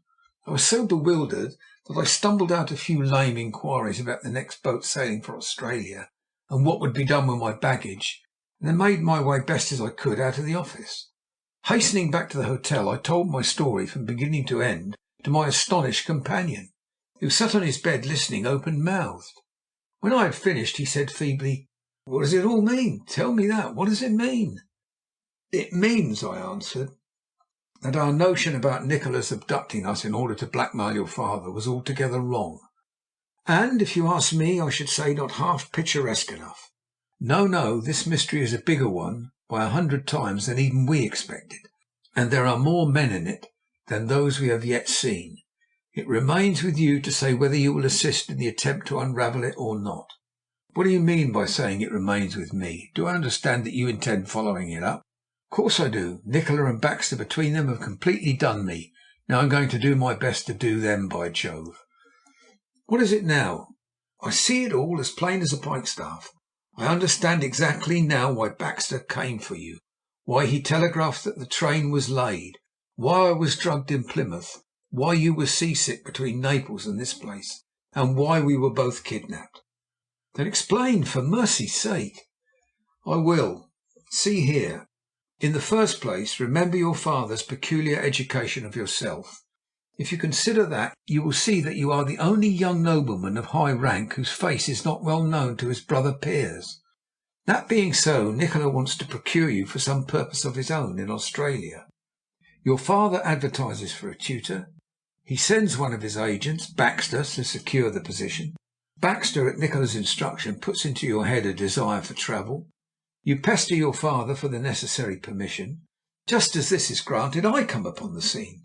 Baxter suspects me. He telegraphs to Nikola the train is laid, which means that he has begun to sow the seeds of a desire for travel, when a third party steps in. In other words, I am the new danger that has arisen. He arranges your sailing, and all promises to go well. Then Dr. Nikola finds out I intend going in the same boat. He tries to prevent me, and I, by Jove, see another thing. Why did Baxter suggest that you should cross the continent and join the boat at Naples? Why, simply because if you had started from Plymouth you would have soon got over your sickness, if you had ever been ill at all, and in that case the passengers would have become thoroughly familiar with your face by the time you reached Port Said. That would never have done. So he takes you to Naples, drugs you next morning, for you must remember you were ill after the coffee he gave you, and by that means kept you ill and confined to your cabin throughout the entire passage to Port Said. Then he persuades you to go ashore with me. You do so, with what result you know. Presently he begins to bewail your non-return, invites the agent to help in the search. They set off and eventually find you near the Arab quarter. You must remember that neither the agent, the captain, nor the passengers have seen you, save at night. So the substitute, who is certain to have been well chosen and schooled for the part he is to play, is not detected. Then the boat goes on her way, while we are left behind, languishing in durance vile. What do you advise me to do? Remember, Baxter has letters to the different governors from my father. I know what I should do myself. Go to the consul and get him to warn the authorities in Australia, I suppose? No, that would do little or no good. Remember, they've got 3 weeks' start of us. Then what shall we do? I'm in your hands entirely, and whatever you advise, I promise you I'll do.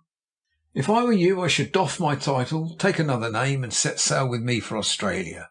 Once there, we'll put up in some quiet place and set ourselves to unmask these rascals and to defeat their little game, whatever it might be. Are you prepared for so much excitement as that? Of course I am. Come what may, I'll go with you, and there's my hand on it. Then we'll catch the next boat, not a mail steamer, that sails for an Australian port, and once ashore there we'll set the ball rolling with a vengeance.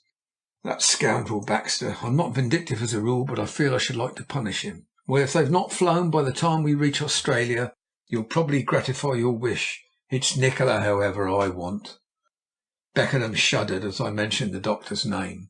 So to change the subject, I said, I'm thinking of taking a little walk. Would you care to accompany me?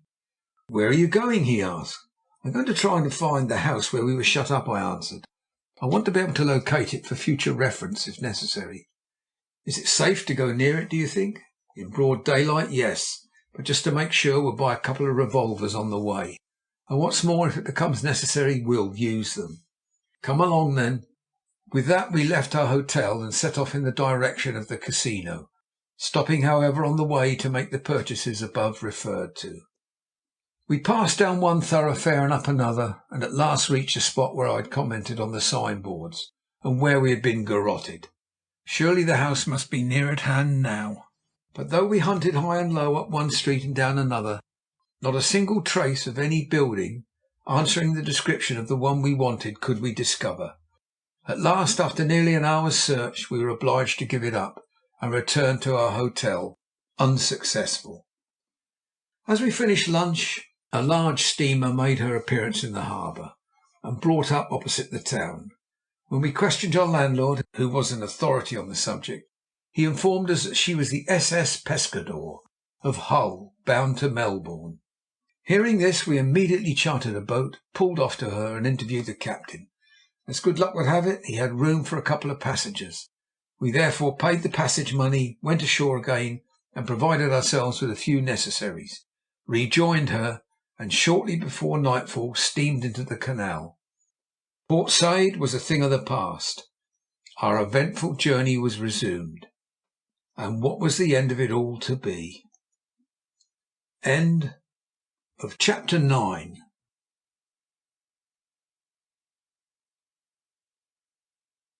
Chapter 1. We reach Australia and the result. The Pescadore, if she was slow, was certainly sure, and so the 36th day after our departure from Port Said, as recorded in the previous chapter, she landed us safe and sound at Williamstown, which, as all the Australian world knows, is one of the principal railway termini, and within an hour's journey of Melbourne. Throughout the voyage nothing occurred worth chronicling, if I except the curious behaviour of Lord Beckenham, who, for the first week or so, seemed sunk in deep lethargy, from which neither chaff nor sympathy could rouse him. From morning till night he mooned aimlessly about the decks, had visibly to pull himself together to answer such questions as might be addressed to him, and never by any chance sustained a conversation beyond a few odd sentences. To such a pitch did this depression at last bring him that the day after we left Aden I felt it my duty to take him to task and to try to bully or coax him out of it. "Come," I said, "I want to know what's the matter with you. You've been giving us all the miserables lately, and from the look of your face at the present moment, I'm inclined to believe it's going to continue. Out with it. Are you homesick, or has the monotony of this voyage been too much for you?" He looked into my face rather anxiously, I thought, and then said, "Mr. Hatteras, I'm afraid you'll think me an awful idiot when I do tell you, but the truth is I've got Dr. Nikola's face on my brain, and do what I will, I cannot rid myself of it. Those great searching eyes, as we saw them in that terrible room, have got on my nerves, and I can think of nothing else. They haunt me night and day." "Oh, that's all fancy," I cried. "Why on earth should you be frightened of him? Nikola, in spite of his demoniacal cleverness, is only a man, and even then you may consider that we've seen the last of him. So cheer up, take as much exercise as you possibly can, and believe me, you'll soon forget all about him." But it was no use arguing with him. Nikola had an effect upon the youth that was little short of marvellous, and it was not until we had well turned into the Lewin and were safely on Australian waters that he in any way recovered his former spirits. And here, lest you should give me credit for bravery I did not possess, I must own that I was more than a little afraid of another meeting with Nikola myself. I had had 4 opportunities afforded me of judging his cleverness. Once in the restaurant off Oxford Street, once in the Green Sailor public house in the East India Dock Road, once in the West of England Express, and lastly in the house in Port Said. I had no desire, therefore, to come to close quarters with him again. Arriving in Melbourne, we caught the afternoon express for Sydney, reaching that city the following morning a little after breakfast. By the time we had arrived at our destination, we had held many consultations over our future, and the result was a decision to look for a quiet hotel on the outskirts of the city, and then to attempt to discover what the mystery in which we had been so deeply involved might mean. The merits of all the various suburbs were severally discussed, though I knew but a little about them, and the Marquis less. Parramatta, Penrith, Woolhara, Balmain, and even many of the bays and harbours received attention, till we decided on the last name as the most likely place to answer our purpose.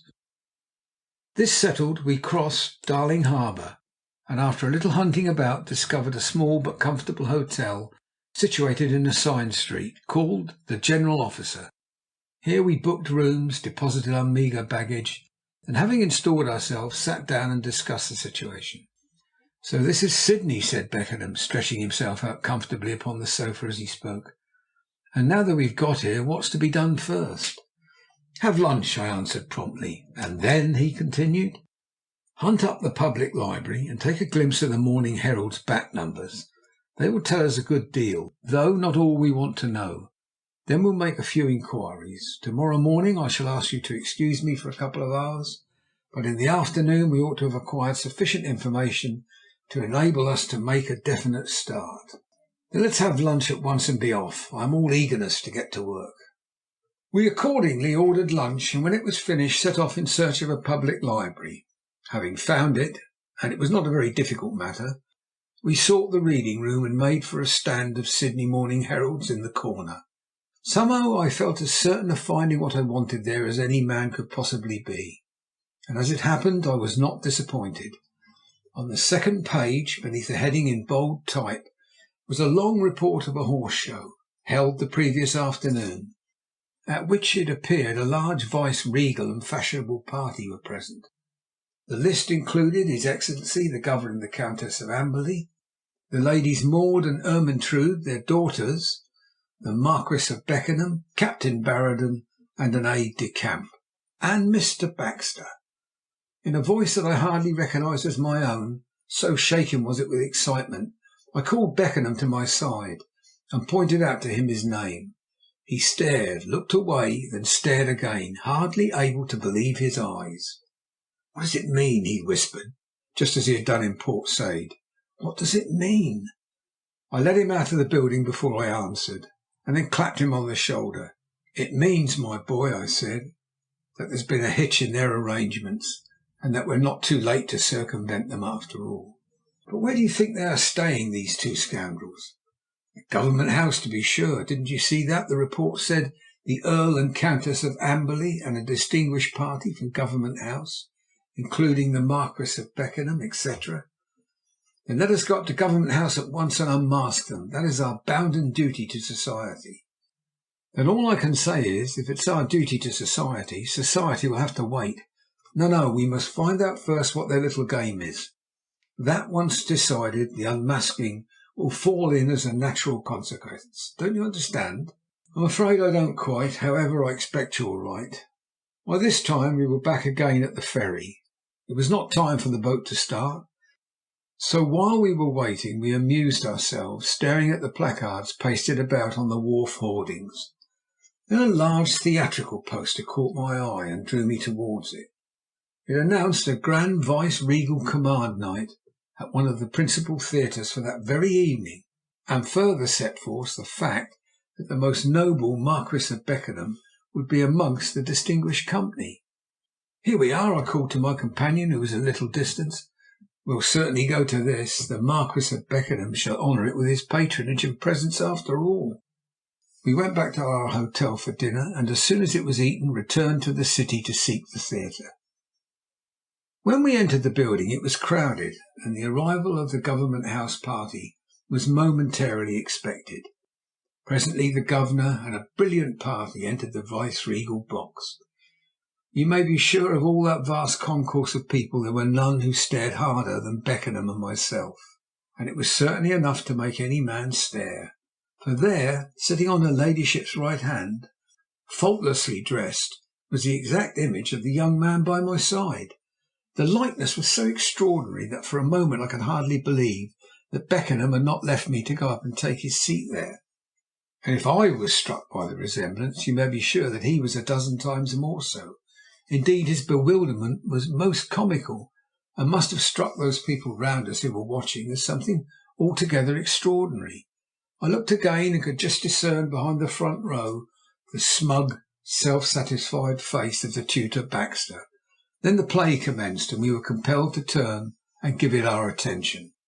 Here I must stop to chronicle one circumstance that throughout the day had struck me as peculiar.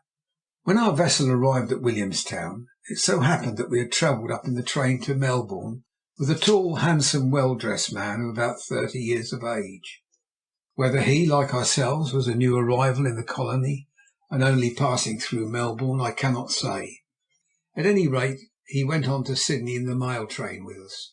Then we lost sight of him, only to find him standing near the public library when we had emerged from it that afternoon. And now here he was sitting in the stalls of the theatre, not half a dozen chairs from us. Whether this continual companionship was designed or only accidental, I could not of course say, but I must own that I did not like the look of it. Could it be possible, I asked myself, that Nikola, learning of our departure for Australia in the Pescadore, had cabled from Port Said to this man to watch us?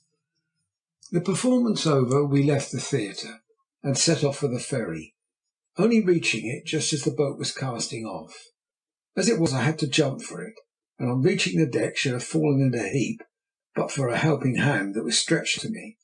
I looked up to tender my thanks, when to my surprise I discovered that my benefactor was none other than the man to whom I have just been referring. His surprise was even greater than mine, and muttering something about a close shave, he turned and walked quickly aft. My mind was now made up, and I accordingly reported my discovery to Beckenham, pointing out the man and warning him to watch for him when he was abroad without me. This he promised to do. Next morning I donned my best attire, my luggage having safely arrived, and shortly before 11 o'clock bade Beckenham good-bye and took myself to Potts Point to call upon the Wetherells. It would be impossible for me to say with what varied emotions I trod that well-remembered street, crossed the garden and approached the ponderous front door, which somehow had always seemed to me so typical of Mr. Wetherell himself. The same butler who had opened the door to me on the previous occasion opened it now, and when I asked if Miss Wetherell were at home, he gravely answered, "Yes, sir," and invited me to enter. I was shown into the drawing-room, a large double chamber beautifully furnished and possessing an elegantly painted ceiling, while the butler went in search of his mistress. A few moments later I heard a light footstep outside, A hand was placed upon the handle of the door, and before I could have counted 10, my Phyllis was in the room and in my arms. Over the next 5 minutes, gentle reader, we will draw a curtain with your kind permission. If you have ever met your sweetheart after an absence of several months, you will readily understand why. When we had become rational again, I led her to a sofa, and seating myself beside her, asked her if her father had in any way relented. At this she looked very unhappy, and for a moment I thought was going to burst into tears. "Why, what is the matter, Phyllis, my darling?" I cried, in sincere alarm. "What is troubling you?" "Oh, I'm so unhappy," she replied. "Dick, there is a gentleman in Sydney now to whom papa has taken an enormous fancy, and he is exerting all his influence over me to induce me to marry him." "The deuce he is! And pray who may—" But I got no further in my inquiries, for at that moment I caught the sound of a footstep in the hall, and next moment Mr. Wetherell opened the door. He remained for a brief period looking from one to the other of us without speaking. Then he advanced, saying, "Mr. Hatteras, please be so good as to tell me when this persecution will cease. Am I not even to be free of you in my own house? Flesh and blood won't stand it, I tell you, sir, won't stand it. You pursued my daughter to England in a most ungentlemanly fashion, and now you have followed her out here again." "Just as I shall continue to follow her all my life, Mr. Wetherell," I replied warmly, "wherever you may take her. I told you on board the Orizaba months ago that I loved her. Well, I love her 10,000 times more now. She loves me. Won't you hear her tell you so? Why, then, should you endeavour to keep us apart?" "Because an alliance with you, sir, is distasteful to me in every possible way. I have other views for my daughter, you must learn." Here Phyllis could keep silence no longer, and broke in with, "If you mean by that you will force me into this hateful marriage with a man I despise, papa, you are mistaken. I will marry no one but Mr. Hatteras, and so I warn you." "Silence, miss! How dare you drop that tone with me? You will do as I wish in this and in all other matters, and so we'll have no more talk about it. Now, Mr. Hatteras, you have heard what I have to say, and I warn you that if you persist in this conduct, I'll see if something can't be found in the law to put a stop to it. Meanwhile, if you show yourself in my grounds again, I'll have my servants throw you out into the street. Good day." Unjust as his conduct was to me, there was nothing for it but to submit. So picking up my hat, I bade poor little frightened Phyllis farewell, and went towards the door. But before taking my departure, I was determined to have one final shot at her irascible parent. So I said, "Mr. Wetherell, I have warned you before, and I do so again. Your daughter loves me, and come what may, I will make her my wife. She is her own mistress, and you cannot force her into marrying any one against her will. Neither can you prevent her marrying me if she wishes it. You will be sorry some day that you have behaved like this to me." But the only answer he vouchsafed was a stormy one. "Leave my house this instant," he said. "Not another word, sir, or I'll call my servants to my assistance." The stately old butler opened the front door for me, and assuming as dignified an air as was possible, I went down the drive and passed out into the street.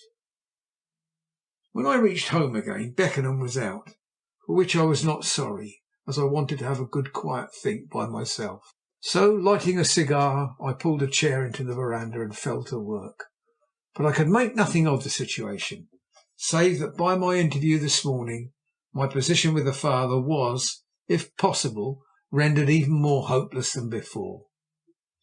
Who was this more fortunate suitor? Would it be any use in my going to him? But no, that was clearly impossible. Could I induce Phyllis to run away with me? That's possible, of course, but I rather doubted if she would care to take such an extreme step until every other means had proved unsuccessful. Then what was to be done? I began to wish that Beckenham would return in order that we might consult together. Half an hour later our lunch was ready, but still no sign of the youth. Where could he have got to? I waited an hour and then fell to work. 3 o'clock arrived and still no sign. 4, 5, and even 6. By this time I was in a fever of anxiety.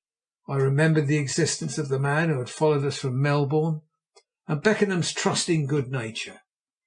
Then and there I resolved, if he did not return before 7:30, to set off for the nearest police station and have a search made for him. Slowly the large hand of the clock went round, and when at the time stated he had not appeared, I donned my hat and, inquiring the way, set off for the home of the law. On arriving there and stating my business, I was immediately conducted to the inspector in charge, who questioned me very closely as to Beckenham's appearance, age, profession, etc. Having done this, he said, "But what reason have you, sir, for supposing that the young man has been done away with?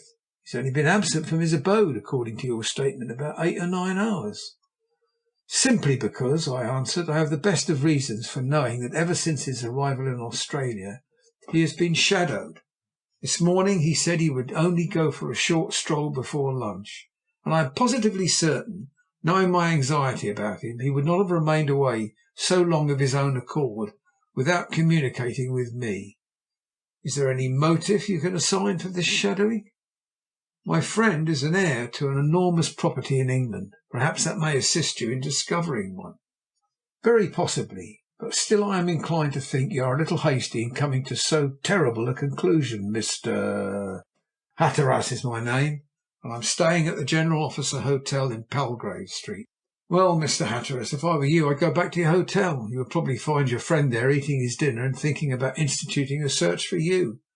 If, however, he has not turned up and does not do so by to-morrow morning, call here again and report the matter, and I will give you every assistance." Thanking him for his courtesy, I left the station and walked quickly back to the hotel, hoping to find Beckenham safely returned and at his dinner. But when the landlady met me in the verandah and asked if I had any news of my friend, I realized that a disappointment was in store for me. By this time the excitement and worry were getting too much for me.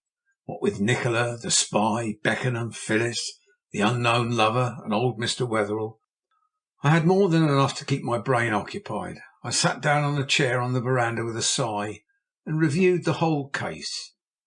9 o'clock struck by the time my reverie was finished. Just as I did so, a newspaper boy came down the street, lustily crying his wares. To divert my mind from its unpleasant thoughts, I called him up and bought an Evening Mercury. Having done so, I passed into my sitting room to read it. The first, second, and third pages held nothing of much interest to me, but on the fourth was an item which was astonishing enough to almost make my hair stand on end. It ran as follows: "Important engagement in high life. We have it on the very best authority that an engagement will shortly be announced between a certain illustrious young nobleman, now a visitor in our city, and the beautiful daughter of one of Sydney's most prominent politicians, who has lately returned from a visit to England. The Evening Mercury tenders the young couple their sincerest congratulations." Could this be the solution to the whole mystery? Could it be that the engagement of Baxter, the telegram, the idea of travel, the drugging, the imprisonment in Port Said, the substitution of the false marquis, were all means to this end? Was it possible that this man, who was masquerading as a man of title, was to marry Phyllis, for there could be no possible doubt as to the person to whom the paragraph referred? The very thought of such a thing was not to be endured. There must be no delay now, I told myself, in revealing all I knew. The villains must be unmasked this very night. Wetherell should know all as soon as I could tell him. As I came to this conclusion, I crushed my paper into my pocket and set off without a moment's delay for Potts Point. The night was dark, and now a thick drizzle was falling. Though it really did not take me very long, it seemed an eternity before I reached the house and rang the bell. The butler opened the door and was evidently surprised to see me. "Is Mr. Wetherell at home?" I asked. For a moment he looked doubtful as to what he should say, then, compromising matters, answered that he would see. "I know what that means," I said in reply. "Mr. Wetherell is in, but you don't think he'll see me. But he must. I have news for him of the very utmost importance. Will you tell him that?" He left me and went along the hall and upstairs. Presently he returned, shaking his head. "I'm very sorry, sir, but Mr. Wetherell's answer is, if you have anything to tell him, you must put it in writing. He cannot see you." "But he must in this case. I can accept no refusal. Tell him, will you, that the matter upon which I wish to speak to him has nothing whatsoever to do with the request I made to him this morning. I pledge him my word on that." Again the butler departed, and once more I was left to cool my heels in the portico. When he returned it was with a smile upon his face. "Mr. Wetherell will be glad if you will step this way, sir." I followed him along the hall and up the massive stone staircase. Arriving at the top, he opened a door on the left-hand side and announced Mr. Hatteras. I found Mr. Wetherell seated in a low chair opposite the fire, and from the fact that his right foot was resting on sort of a small trestle, I argued that he was suffering from an attack of his old enemy, the gout. "Be good enough to take a chair, Mr. Hatteras," he said, when the door had been closed. "I must own I am quite at a loss to understand what you can have to tell me of so much importance as to bring you to my house at this time of night." "I think I shall be able to satisfy you on that score, Mr. Wetherell," I replied, taking the Evening Mercury from my pocket and smoothing it out. "In the first place, will you be good enough to tell me if there is any truth in the inference contained in that paragraph?" I handed the paper to him and pointed to the lines in question. Having put on his glasses, he examined it carefully. "I am sorry they should have made it public so soon, I must admit," he said. "But I don't deny that there is a considerable amount of truth in what that paragraph reports." "Do you mean that you intend to try to marry Phyllis to the Marquis of Beckenham?" "The young man has paid her a very considerable amount of attention ever since he arrived in the colony, and only last week he did me the honour of confiding his views to me. You see, I am candid with you." "I thank you for it too. I will be candid with you, Mr. Wetherell. You may set your mind at rest at once. This marriage will never take place." "And pray be so good as to tell me your reason for such a statement." "If you want it bluntly, because the young man now staying at Government House is no more the Marquis of Beckenham than I am. He is a fraud, an impostor, a cheat of the first water, put up to play his part by one of the cleverest scoundrels unhung." "Mr. Hatteras, this is really going too far. I can quite understand your being jealous of his lordship, but I cannot understand your having the audacity to bring such a foolish charge against him. I, for one, must decline to listen to it. If he had been the fraud you make him out, how would his tutor have got those letters from His Grace the Duke of Glenbarth? Do you imagine His Excellency the Governor, who has known the family all his life, would not have discovered him ere this?" "No, no, sir, it won't do. If you think so, who has schooled him so cleverly? Who has pulled the strings so wonderfully?" "Why, Nikola, to be sure." Had I clapped a revolver to the old gentleman's head, or had the walls opened and Nikola himself stepped into the room, a greater effect of terror and consternation could not have been produced in the old gentleman's face than did those 5 simple words. He fell back in his chair, gasping for breath. His complexion became ashen, its pallor, and for a moment his whole nervous system seemed unstrung. I sprang to his assistance, thinking he was going to have a fit, but he waved me off, and when he had recovered himself sufficiently to speak, said hoarsely, "What do you know of Dr. Nikola? Tell me, for God's sake, what do you know of him? Quick, quick!" Thereupon I set to work and told him my story. From the day of my arrival in Sydney from Thursday Island up to the moment of my reaching his house, described my meeting and acquaintance with the real Beckenham, and all the events consequent upon it. He listened with an awful terror growing in his face, and when I had finished my narrative, with the disappearance of my friend, he nearly choked. "Mr. Hatteras," he gasped, "will you swear that this is the truth you are telling me?" "I solemnly swear it," I answered, "and will do so in public when and where you please." "And before I do anything else, I will beg your pardon for my conduct to you. You have taken a noble revenge. I cannot thank you sufficiently, but there is not a moment to lose. My daughter is at a ball at Government House at the present moment. I should have accompanied her, but my gout would not permit me. Will you oblige me by ringing that bell?" I rang the bell requested, and then asked him what he intended doing. "Going off to His Excellency at once, gout or no gout, and telling him what you have told me. If it is as you have said, we must catch these scoundrels and rescue your friend without an instant's delay." Half an hour later we were at Government House, waiting in His Excellency's study for an interview. The music of the orchestra in the ballroom came faintly into us, and when Lord Amberley entered the room he seemed surprised, as well he might be, to see us. But as soon as he had heard what we had to tell him, his expression changed. "Mr. Wetherell, this is a very terrible charge you bring against my guest. Do you think it can possibly be true?" "I sadly fear so," said Mr. Wetherell, "but perhaps Mr. Hatteras will tell you the story as he told it to me." I did so, and when I had finished, the Governor went to the door and called a servant.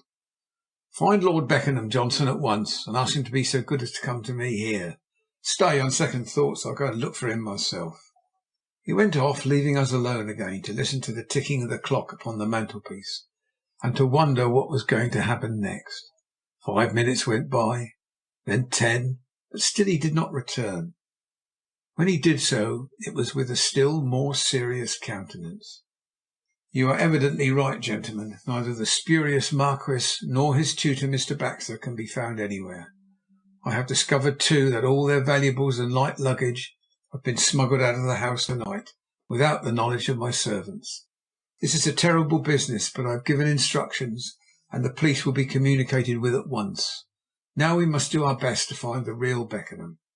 "Lord Amberley," said Wetherell in a choking voice, "do you think one of your servants could tell my daughter to come to me at once? I'm not feeling very well." The Governor hesitated for a moment, and then said, "I'm sorry to say, Mr. Wetherell, your daughter left the house an hour ago.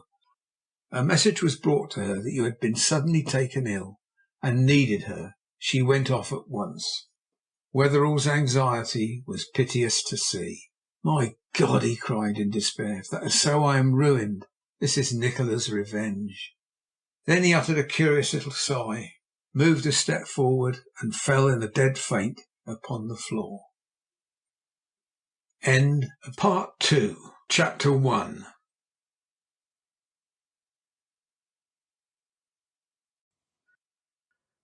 Chapter 2. On the Trail. As soon as Wetherell was able to speak again, he said as feebly as an old man of 90, "Take me home, Mr. Hatteras, take me home, and let us think out together what is best to be done to rescue my poor child." The Governor rose to his feet and gave him his arm. "I think you are right, Mr. Wetherell," he said. "It is, of course, just probable that you will find your daughter at home when you arrive. God grant that she may be. But in case she is not, I will communicate all I know to the police commissioner on his arrival, and send him and his officers on to you. We must lose no time if we wish to catch these scoundrels." Then turning to me, he continued, "Mr. Hatteras, it is owing to your promptness that we are able to take such early steps. I shall depend upon your further assistance in this matter." "You may do so with perfect confidence," I answered. "If you knew all, you would understand that I am more anxious perhaps than anyone to discover the whereabouts of the young lady and my unfortunate friend." Next moment we were being whirled down the drive at a pace which at any other time I should have thought dangerous. Throughout the journey we sat almost silent, wrapped in our anxieties and forebodings, hoping almost against hope that when we arrived at Potts Point we should find Phyllis awaiting us there. At last we turned into the grounds, and on reaching the house I sprang out and rang the bell. Then I went down to help my companion to alight. The butler opened the door and descended the steps to take the rugs. Wetherell stopped him almost angrily, crying, "Where is your mistress? Has she come home?" The expression of surprise on the man's face told me, before he had time to utter a word, that our hopes were not to be realized. "Miss Phyllis, sir?" the man said. "Why, she's at the ball." Wetherell turned from him with a deep sigh, and taking my arm went heavily up the steps into the hall. "Come to my study, Mr. Hatteras," he said. "Let me confer with you. For God's sake, don't desert me in my hour of need." "You have no fear of that," I answered. "If it is bad for you, think of what it is for me." And then we went upstairs together. On reaching his study, Mr. Wetherell led the way in and sat down. I went across to the hearthrug and stood before him. "Now," I said, "we must think this out from the very beginning, and to do that properly you must consider every detail. Have you any objection to answering my questions?" "Any questions you like," he replied, "and I will answer them." "In the first place, then, how soon after his arrival in the colony did your daughter get to know that sham Beckenham?" "3 days," he answered. "At a dance, dinner party, picnic, or what?"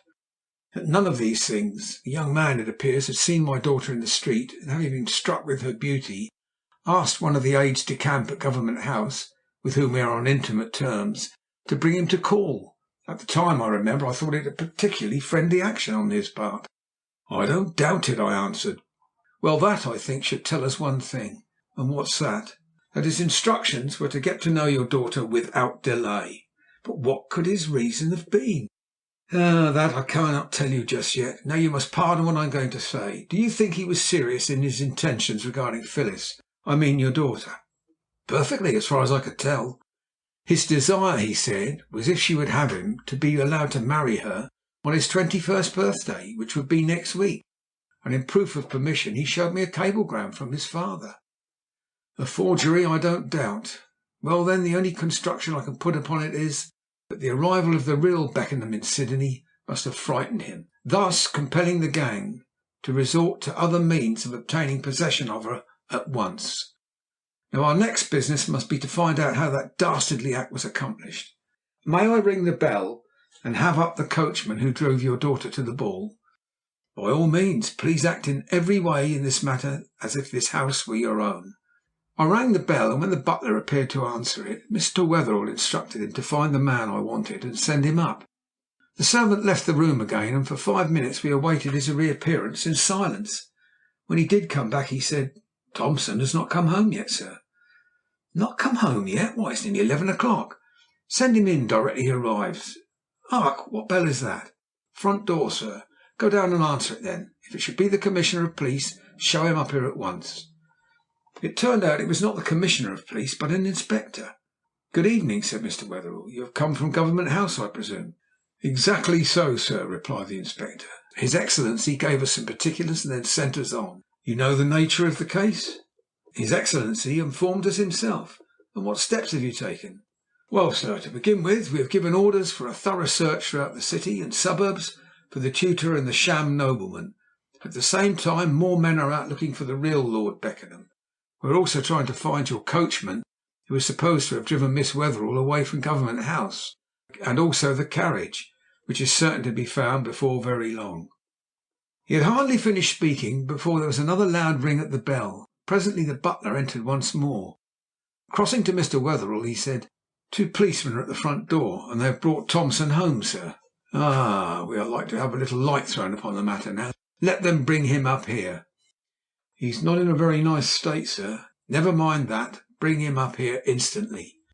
Again the butler departed, and a few moments later heavy footsteps ascended the stairs and approached the study door. Then 2 stalwart policemen entered the room, supporting between them a miserable figure in coachman's livery.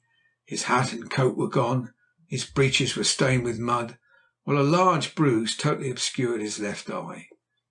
"Stand him over there opposite me," said Mr. Wetherell, pointing to the side of the room furthest from the door. The policemen did as they were ordered, while the man looked more dead than alive. "Now, Thompson," Wetherell said, looking sternly at him, "what have you got to say for yourself?" But the man only groaned. Seeing that in his present state he could say nothing, I went across to the table and mixed him a glass of grog. When I gave it to him he drank it eagerly. It seemed to sharpen his wits. "It wasn't my fault, sir.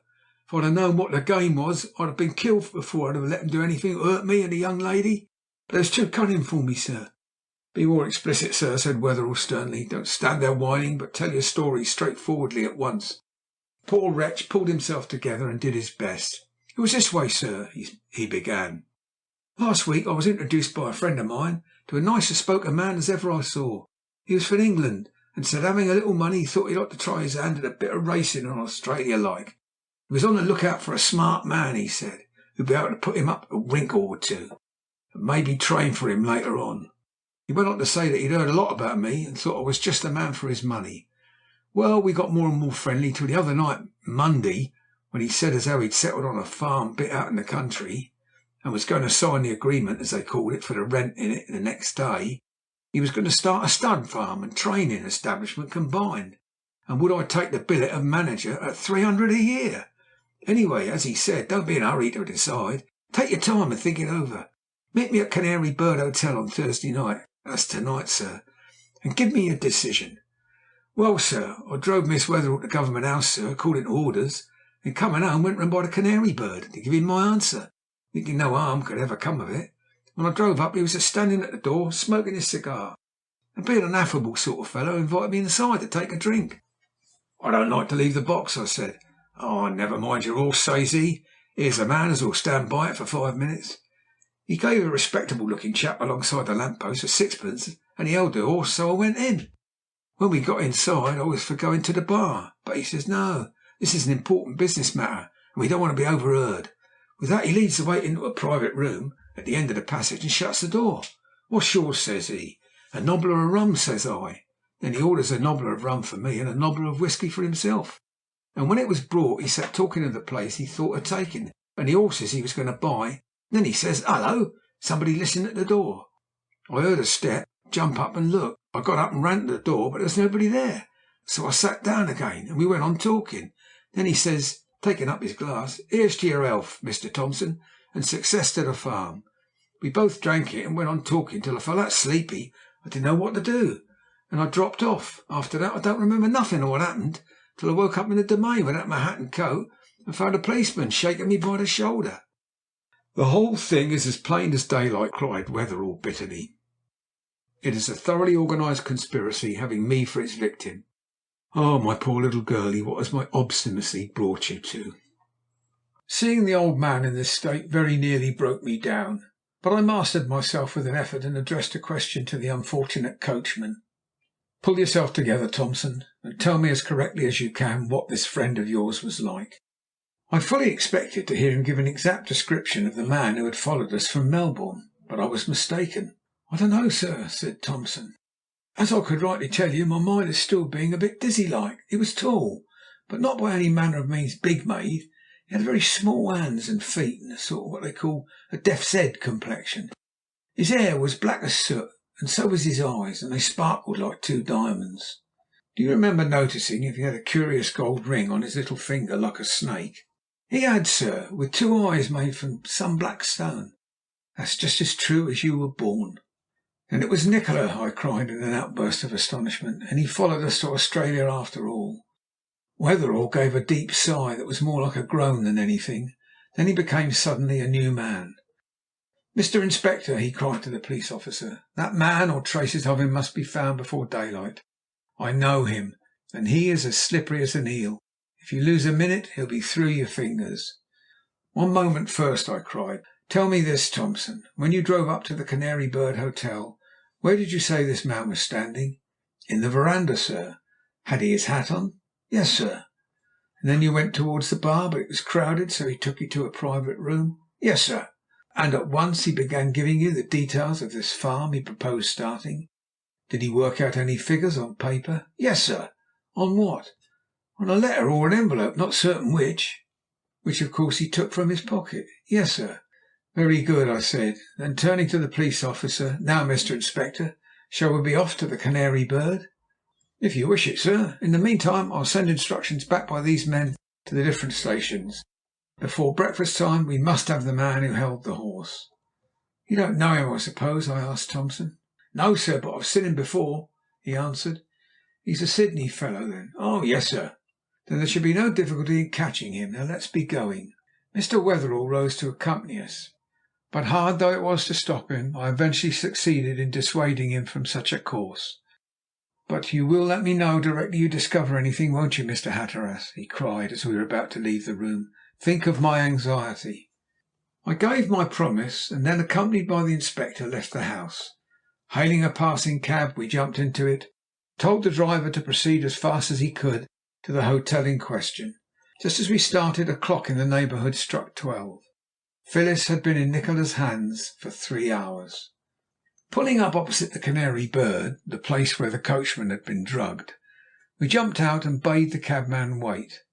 The hotel was in complete darkness, and it was not until we had pealed the bell twice that we succeeded in producing any sign of life.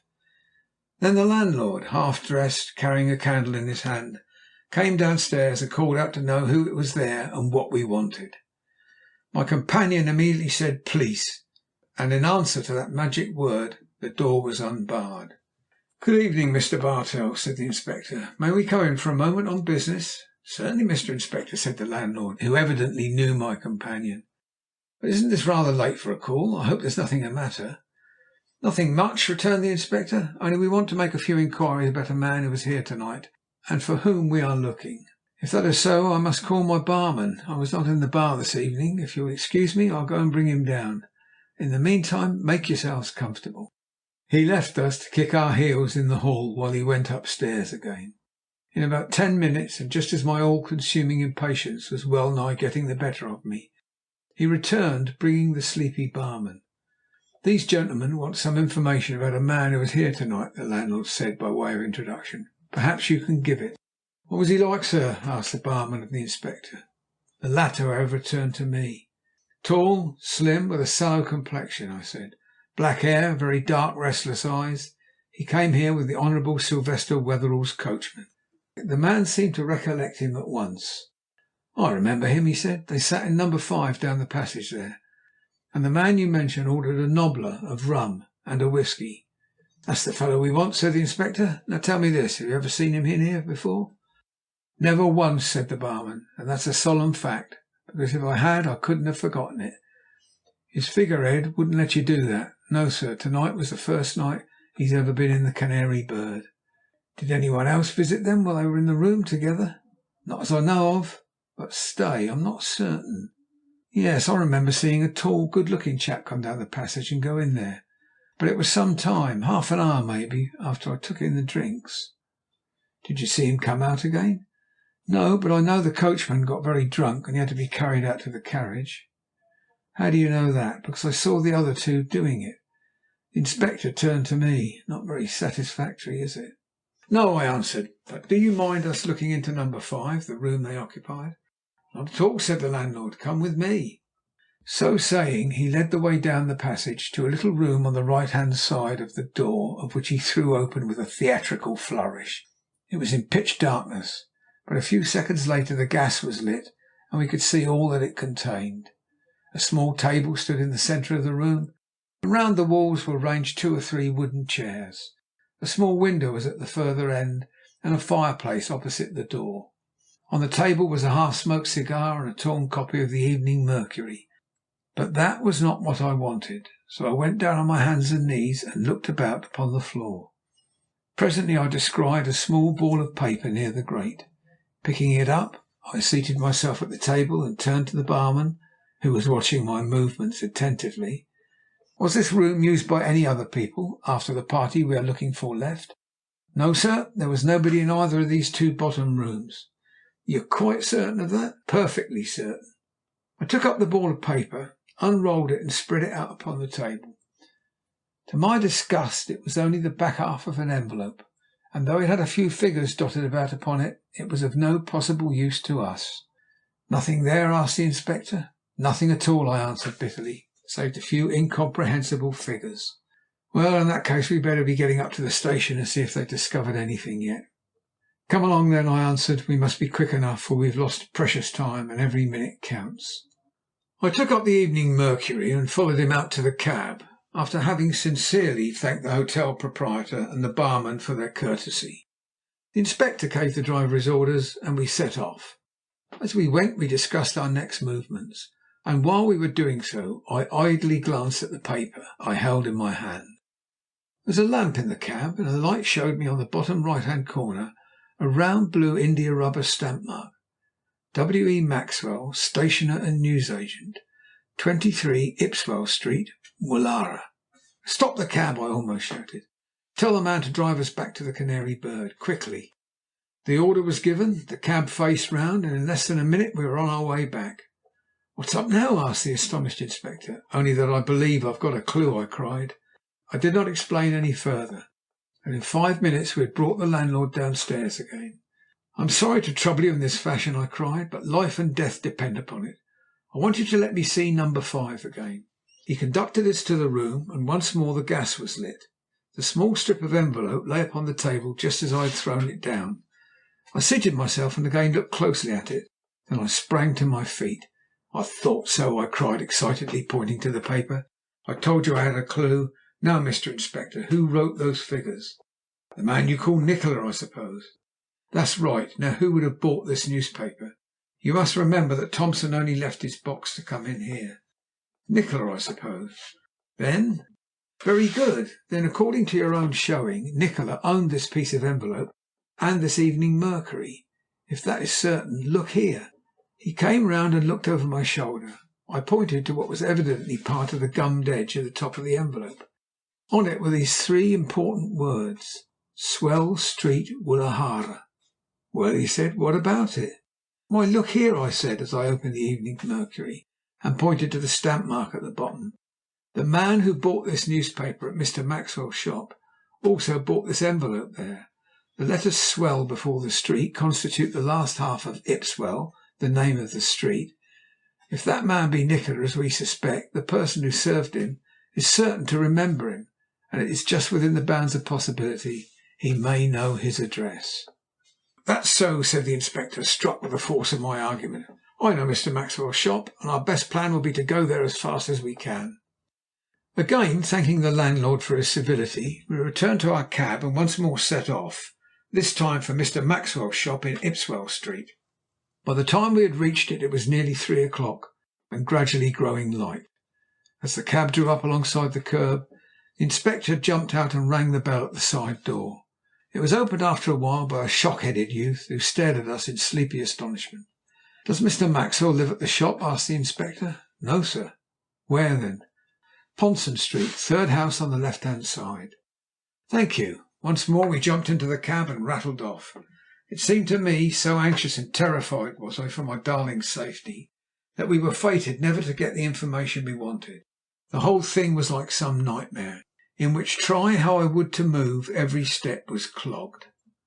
A few minutes' drive brought us to Ponson Street, and we drew up at the third house on the left-hand side. It was a pretty little villa, with a nice front garden and a creeper-covered verandah. We rang the bell and waited. Presently we heard some one coming down the passage, and a moment later the door was unlocked. "Who's there?" cried a voice from within. "Police," said my companion as before. The door was immediately opened, and a very small, sandy-complexioned man, dressed in a flaring suit of striped pyjamas, stood before us. "Is there anything wrong, gentlemen?" he asked nervously. "Nothing to affect you, Mr. Maxwell," my companion replied. "We only want a little important information, if you can give it us.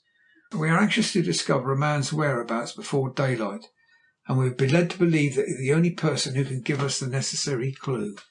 "Good gracious, but I shall be happy to serve you if I can," the little man answered, leading the way into his dining room with an air of importance, his appearance rather belied. "Well, it's this," I replied, producing the piece of envelope and the Evening Mercury. "You see these letters on the top of this paper, don't you?"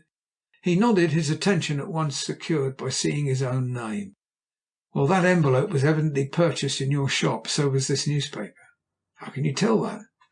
"In the case of the envelope, by these letters, and in that of the paper, by your rubber stamp on the bottom." "Ah, well, now, and in what way can I help you?" "We want to know the address of the man who bought them." "That will surely be difficult. Can you give me any idea of what he was like?" "Tall, slightly foreign in appearance, distinctly handsome, sallow complexion, very dark eyes, black hair, small hands and feet." As my description progressed, the little man's face brightened. Then he cried with evident triumph, "I know the man. Came into the shop yesterday afternoon." "And his address is—" His face fell again. His information was not quite as helpful as he had expected it would be. "There I can't help you, I'm sorry to say. He bought a packet of paper and envelopes and the Evening Mercury, and then left the shop. I was so struck by his appearance that I went to the door and watched him cross the road." "And in which direction did he go?" "Over to Podgers' chemist shop across the way. That was the last I saw of him." "I'm obliged to you, Mr. Maxwell," I said, shaking him by the hand, "but I'm sorry you can't tell us something more definite about him." Then turning to the Inspector, "I suppose we had better go off and find Podgers.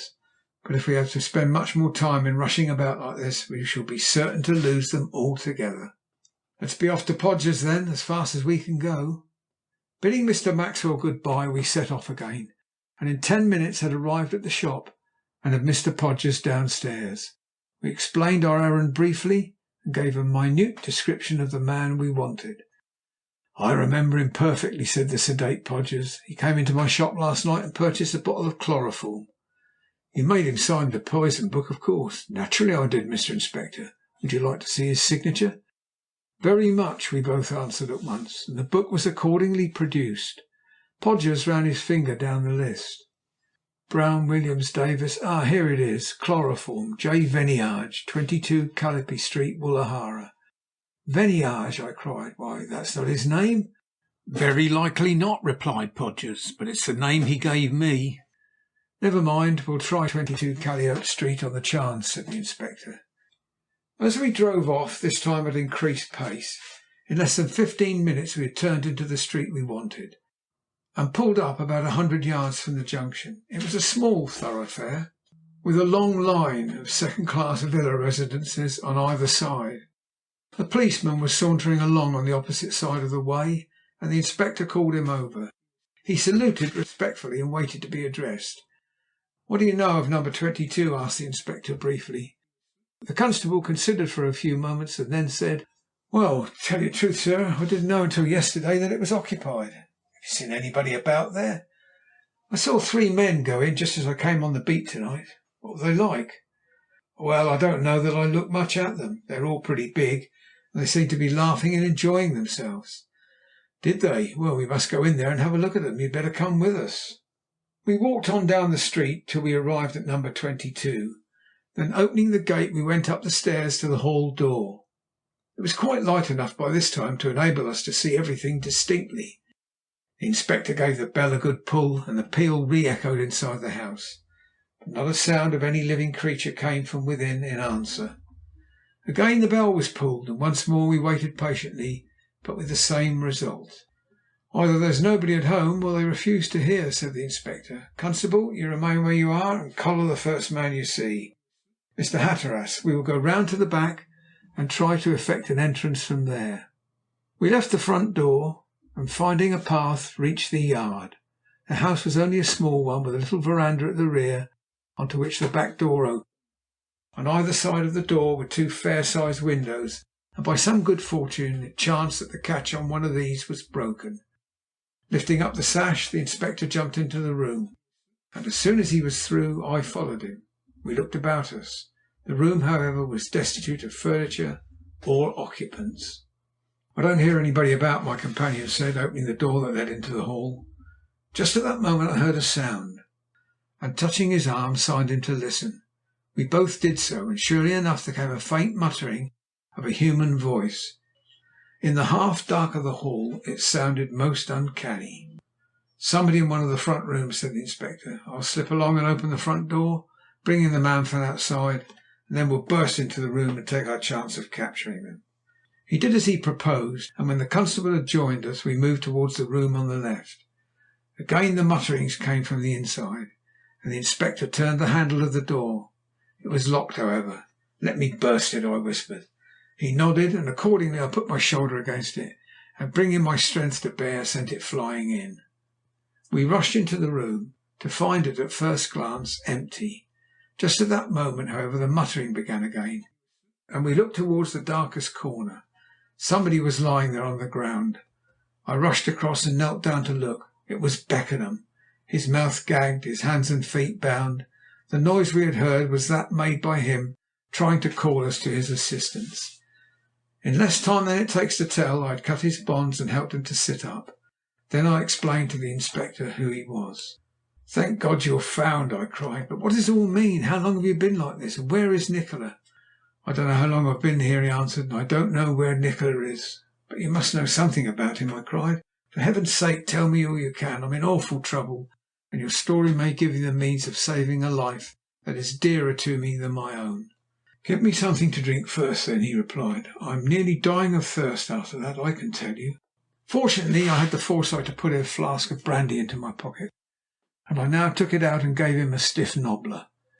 It revived him somewhat, and he prepared to begin his tale. But the inspector interrupted. "Before you commence, my lord, I must send word to the Commissioner that you have been found." He wrote a message on a piece of paper and dispatched the constable with it. Having done so, he turned to Beckenham and said, "Now, my lord, pray let us hear your story." Beckenham forthwith commenced. End of Part 2, Chapter 2.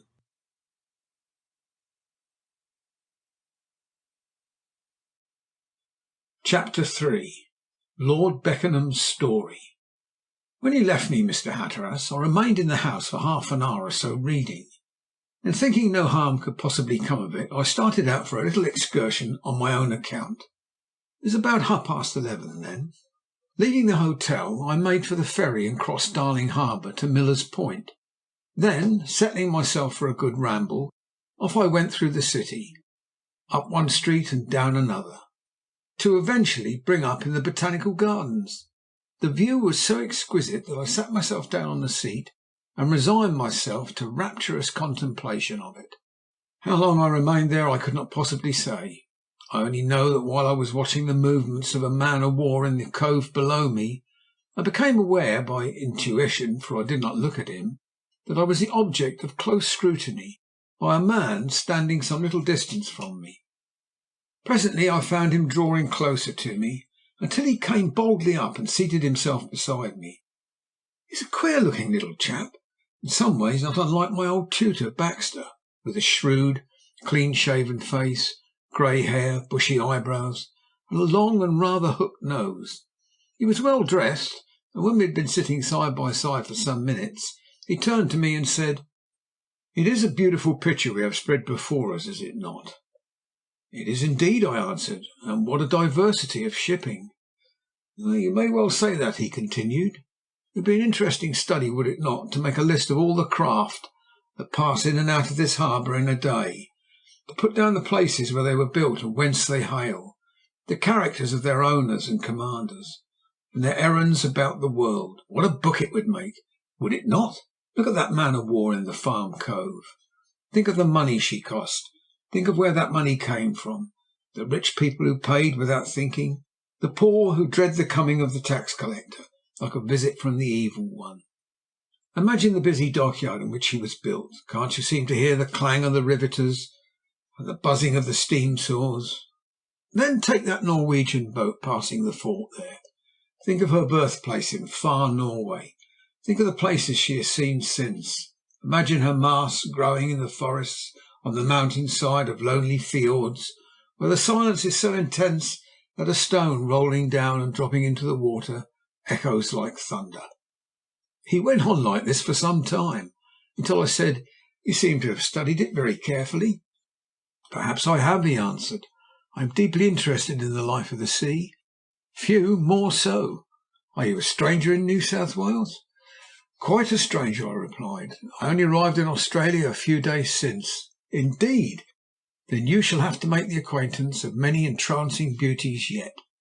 Forgive my impertinence, but if you are on a tour, let me recommend you see the islands before you return home." "The South Sea Islands, I presume you mean?" I said. "Yes, the bewitching islands of the southern seas, the most entrancingly beautiful spots on God's beautiful earth. See them before you go. They will amply repay any trouble it may have cost you to reach them." "I should like to see them very much," I answered. "Perhaps you are interested in them already?" he continued. "Very much indeed," I replied. "Then, in that case, I may not be considered presumptuous if I offer to assist you. I am an old South Sea merchant myself, and I have amassed a large collection of beautiful objects from the islands. If you would allow me the pleasure, I should be delighted to show them to you." "I should like to see them very much indeed," I answered, thinking it extremely civil of him. "If you have the time, we might perhaps go and overhaul them now. My house is but a short distance from the Domain, and my carriage is waiting at the gates." "I should be delighted," I said, thinking there could be no possible harm in my accepting his invitation. "But before we go, may I be allowed to introduce myself?" the old gentleman said, taking a card case from his pocket and withdrawing a card. This he handed to me, and on it I read, "Mr. Matthew Draper." "I'm afraid I have no card to offer you in return," I said, "but I am the Marquis of Beckenham." "Indeed! Then I am doubly honoured," the old gentleman said, with a low bow. "Now shall we wend our way up towards my carriage?" We did so, chatting as we went. Gates, a neat brougham, was waiting for us, and in it we took our places. "Home!" cried my host, and forthwith we set off down the street. Up one thoroughfare, down another we passed, till I lost all count of our direction. Throughout the drive my companion talked away in his best style, commented on the architecture of the houses, had many queer stories to tell of the passers by, and in many other ways kept my attention engaged until the carriage came to a standstill before a small but pretty villa in a quiet street. Mr. Draper immediately alighted, and when I had done so, dismissed his coachman, who drove away as we passed through the little garden and approached the dwelling. The front door was opened by a dignified manservant, and we entered. The hall, which was a spacious one for so small a dwelling, was filled with curios and weapons, but I had a small time for observing them, as my host led me towards a room at the back. As we entered it, he said, "I make you welcome to my house, my lord. I hope, now that you have taken the trouble to come, I shall be able to show you something that will repay your visit." Thereupon, bidding me seat myself for a few moments, he excused himself and left the room. When he returned, he began to do the honours of the apartment. First we examined a rack of Australian spears, nulla-nullas, boomerangs, and then another containing New Zealand hatchets and clubs. After this we crossed to a sort of alcove, where reposed in cases a great number of curios collected from the further islands of the Pacific. I was about to take up one of these when the door on the other side of the room opened, and someone entered. At first I did not look round, but hearing the newcomer approaching me, I turned, to find myself, to my horrified surprise, face to face with Dr. Nikola. He was dressed entirely in black. His coat was buttoned and displayed all the symmetry of his peculiar figure, while his hair seemed blacker and his complexion even paler than before. He had evidently been prepared for my visit, for he held out his hand and greeted me without a sign of astonishment upon his face. "This is indeed a pleasure, my lord," he said, still with his hand outstretched, looking hard at me with his peculiar cat-like eyes. "I did not expect to see you again so soon, and you are evidently a little surprised at meeting me." "I am more than surprised," I answered bitterly. "I am horribly mortified and angry." Mr. Draper said nothing, but Dr. Nikola dropped into a chair and spoke for him. "You must not blame my old friend Draper," he said suavely. "We have been wondering for the last 24 hours how we might best get hold of you, and the means we have employed so successfully seem the only possible way. Have no fear, my lord, you shall not be hurt. In less than 24 hours you will enjoy the society of your energetic friend, Mr. Hatteras, again." "What is your reason for abducting me like this?" I asked. "You are foolish to do so, for Mr. Hatteras will leave no stone unturned to find me." "I do not doubt that at all," said Dr. Nikola quietly. "But I think Mr. Hatteras will find he will have all his work cut out for him this time." "If you imagine that your plans are not known in Sydney, you are mistaken," I cried. "The farce you are playing at Government House is detected. Mr. Hatteras, directly he finds I am lost, will go to Lord Amberley and reveal everything." "I have not the slightest objection," returned Dr. Nikola quietly. "By the time Mr. Hatteras can take those steps, indeed by the time he discovers your absence at all, we shall be beyond his reach." I could not follow his meaning, of course, but while he had been speaking I had been looking stealthily around me for a means of escape. The only way out of the room was, of course, by the door, but both Nikola and his ally were both between me and that. Then a big stone hatchet hanging on the wall near me caught my eye. Hardly had I seen it before an idea flashed through my brain. Supposing I seized it and fought my way out? The door of the room stood open, and I noticed with delight that a key was in the lock on the outside. One rush, armed with a big hatchet, would take me into the passage. Then, before my foes could recover their wits, I might be able to turn the key, and having locked them in, make my escape from the house. Without another thought I made up my mind, sprang to the wall, wrenched down the hatchet, and prepared for my rush. But by the time I had done it, both Nikola and Draper were on their feet. "Out of my way!" I cried, raising my awful weapon aloft. "Stop me at your peril." With my hatchet in the air I looked at Nikola. He was standing rigidly erect, with one arm outstretched, the hand pointing at me.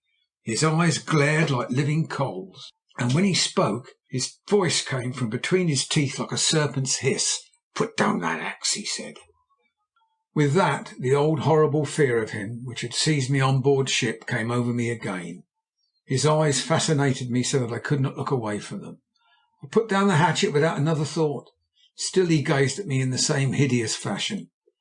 "Sit down in that chair," he said quietly. "You cannot disobey me." Indeed I could not. My heart was throbbing painfully, and an awful dizziness was creeping over me. Still, I could not get away from those terrible eyes. They seemed to be growing larger and fiercer every moment. Oh, I can feel the horror of them. Oh, I can feel the horror of them even now. As I gazed, his white right hand was moving to and fro before me with regular sweeps, and with each one I felt my own will growing weaker and weaker. That I was being mesmerized I had no doubt, but if I had been going to be murdered I could not have moved a finger to save myself. Then there came a sudden but imperative knock at the door, and both Nikola and Draper rose. The next moment the man whom we had noticed in the train as we came up from Melbourne, and against whom you, Mr. Hatteras, had warned me in Sydney, entered the room. He crossed and stood respectfully before Nikola. "Well, Mr. Eastover, what news?" asked the latter. "Have you done what I told you?" "Everything," the man answered, taking an envelope from his pocket. "Here is the letter you wanted."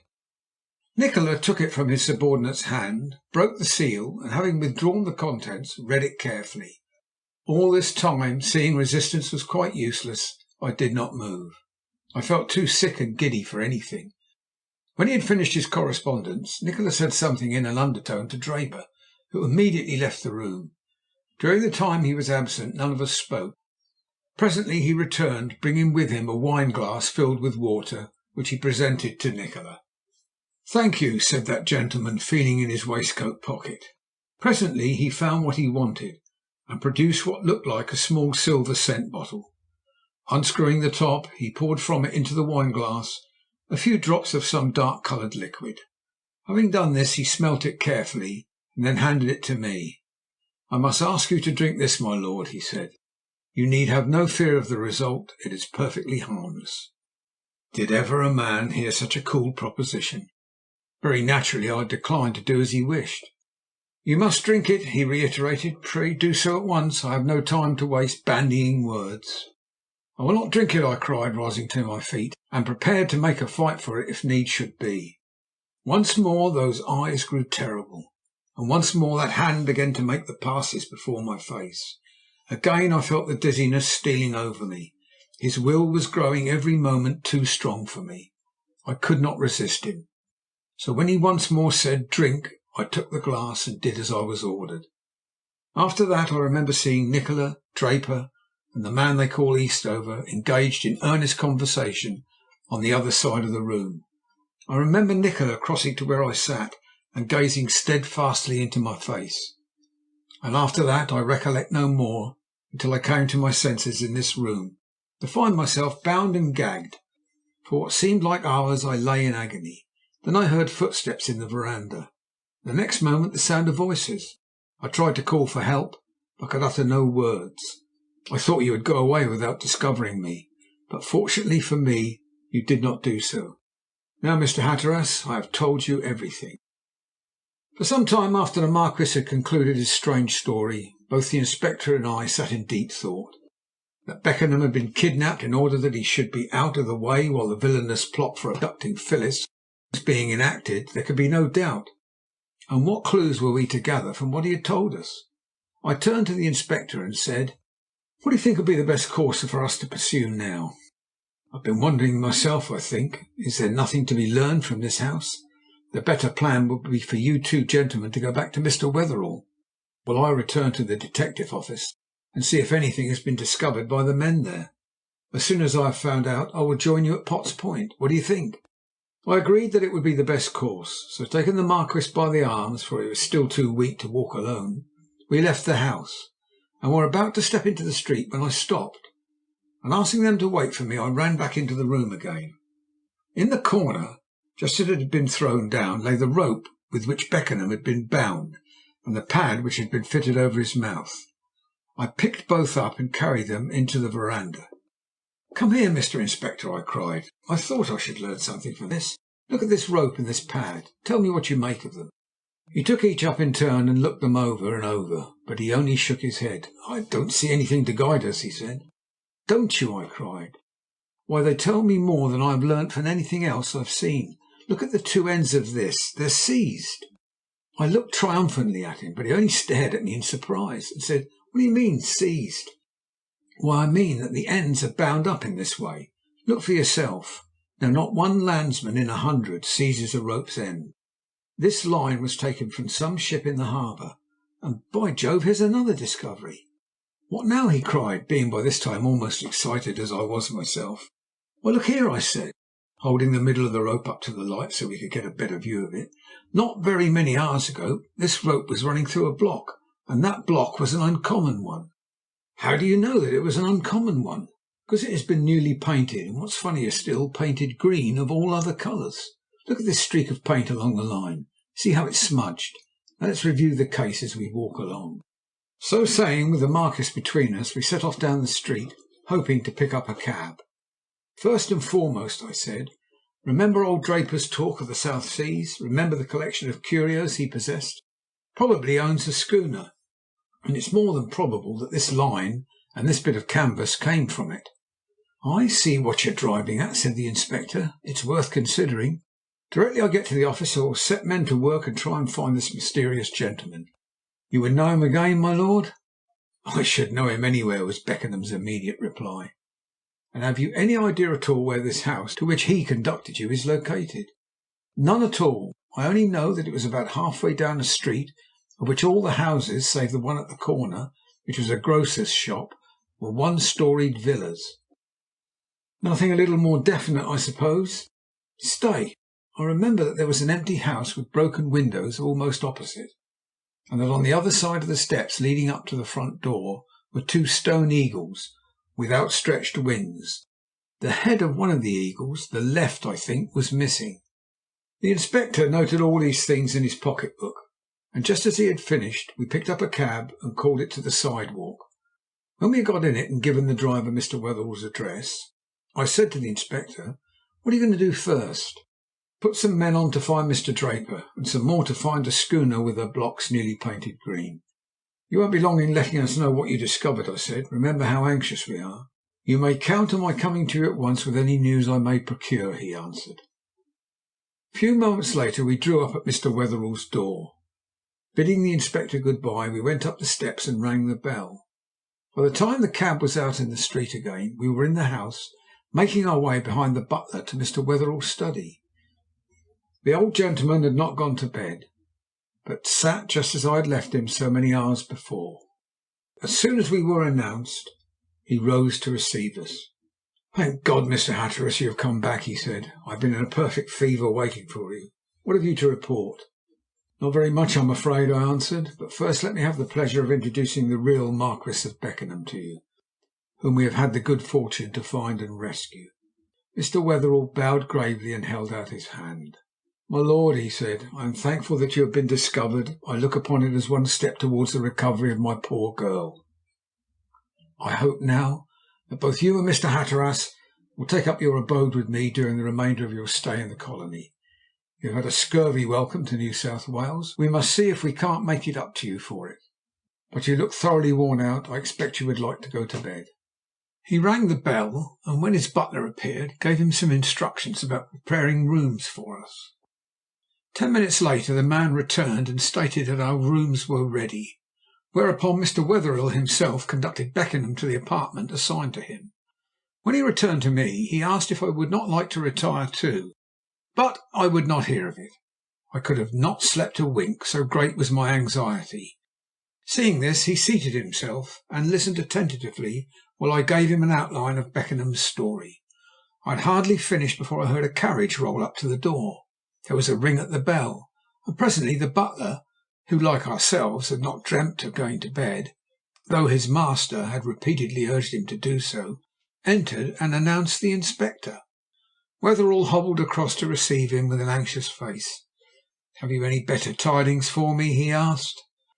"Not very much, I'm afraid, sir," the Inspector said, shaking his head. "The best I have to tell you is that your carriage and horse have been found in the yard of an empty house off Pitt Street." "Have you been able to discover any clue as to who put them there?" "Not one. The horse was found out of the shafts, tied to the wall. There was not a soul about the place." Wetherell sat down again and covered his face with his hands. At that instant the telephone bell in the corner of the room rang sharply. I jumped up and went across to it. Placing the receivers to my ears, I heard a small voice say, "Is that Mr. Wetherell's house, Potts Point?" "Yes," I answered. Who is speaking?" "Mr. Hatteras. Mr. Wetherell, however, is in the room. Who are you?" "Detective officer. Will you tell Mr. Wetherell that Mr. Draper's house has been discovered?" I communicated the message to Mr. Wetherell, and then the inspector joined me at the instrument and spoke. "Where is the house?" he inquired. 83 Charlemagne Street, north side." "Very good. Inspector Murdkin speaking. Let plain clothes men be stationed at either end of the street, and tell them to be on the look out for Draper, and to wait for me. I'll start for the house at once." He rang off and then turned to me.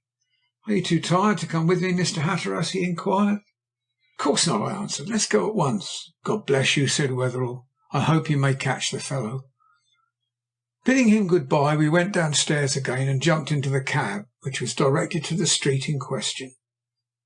Though it was a good distance from our starting point, in less than half an hour we had pulled up at the corner. As the cab stopped, a tall man dressed in blue serge, who had been standing near the lamp-post, came forward and touched his hat. "Good morning, William," said the inspector. "Any sign of our man?" "Not one, sir. He hasn't come down the street since I've been here."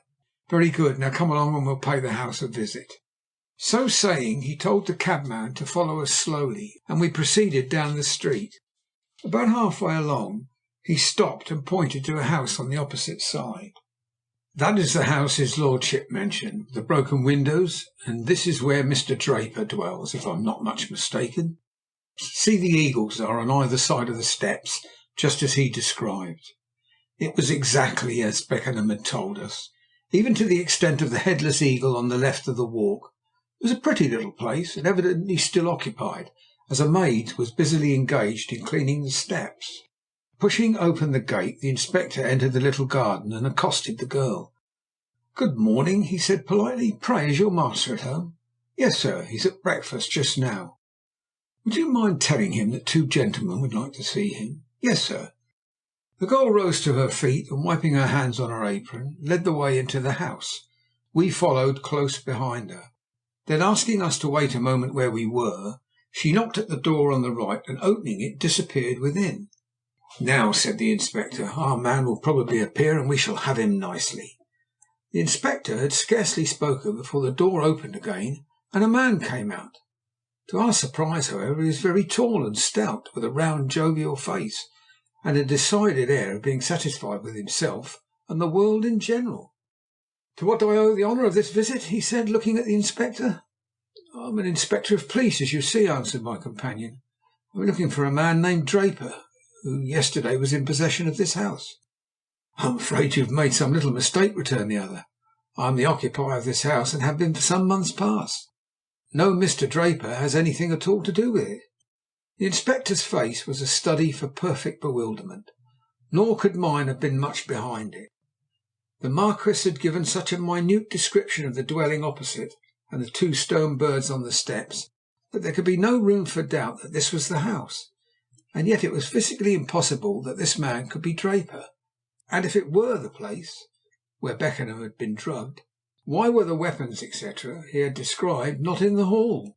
"I cannot understand it at all," said the inspector, turning to me. "This is the house, and yet where are the things with which it ought to be furnished?" "You have a description of the furniture, then?" said the owner. "That is good, for it will enable me to prove to you even more clearly that you are mistaken. Pray come and see my sitting rooms for yourselves." He led the way into the apartment from which he had been summoned, and we followed him. It was small and nicely furnished, but not a South Sea curio or native weapon was to be seen in it. Then we followed him to the corresponding room at the back of the house.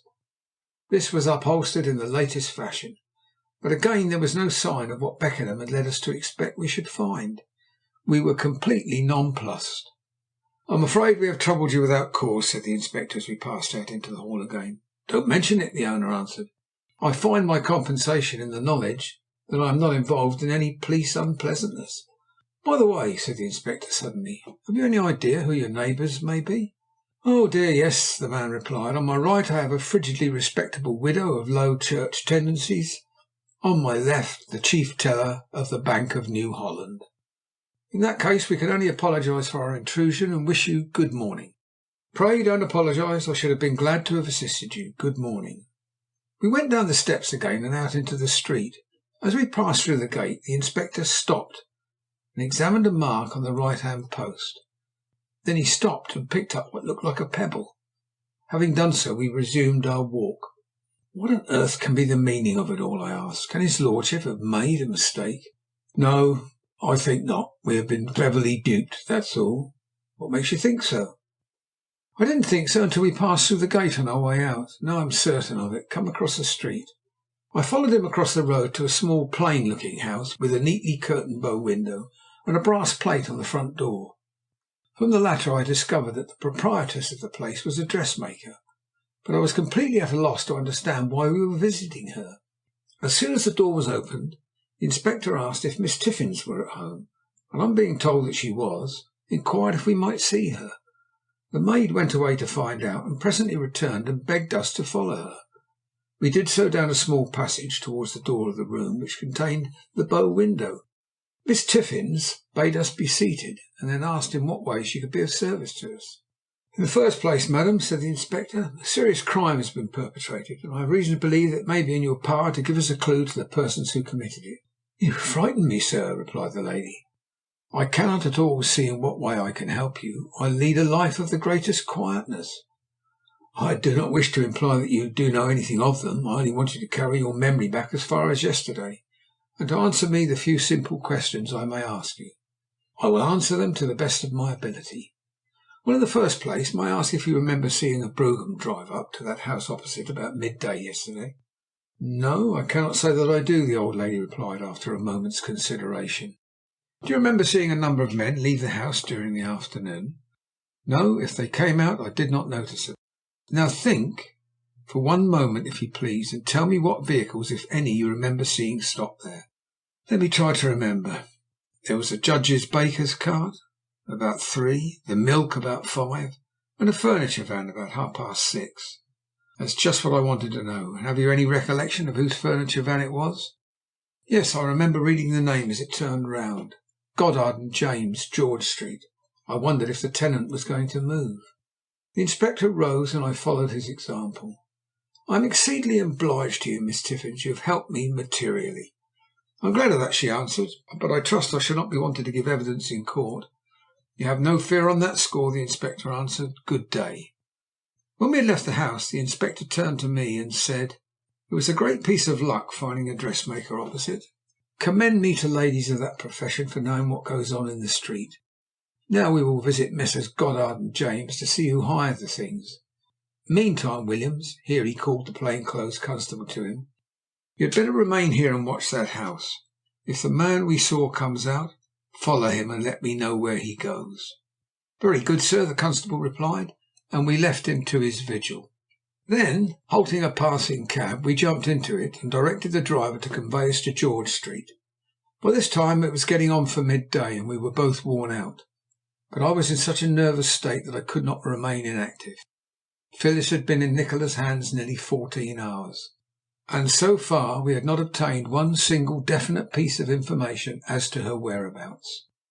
Arriving at the shop of Messrs. Goddard and James, we went inside and asked to see the chief partner. An assistant immediately conveyed us to an office at the rear of the building, where we found an elderly gentleman writing at a desk. He looked up as we entered, and then, seeing the inspector's uniform, rose and asked our business. "The day before yesterday," began my companion, "you supplied a gentleman with a number of South Sea weapons and curios on hire, did you not?" "I remember doing so, yes," was the old gentleman's answer. "What about it?" "Only I should be glad if you would favour me with a description of the person who called upon you about them, or a glimpse of his letter if he wrote." "He called and saw me personally." "Ah, that's good. Now would you be so kind as to describe him?" "Well, in the first place, he was very tall and rather handsome. He had, if I remember rightly, a long brown moustache, and was decidedly well dressed." "That doesn't tell us very much, does it? Was he alone?" "No, he had with him when he came into the office an individual whose face remains fixed in my memory. Indeed, I cannot get it out of my head." Instantly I became all excitement. "What was this second person like?" I asked. "Well, I can hardly tell you. That is to say, I can hardly give you a good enough description of him to make you see him as I saw him. He was tall, very slim, had black hair, sallow complexion, and the blackest eyes I ever saw in a man. He was clean-shaven and exquisitely dressed, and when he spoke his teeth glittered like so many pearls. I never saw another man like him in my life.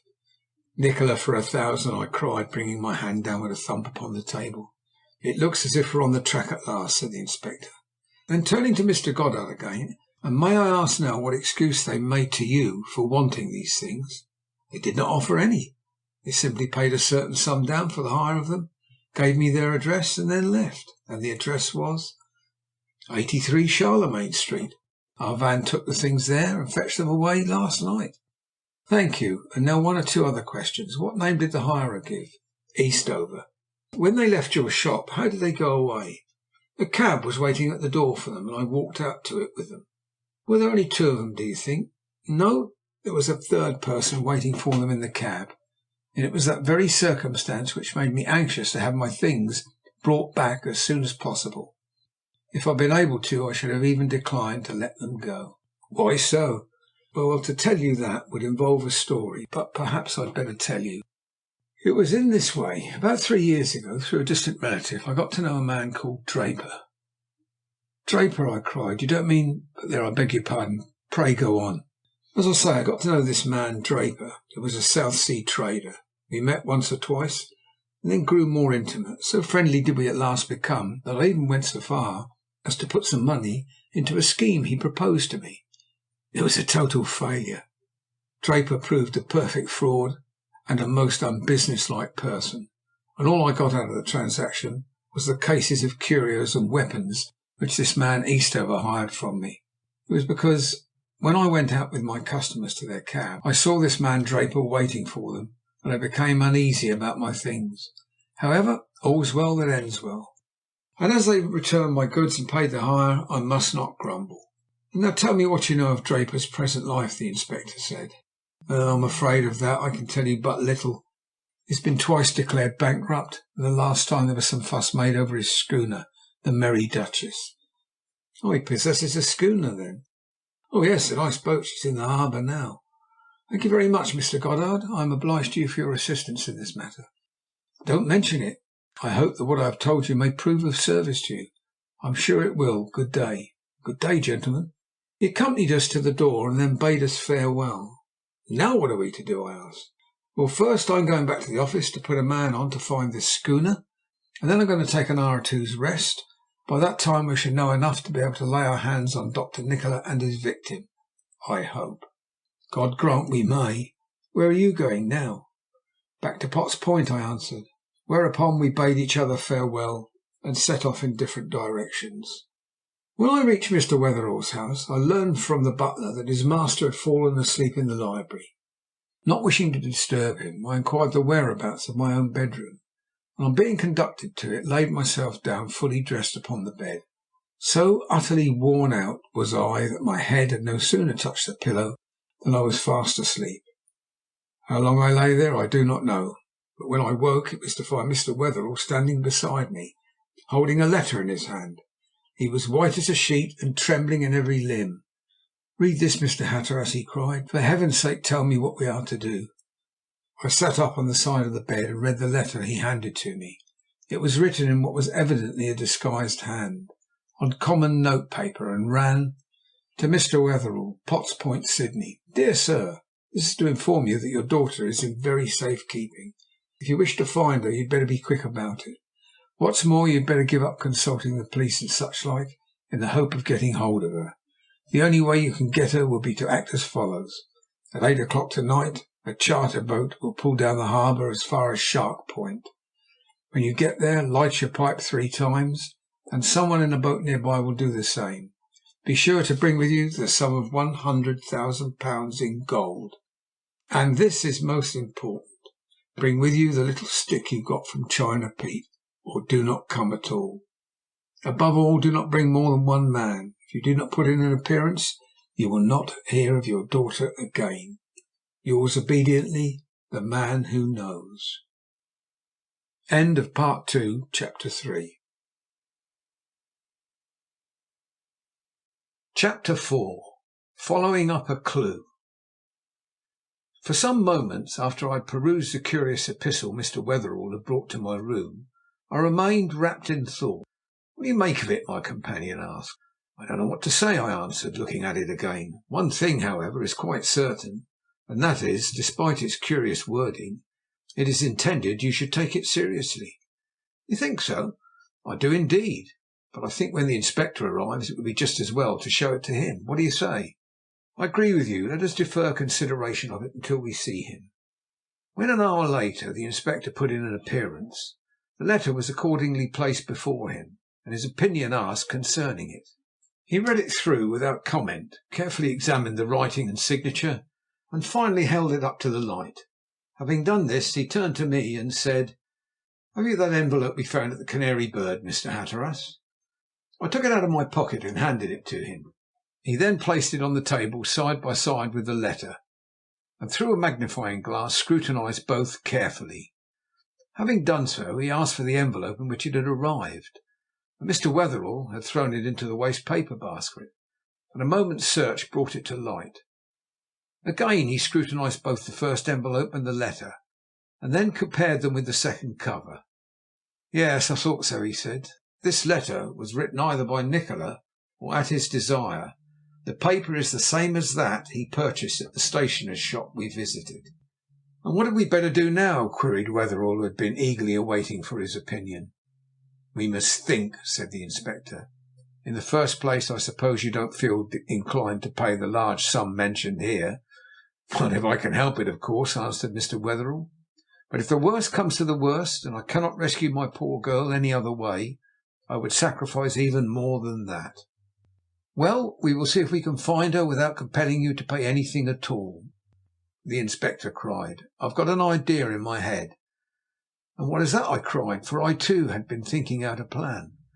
"Well, first and foremost," he answered, "I want you, Mr. Wetherell, to tell me all you can about your servants.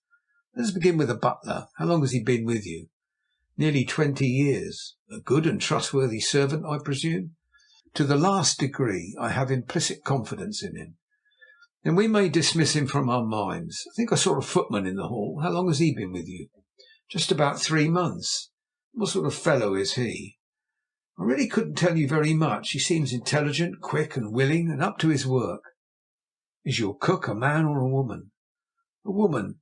She has been with me since before my wife's death, that is to say, nearly 10 years. You need have no suspicion of her." "Housemaids?" Two. Both have been with me some time, and seem steady, respectable girls. There's also a kitchen maid, but she has been with me nearly as long as my cook, and I would stake my reputation on her integrity." "Well, in that case, the only person who seems at all suspicious is the footman. May we have him up?" "With pleasure. I'll ring for him." Mr. Wetherell rang the bell, and a moment later it was answered by the man himself. "Come in, James, and shut the door behind you," his master said. The man did as he was ordered, but not without looking, as I thought, a little uncomfortable. The Inspector, I could see, had noticed this too, for he had been watching him intently ever since he had appeared in the room. "James," said Mr. Wetherell, "the Inspector of Police wishes to ask you a few questions. Answer him to the best of your ability." "To begin with," said the Inspector, "I want you to look at this envelope. Have you seen it before?" He handed him the envelope of the anonymous letter addressed to Mr. Wetherell. The man took it and turned it over in his hands. "Yes, sir," he said, "I have seen it before. I took it in at the front door." "From whom?" "From a little old woman, sir," the man answered. "A little old woman!" cried the Inspector, evidently surprised. "What sort of woman?" "Well, sir, I don't know that I can give you much of a description of her. She was very small, had a sort of a nutcracker face, little black poke bonnet, and walked with a stick." "Should you know her again if you saw her?" "Oh, yes, sir." "Did she say anything when she gave you the letter?" "Only for Mr. Wetherell, young man, that was all, sir." "And you didn't ask if there was an answer? That was rather a singular omission on your part, was it not?" "She didn't give me time, sir. She just put it into my hand and went down the steps again." "That will do. Now, Mr. Wetherell, I think we had better see about getting that money from the bank. You need not wait, my man." The footman thereupon left the room, while both Mr. Wetherell and I stared at the Inspector in complete astonishment. He laughed. "You're wondering why I said that," he remarked. "I must confess it struck me as curious. Well, let me tell you I did it with a purpose. Did you notice that young man's face when he entered the room?" and when I gave him the letter. There can be no doubt about it. He's in the secret." "You mean that he's in Nikola's employ? Then why don't you arrest him?" "Because I want to be quite certain first. I said that about the money because if he is Nikola's agent he will carry the information to him, and by so doing keep your daughter in Sydney for at least a day longer. Do you see?" "I do, and I admire your diplomacy. Now, what is your plan?" "May I first tell mine?" I said. "Do," said the Inspector, "for mine is not quite matured yet." "Well," I said, "my idea is this. I propose that Mr. Wetherell shall obtain from his bank a number of gold bags, fill them with lead discs to represent coin, and let it leak out before this man that he has got the money in the house. Then tonight Mr. Wetherell will set off for the waterside. I will row him down to the harbour disguised as a boatman. We will pick up the boat as arranged in that letter. In the meantime you must start from the other side in a police boat, pull up to meet us, and arrest the man. Then we will force him to disclose Miss Wetherell's whereabouts and act upon his information. What do you say?" "It certainly sounds feasible," said the Inspector, and Mr. Wetherell nodded his head approvingly. At that moment the Marquis entered the room, looking much better than when we had found him on the preceding night, and the conversation branched off into a different channel. My plot seemed to commend itself so much to Mr. Wetherell's judgment that he ordered his carriage and drove off there and then to his bank, while I went down to the harbour, arranged about a boat, and having done so proceeded up to the town, where I purchased a false beard, an old dungaree suit, such as a man loafing about the harbour might wear, and a slouch hat of villainous appearance. By the time I got back to the house Mr. Wetherell had returned. With great delight he conducted me to his study, and opening his safe showed me a number of canvas bags, on each of which was printed £1,000. "But surely there are not 100,000 there?" "No," said the old gentleman with a chuckle. "There is the counterfeit of £50,000 there. For the rest I propose to show him these." So saying he dived his hands into a drawer and produced a sheaf of crisp bank notes. "There, these are the notes for the balance of the amount."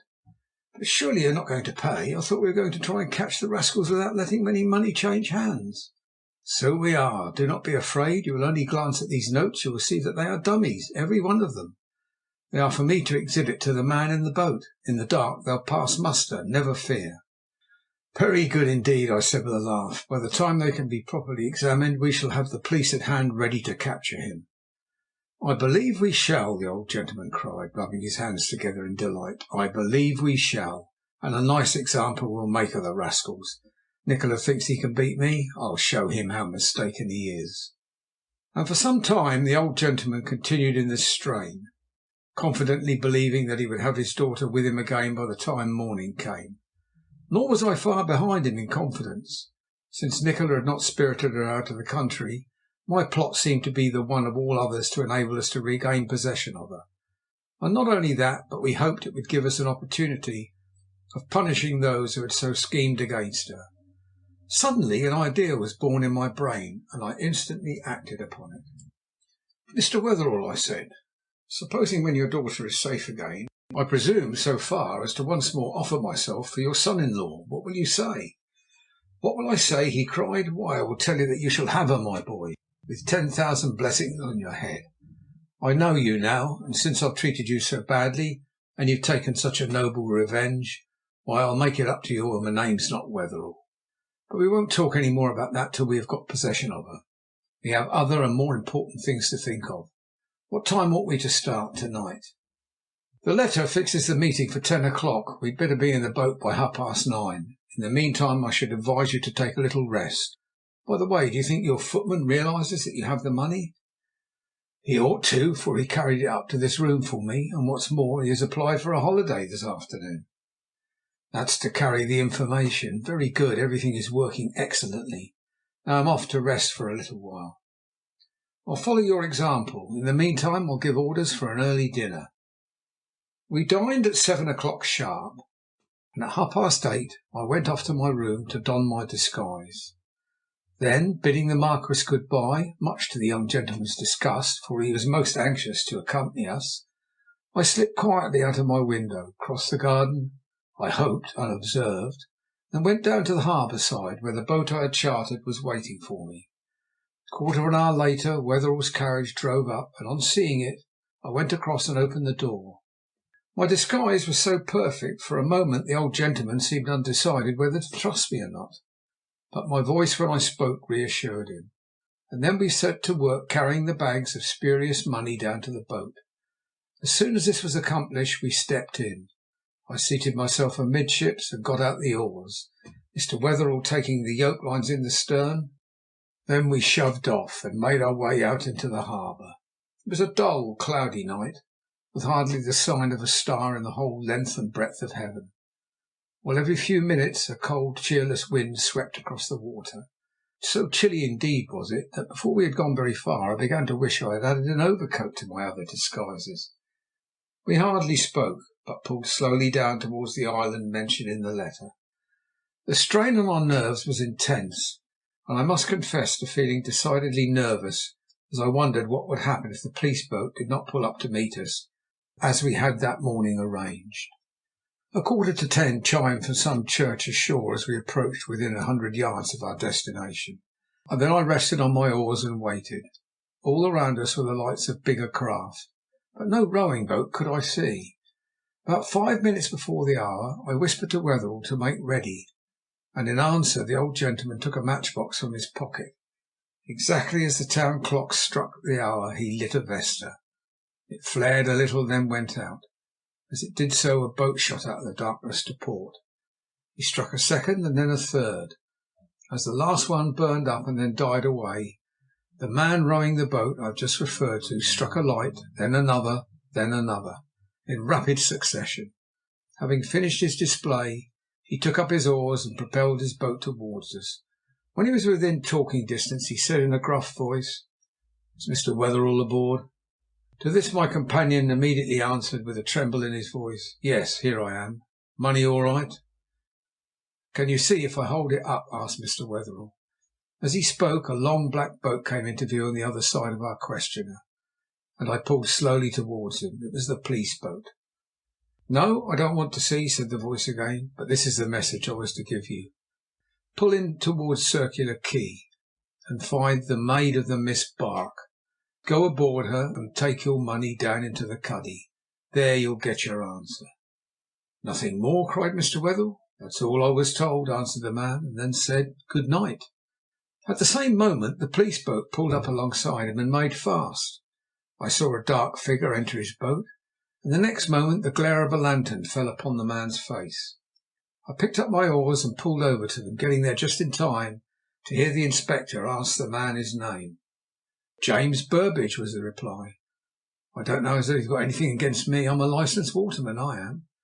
"Very likely," said the inspector, "but I want a little explanation from you. How do you come to be mixed up in this business?" "What, about this here message, you mean?" "Yes, about this message. Where is it from? Who gave it to you?" "Well, if you let me go, I'll tell you about it," growled the man. "I was up at the Hen and Chickens this evening, and just afore dark, taking a nobbler along with a friend. Presently in comes a cove in a cloak. He beckons me outside and says, 'Do you want to earn a surfing?' A surfing is 20 bob. So I says, 'My word, I do.' Then he says, 'Well, go out on the harbour tonight. Be down again Shark Point at 10. I said I would, and so I was. 'You'll see a boat with an old gent in it,' he says. 'He'll strike 3 matches. You do the same. Then ask him if he's Mr. Wetherell. If he says yes, ask him if the money's all right. And if he says yes to that, tell him to pull in towards Circular Quay and find the maid of the Miss Bark. He's to take the money down to the cuddy, and he'll get his answer there. That's the truth, so help me Bob. I don't know what you wants to go arresting of an honest man for.'" The inspector turned to the water police. "Does any man here know James Burbage?" 2 or 3 voices immediately answered in the affirmative, and this seemed to decide the officer, for he turned to the waterman again and said, "As some of my men seem to know you, I'll let you off, but for your own sake go home and keep a silent tongue." He thereupon clambered back into his own boat and bade the man depart. In less time than it takes to tell, he was out of sight. We then drew up alongside the police boat. "What had we better do, Mr. Inspector?" asked Mr. Wetherell. "Find the Maid of the Mist at once. She's an untenanted ship being for sale. You will go aboard, sir, with your companion, and down to the cuddy. Don't take your money, however. We'll draw up alongside as soon as you're below, and when one of their gang, whom we'll dispatch for it, comes up to get the coin, we'll collar him and then come down to your assistance. Do you understand?" "Perfectly, but how are we to know the vessel?" "Well, the better plan would be for you to follow us. We'll pull to within 100 yards of her. I learned from one of my men that she's painted white, so you'll have no difficulty in recognising her." "Very well, then, go on and we'll follow you." The police boat accordingly set off, and we followed about 50 yards behind her. A thick drizzle was now falling, and it was by no means an easy matter to keep her in sight. For some time we pulled on. Presently we began to get closer to her. In a quarter of an hour we were alongside. "There's your craft," said the Inspector, pointing as he spoke to a big vessel showing dimly through the scud to the starboard of us. "Pull over to her." I followed his instructions, and arriving at the vessel's side, hitched on, made the painter fast, and then, having clambered aboard, assisted Mr. Wetherell to do the same. As soon as we had both gained the deck, we stood and looked about us, at the same time listening for any sound which might proclaim the presence of the men we had come to meet. But save the sighing of the wind in the shrouds overhead, the dismal creaking of blocks, and the drip of moisture upon the deck, no sign was to be heard. There was nothing for it, therefore, but to make our way below as best we could. Fortunately, I had the forethought to bring with me a small piece of candle, which came in very handily at the present juncture, seeing that the cuddy, when we reached the companion ladder, was wrapped in total darkness. Very carefully I stepped inside, lit the candle, and then, with Mr. Wetherell at my heels, made my way down the steps. Arriving at the bottom, we found ourselves in a fair-sized saloon of the old-fashioned type. 3 cabins stood on either side, while from the bottom of the companion ladder, by which we had descended, to a long cushioned locker right aft under the wheel, ran a table covered with American cloth. But there was no man of any kind to be seen. I opened cabin after cabin, and searched each with a like result. We were evidently quite alone in the ship. "What do you make of it all?" I asked Mr. Wetherell. "It looks extremely suspicious," he answered. "Perhaps we're too early for them. But see, Mr. Hatteras, there's something on the table at the farther end." So there was, something that looked very much like a letter. Together we went round to the end of the table, and there, surely enough, found a letter pinned to the American cloth, and addressed to my companion in a bold but rather quaint handwriting. "It's for you, Mr. Wetherell," I said, removing the pins and presenting it to him. Thereupon we sat down beside the table, and he broke the seal with trembling fingers.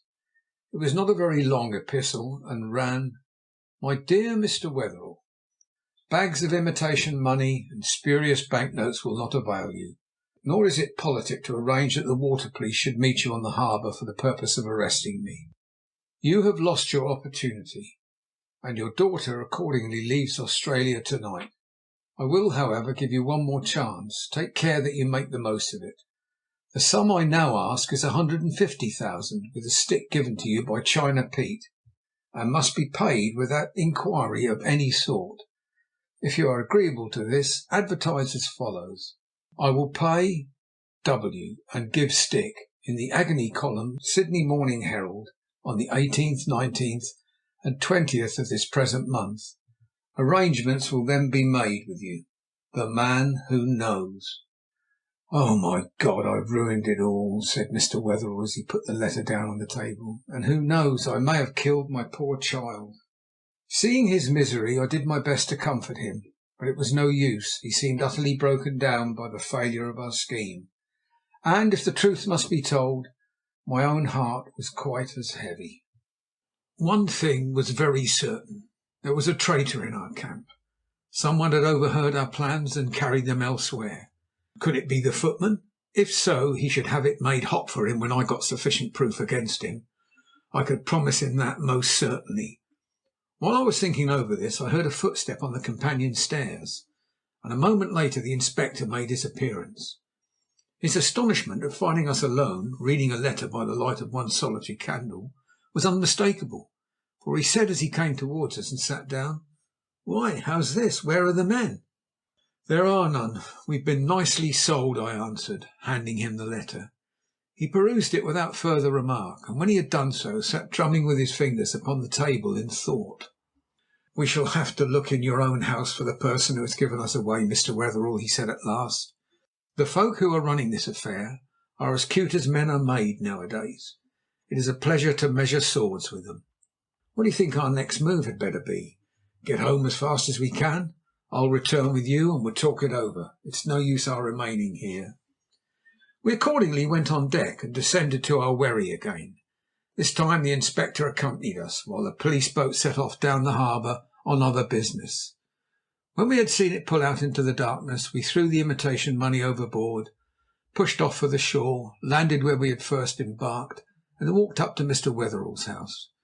It was considerably after 12 o'clock by the time we reached it, but the butler was still sitting up.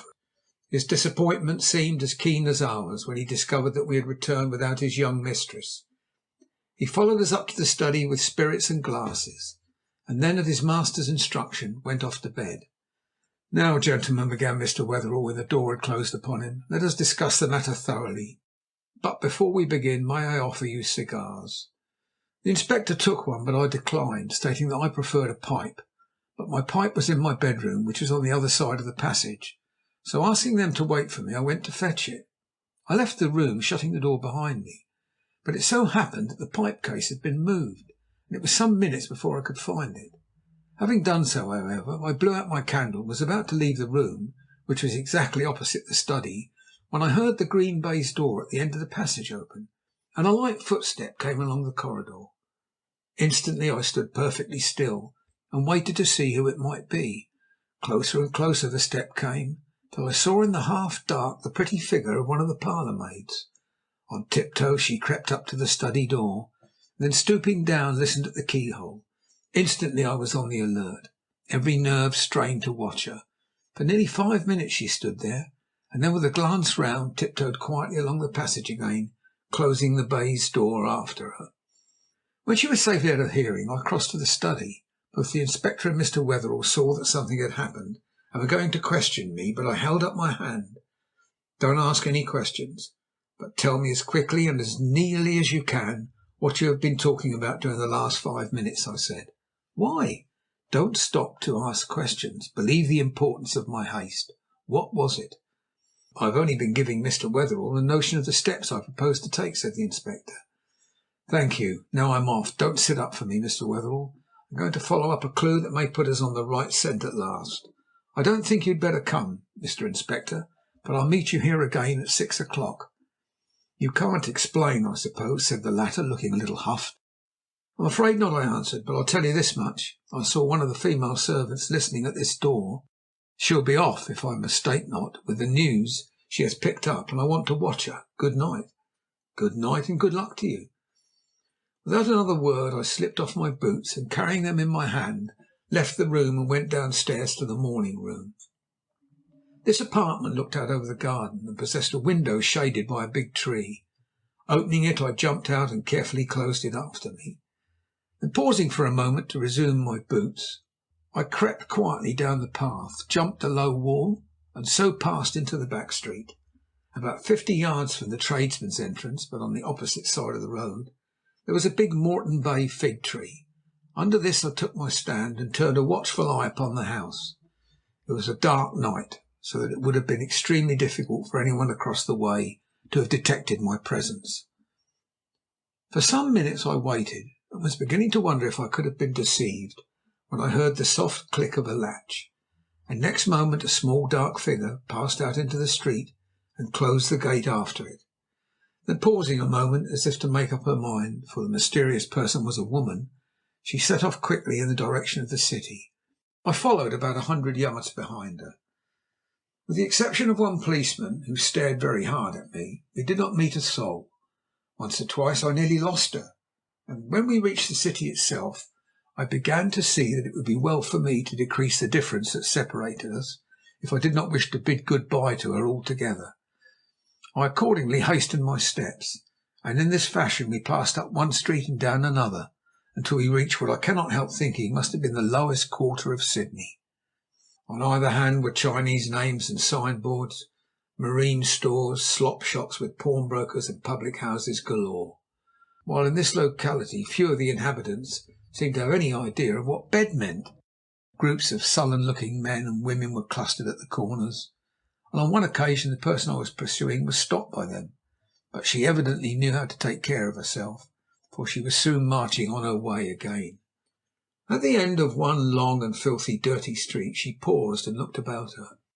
I had crossed the road just before this, and was scarcely 10 yards behind her. Pulling my hat well down to shade my face, sticking my hands in my pockets, I staggered and reeled along, doing my best to imitate the gait of a drunken man. Seeing only me about, she went up to the window of a corner house and tapped with her knuckles thrice upon the glass. Before one could have counted 20, the door of the dwelling was opened, and she passed in. Now I was in a nasty fix. Either I must be content to abandon my errand, or I must get inside the building and trust to luck to procure the information I wanted. Fortunately, in my present disguise, the girl would be hardly likely to recognise her master's guest. So, giving them time to get into a room, I also went up to the door and turned the handle. To my delight, it was unlocked. I opened it and entered the house. The passage was in total darkness, but I could make out where the door of the room I wanted to find was located by a thin streak of light low down upon the floor. As softly as I possibly could, I crept up to it and bent down to look through the keyhole. The view was necessarily limited, but I could just make out the girl I had followed sitting upon a bed, while leaning against the wall, a dirty clay pipe in her mouth, was the vilest old woman I have ever in my life set eyes on. She was very small, with a pinched-up nutcracker face, dressed in an old bit of tawdry finery more than 3 sizes too large for her. Her hair fell upon her shoulders in a tangled mass, and from under it her eyes gleamed out like those of a wicked little Scotch terrier ready to bite. As I bent down to listen, I heard her say, "Well, my pretty dear, and what information have you got for the gentleman that brings you down at this time of night?" "Only that the coppers are going to start at daylight looking for the Merry Duchess. I heard the Inspector say so himself." "At daylight, are they?" croaked the old hag. "Well, I wish them joy of their search." "I do them. And any more news, my dear?" "The master and that long-legged slab of a Hatteras went out to-night down to the harbour. The old man brought home a lot of money bags, but what was in 'em was only dummies." "I know that too, my dear. Nicely they was sold. Ha ha!" She chuckled like an old fiend, and then began to cut up another pipe of tobacco in the palm of her hand like a man. She smoked negro head, and the reek of it came out through the keyhole to me. But the younger woman was evidently impatient, for she rose and said, "When do they sail with the girls, Sally?" "They're gone, my dear. They went at 10 to-night." At this news my heart began to throb painfully. "They weren't long about it," said the younger girl. "That Nikola's not long about anything," remarked the old woman. "I hope Pipolano will agree with her health, the stuck-up minx, I do," the younger remarked spitefully. "Now, where's the money he said I was to have? Give it to me and let me be off. I shall get the sack if this is found out." "It was £5 I was to give you, wasn't it?" the elder woman said. "10," said the younger sharply. "No lark, Sally. I know too much for you." "Oh, you know a lot, honey, don't you? Of course you'd be expected to know more than old Aunt Sally, who's never seen anything at all, wouldn't you? Get along with you. Hand me over the money, I say, and let me be off." "Of course you do know a lot more, don't you? There's £1." While they were wrangling over the payment, I crept down the passage again to the front door. Once I had reached it, I opened it softly and went out, closing it carefully behind me. Then I took to my heels and ran down the street in the direction I had come. Inquiring my way here and there from policemen, I eventually reached home, scaled the wall, went across the garden to the morning-room window. This I opened, and by its help made my way into the house and upstairs. As I had expected that he would have gone to bed, my astonishment was considerable at meeting Mr. Wetherell on the landing. "Well, what have you discovered?" he asked anxiously as I came up to him. "Information of the greatest importance," I answered. "One other thing first. Call up your housekeeper. Tell her you have reason to believe that one of the maids is not in the house. Warn her not to mention you in the matter, but to discharge the girl before breakfast. By the time you've done that, I'll have changed my things and be ready to tell you everything. I'll go and rouse her at once. I'm all impatience to know what you've discovered." He left me and passed through the green baize door to the servants' wing, while I went to my bedroom and changed my things. This done, I passed into the study, where I found a meal awaiting me. To this I did ample justice, for my long walk and the excitement of the evening had given me an unusual appetite. Just as I was cutting myself a third slice of beef, Mr. Wetherell returned and informed me that the housekeeper was on the alert and would receive the girl on her reappearance. "Now tell me of your doings," said the old gentleman. I thereupon narrated all that had occurred, and when I had finished he said, "Do you believe then that my poor girl has been carried off by Nikola to this island called Pipa Lannu?" "I do." "Well then, what are we going to do to rescue her? Shall I ask the government to send a gunboat down?" "If you think it best, but for my own part I must own that I should act independently of them." "You don't want to make a big sensation, I presume? And remember, to arrest Nikola would be to open the whole affair." "Then what do you propose?" "I propose," I answered, "that we charter a small schooner, fit her out, select half a dozen trustworthy and silent men, then take our departure for Pipa Lannu. I am well acquainted with the island, and what's more, I hold a master's certificate. We would sail in after dark, arm all our party thoroughly, and go ashore. I expect they will be keeping your daughter a prisoner in a hut. If that is so, we will surround it and rescue her without any trouble, and what is better still, without any public scandal. What do you think?" "I quite agree with what you say. I think it's an excellent idea. And while you've been speaking, I too have been thinking of something. There's my old friend McMurto, who has a nice steam yacht. I'm sure he'd be willing to let us have the use of her." "Where does he live? Far from here?" "His office would be best. We'll go over and see him directly after breakfast, if you like." "By all means. Now I think I'll go and take a little nap. I feel quite worn out. When the inspector arrives you'll be able to explain all that has happened. But I think I should ask him to keep a quiet tongue in his head about the island. If it leaks out at all, it may warn them, and they'll be off elsewhere, to a place perhaps where we may not be able to find them." "I'll remember," said Mr. Wetherell, and thereupon I retired to my room, and having partially undressed, threw myself upon my bed, and in less than 2 minutes I was fast asleep, never waking until the first gong sounded for breakfast. Then, after a good bath, which refreshed me wonderfully, I dressed in my usual habiliments and went downstairs. Mr. Wetherell and the Marquis were there in the dining room, who held a copy of the Sydney Morning Herald in his hand, and seemed prodigiously excited. "I say, Mr. Hatteras," said the latter, after I had said good morning, "here's an advertisement which is evidently intended for you." "What's it about?" I asked. "Who wants to advertise for me?" "Read for yourself," said the Marquis, giving me the paper.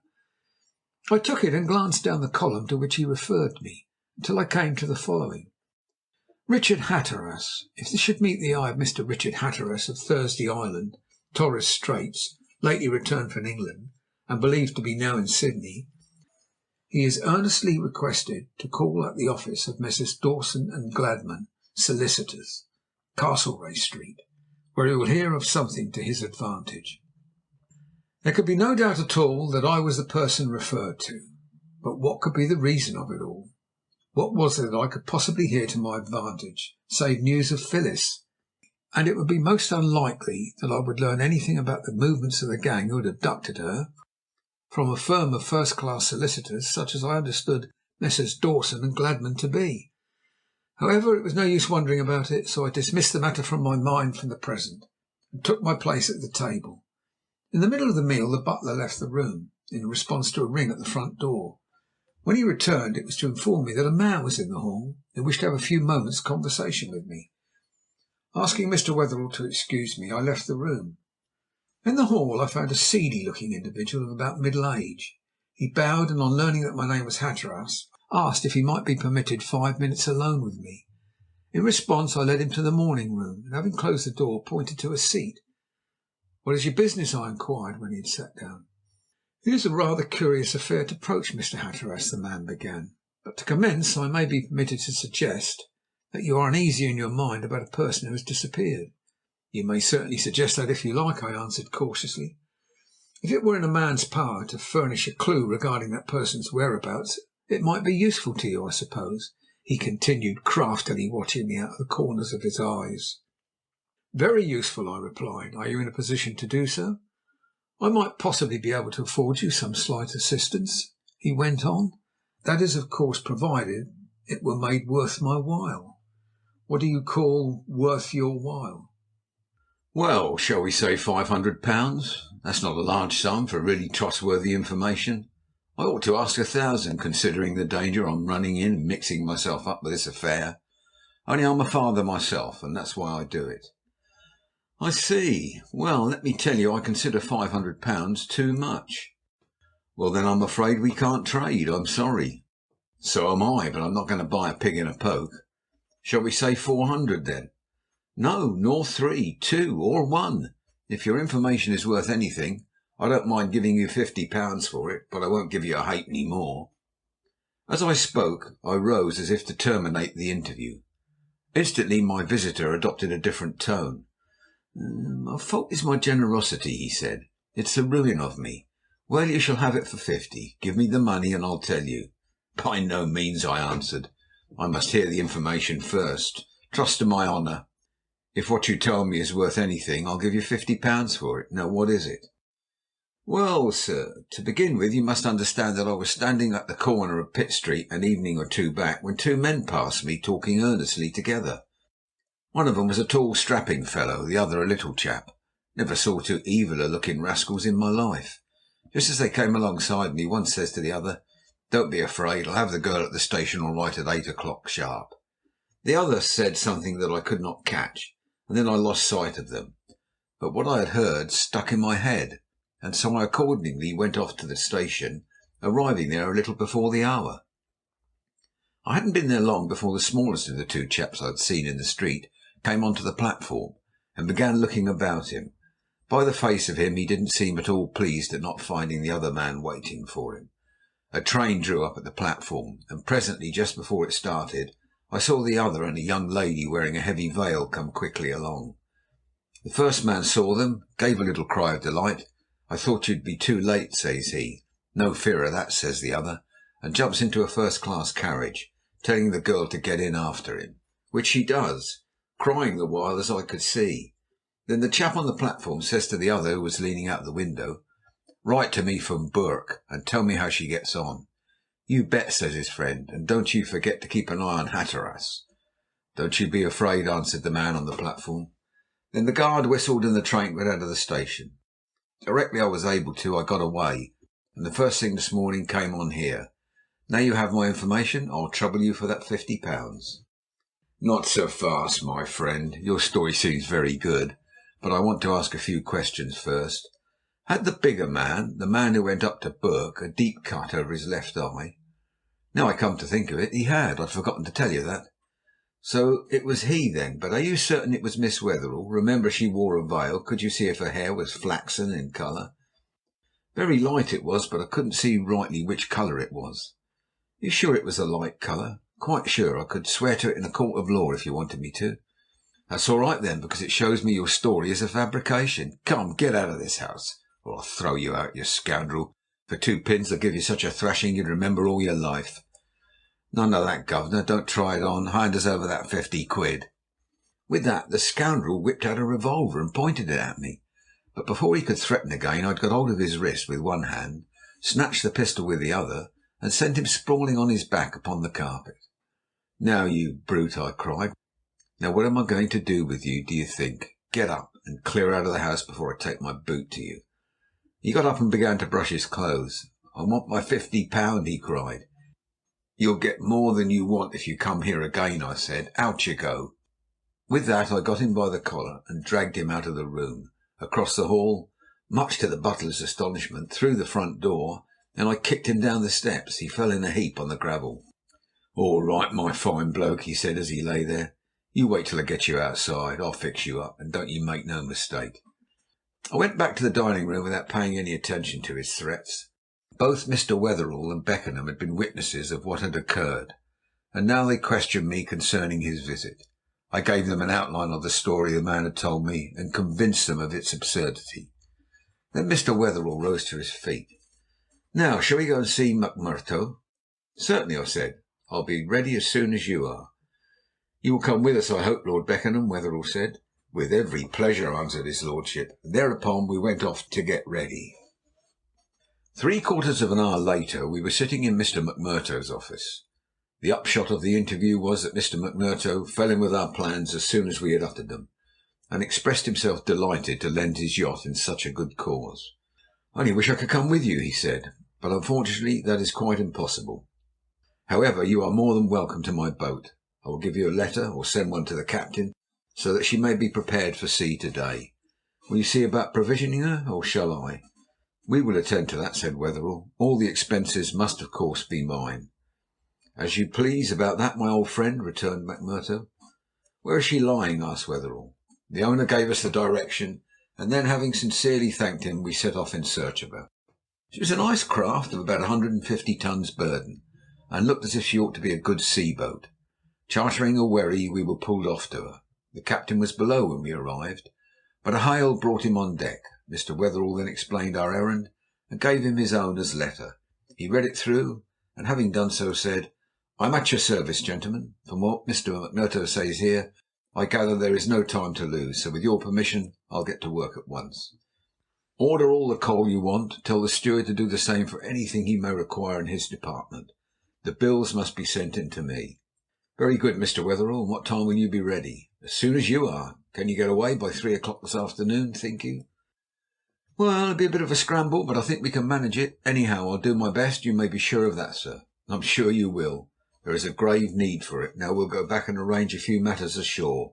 My man shall bring our baggage down later on." "Very good, sir. I'll have your berths prepared." With that we descended to the boat again and were pulled ashore. Arriving there, Mr. Wetherell asked what we should do first. "Hadn't we better go up to the town and purchase a few rifles and some ammunition?" I said, "and we can have them sent down direct to the boat." "A very good suggestion. Let us go at once." We accordingly set off for George Street to a shop I remembered having seen. There we purchased half a dozen Winchester repeaters, with a good supply of ammunition. They were to be sent down to the yacht without fail that morning. This done, we stood on the pavement debating what we should do next. Finally it was decided that Mr. Wetherell and Beckenham should go home to pack, while I made one or two other small purchases and then joined them. Accordingly, bidding them good-bye, I went on down the street, completed my business, and was about to hail a cab and follow them, when a thought struck me. Why should I not visit Messrs. Dawson and Gladman, and find out why they were advertising for me? This I determined to do, and accordingly set off for Castlereagh Street. In a small room leading off the main passage, 3 clerks were seated. To them I addressed myself, asking if I might see the partners. "Mr. Dawson is the only one in town, sir," said the boy to whom I spoke. "If you'll give me your name, I'll take it in to him." "My name is Hatteras," I said, "Mr. Richard Hatteras." In less than 2 minutes the clerk returned and begged me to follow him, which I did. At the end of a long passage we passed through a curtained doorway, and I stood in presence of the chief partner. "I have great pleasure in making your acquaintance, Mr. Hatteras," he said, as I came to an anchor in a chair. "You noticed our advertisement, I presume?" "I saw it this morning," I answered, "and it is on that account that I am here. One moment before we proceed any further. Forgive what I am about to say, but you will see yourself that it is a point I am compelled not to neglect. Can you convince me as to your identity?" "Very easily," I replied, diving my hand into my breast pocket, taking out some papers. "First and foremost, here is my bank book. Here is my card case, and here are 2 or 3 letters addressed to me by London and Sydney firms. The Honourable Sylvester Wetherell, Colonial Secretary, will be glad, I'm sure, to vouch for me. Is that sufficient to convince you?" "More than sufficient," he answered, smiling. "Now let me tell you for what purpose we desired you to call upon us." Here he opened a drawer and took out a letter. "First and foremost, you must understand that we are the Sydney agents of Messrs. Atwin, Dobbs and Forsyth of Furnival's Inn, London. From them, by the last English mail, we received this letter. I gather that you are the son of James Dymo Hatteras, who was drowned at sea in the year 1880. "I am." "Your father was the 3rd son of Sir Edward Hatteras of Murdlestone, in that county of Hampshire." "He was." "And the brother of Sir William, who had one daughter, Gwendolen Mary." "That is so." "Well, Mr. Hatteras, it's my sad duty to inform you that within a week of your departure from England, your cousin, the young lady just referred to, was drowned by accident in a pond near her home, and that her father, who had been ailing for some few days, died of a heart disease on hearing the sad tidings. In that case, so my correspondents informed me, there being no nearer issue, you succeed to the title and estates, which I also learn are of considerable value, including the house and park, 10 farms, and a large amount of house property, a rent roll of £15,000 a year, and accumulated capital of nearly £100,000. Good gracious! Is this really true?" "Quite true. You can examine the letter for yourself." I took it up from the table and read it through, hardly to believe my eyes. "You are indeed a man to be envied, Mr. Hatteras," said the lawyer. "The title is an old one, and I believe the property is considered one of the best in that part of England." "It is, but I can hardly believe that it's really mine." "There's no doubt about that, however. You are a baronet as certainly as I am a lawyer. I presume you would like us to take whatever action is necessary." "By all means. This afternoon I am leaving Sydney for a week or two, for the islands. I will sign any papers when I come back." "I will bear that in mind. Your address in Sydney is care of the Honourable Sylvester Wetherell, Potts Point." "Thank you. And by the way, my correspondents have desired me on their behalf to pay into your account at the Oceana the sum of £5,000. This I will do to-day." "I'm obliged to you. Now I think I must be going. To tell the truth, I hardly know whether I'm standing on my head or my heels." "Oh, you'll soon get over that. Good morning, Sir Richard." With that I bade him farewell and went out of the office, feeling quite dazed by my good fortune. I thought of the poor idiot whose end had been so tragic, and of the old man as I had last seen him, shaking his fist at me from the window of the house. And to think that that lovely home was mine, and that I was a baronet, the principal representative of a race as old as any in the countryside, seemed too wonderful to be true. Hearty were the congratulations showered upon me at Potts Point, you may be sure, when I told my tale, and my health was drunk at lunch with much goodwill. But our minds were too much taken up with the arrangements for our departure that afternoon to allow us to think very much of anything else. By 2 o'clock we were ready to leave the house. By 1:30 we were on board the yacht. At 3:15 the anchor was up. A few moments later we were ploughing our way down the harbour. Our search for Phyllis had reached another stage. End of Part 2, Chapter 4. Chapter 5. The Islands and What We Found There. To those who have had no experience of the South Pacific, the constantly recurring beauties of our voyage would have seemed like a foretaste of heaven itself.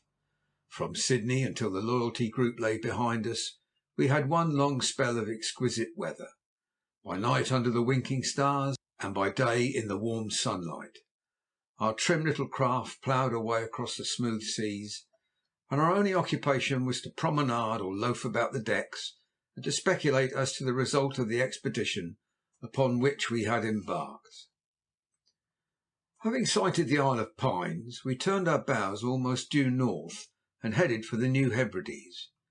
Every hour of our impatience was growing greater.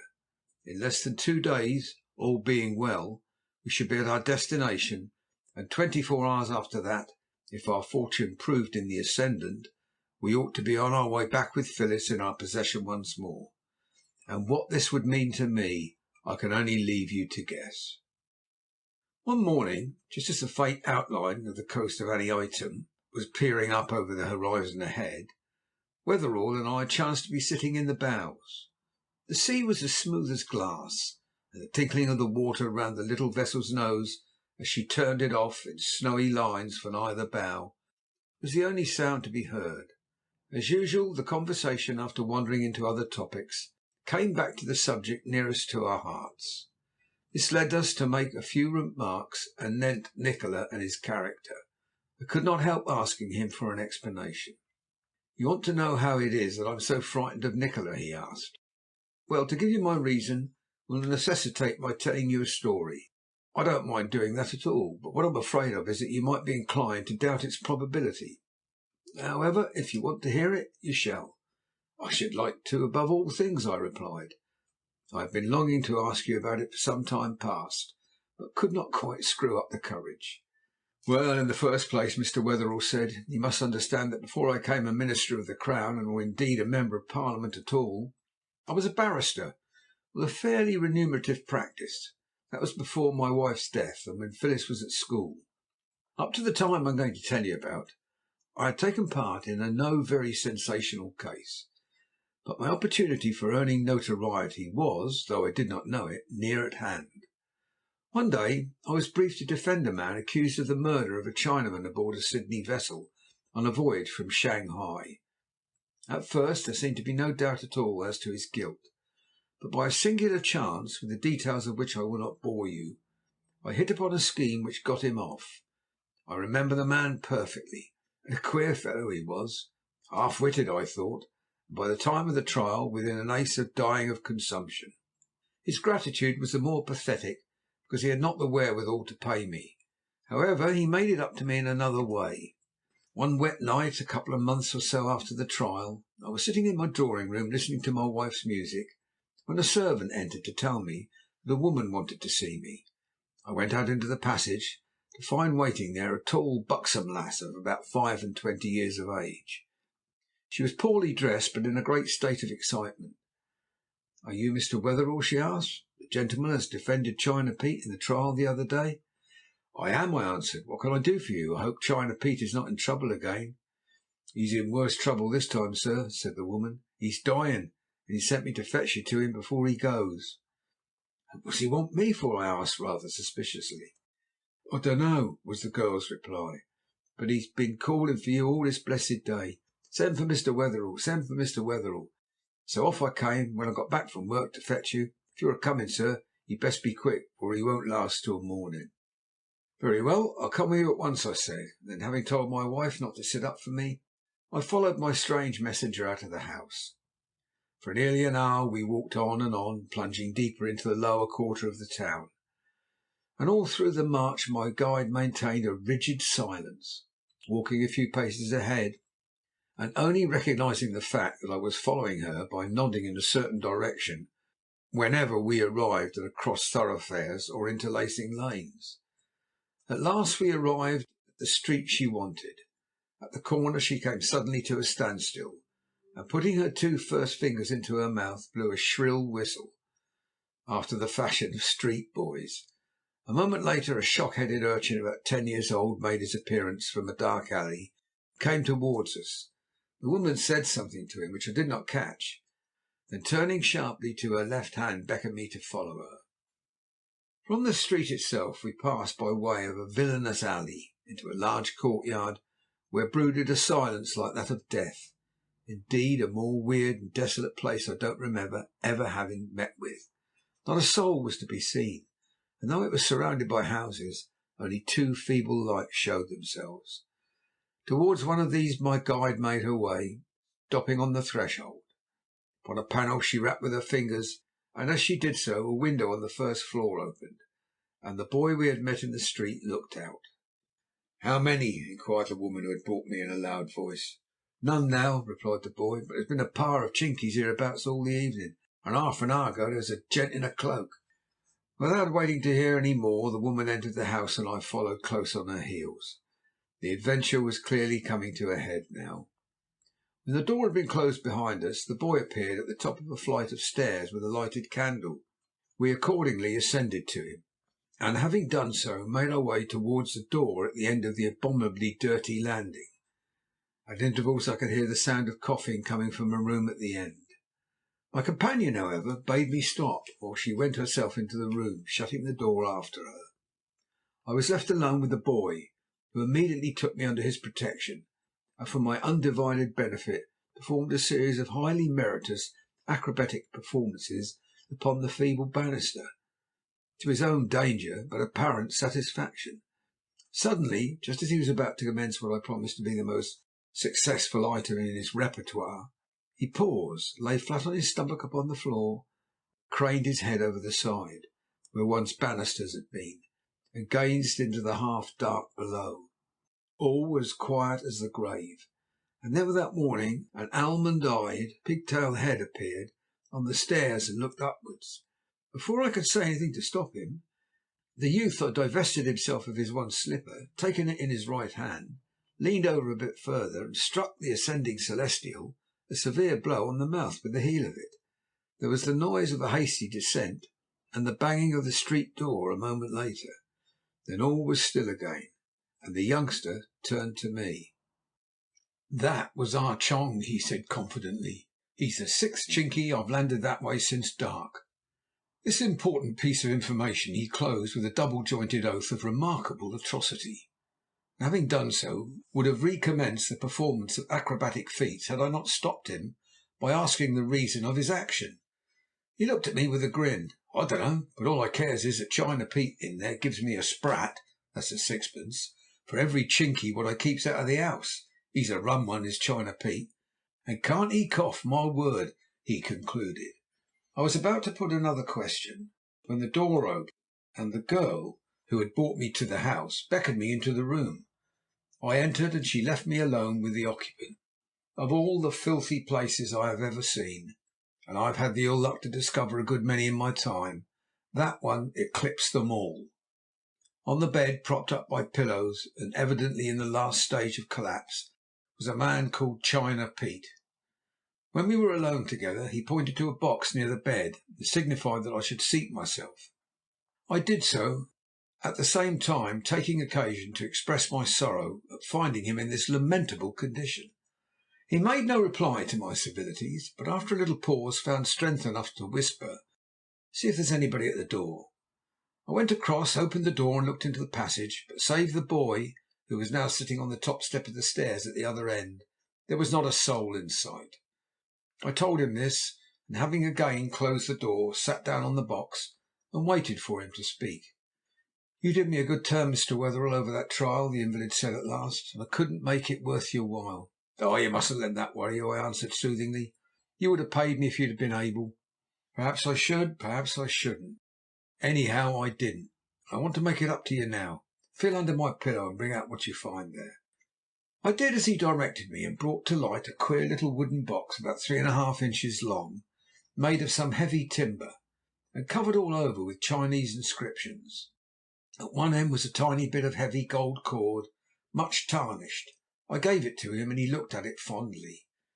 "Do you know the value of this little stick?" he asked after a while. "I've no possible notion," I replied. "Make a guess," he said. To whom of him I guessed £5, and he laughed with scorn. £5? Oh, ye gods! Why, as a bit of stick it's not worth 5 pence. But for what it really is, there is not enough money in the world to purchase it. If I could get about again, I would make myself the richest and most powerful man on earth with it. If you could only guess one particle of the dangers I've been through to get it, you would die of astonishment. And the irony of it is all that now I've got it, I can't make use of it. On 6 different occasions the priests of the Lamaserai in Peking have tried to murder me to get hold of it. I brought it down from the centre of China, disguised as a wandering beggar.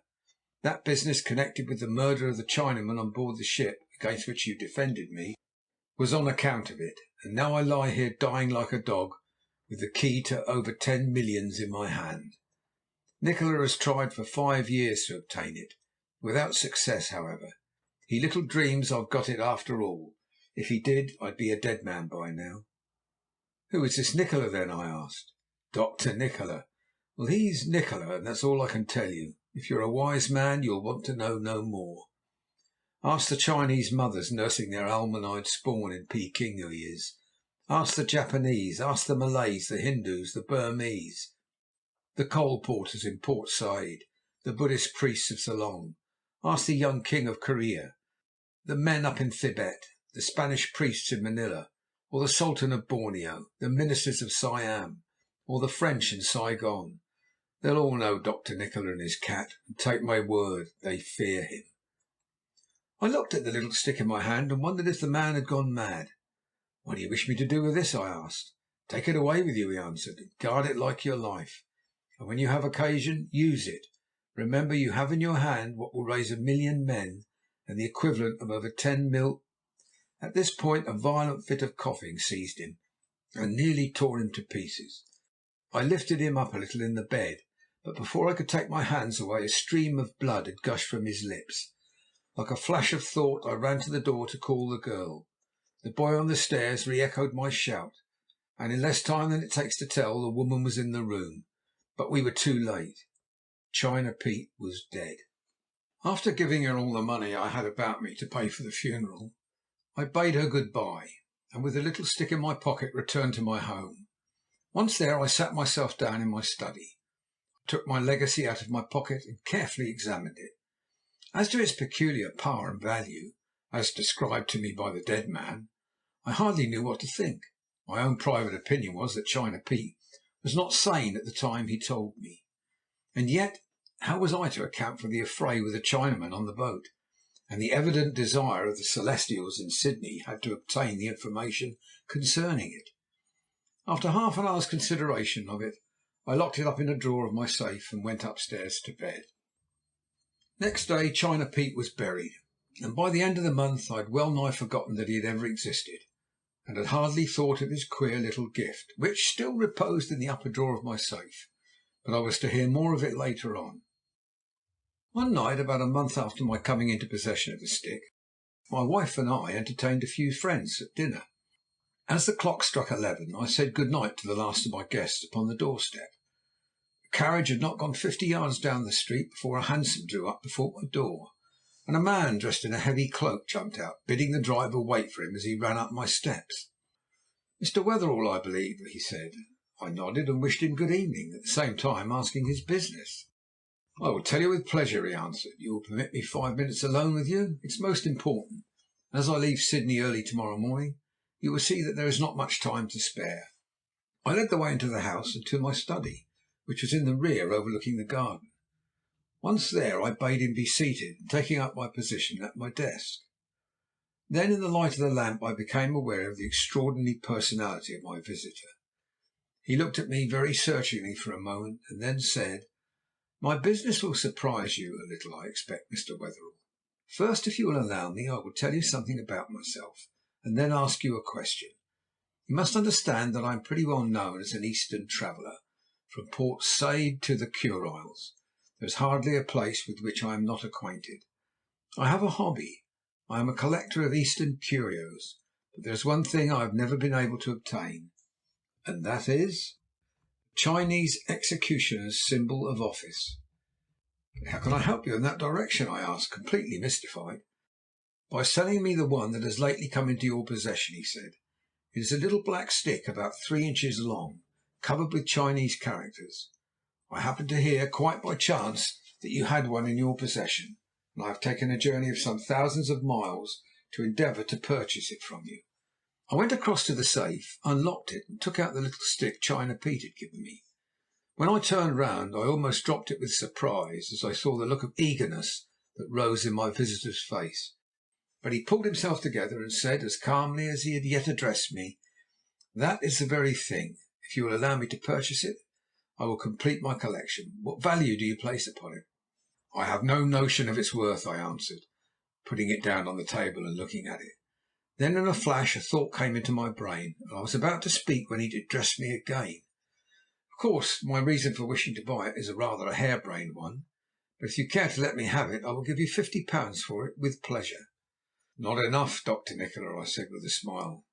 He jumped as if he had been shot, and then clasped his hands tight on the arm of his chair. My random bolt had gone straight to the heart of the bull's-eye. This man, then, was Dr. Nikola, the extraordinary individual against whom China Pete had warned me.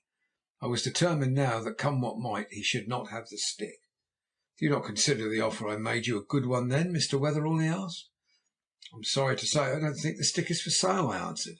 "It was left to me by a man in return for a queer sort of service I rendered him, and I think I should like to keep it as a souvenir." "I will raise my offer to £100 in that case," said Nikola. "I would rather not part with it," I said, and as I spoke, as if to clinch the matter, I took it up and returned it to the safe, taking care to lock the door upon it. "I'll give you £500 for it," cried Nikola, now thoroughly excited. "Surely that will tempt you?" "I'm afraid an offer of 10 times that amount would make no difference," I replied, feeling more convinced than ever that I would not part with it. He laid himself back in his chair, and for nearly a minute and a half stared me full in the face. You have seen Nikola's eyes, so I needn't tell you what a queer effect they are able to produce. I could not withdraw mine from them, and I felt that if I did not make an effort I should soon be mesmerized. So, pulling myself together, I sprang from my chair, and by doing so let him see that our interview was at an end. However, he was not going without a last attempt to drive a bargain. When he saw that I was not to be moved by his temper, gave way, and he bluntly told me that I would have to sell it. "There is no compulsion in the matter," I said warmly. "The curio is my own property, and I will do just as I please with it." Thereupon he begged my pardon, asked me to attribute his impatience to the collector's eagerness, and after a few last words bade me good night and left the house. When his cab had rolled away, I went back to my study and sat thinking for a while, and then something prompted me to take the stick out from the safe. I did so, and sat at my table gazing at it, wondering what the mystery might be to which it was the key. That it was not what Dr. Nikola had described it I felt certain. At the end of half an hour I put it in my pocket, intending to take it upstairs to show my wife, locked the safe again, and went off to my dressing room. When I had described the interview and shown the stick to my wife, I placed it in the drawer of the looking-glass and went to bed. Next morning, about 3 o'clock, I was awakened by the sound of someone knocking violently at my door. I jumped out of bed, inquired who it might be. To my intense surprise, the answer was police. Therefore I donned my dressing gown and went out to find a sergeant of police on the landing waiting for me. "What's the matter?" I cried. "A burglar," was his answer. "We got him downstairs, caught him in the act." I followed the officer down to the study. What a scene was there! The safe had been forced. Its contents lay scattered in every direction. One drawer of my writing table was wide open, and in a corner, handcuffed and guarded by a stalwart constable, stood a Chinaman. Well, to make a long story short, the man was tried, after denying all knowledge of Nikola, who, by the way, could not be found, was convicted and sentenced to 5 years' hard labour. For a month I heard no more about the curio.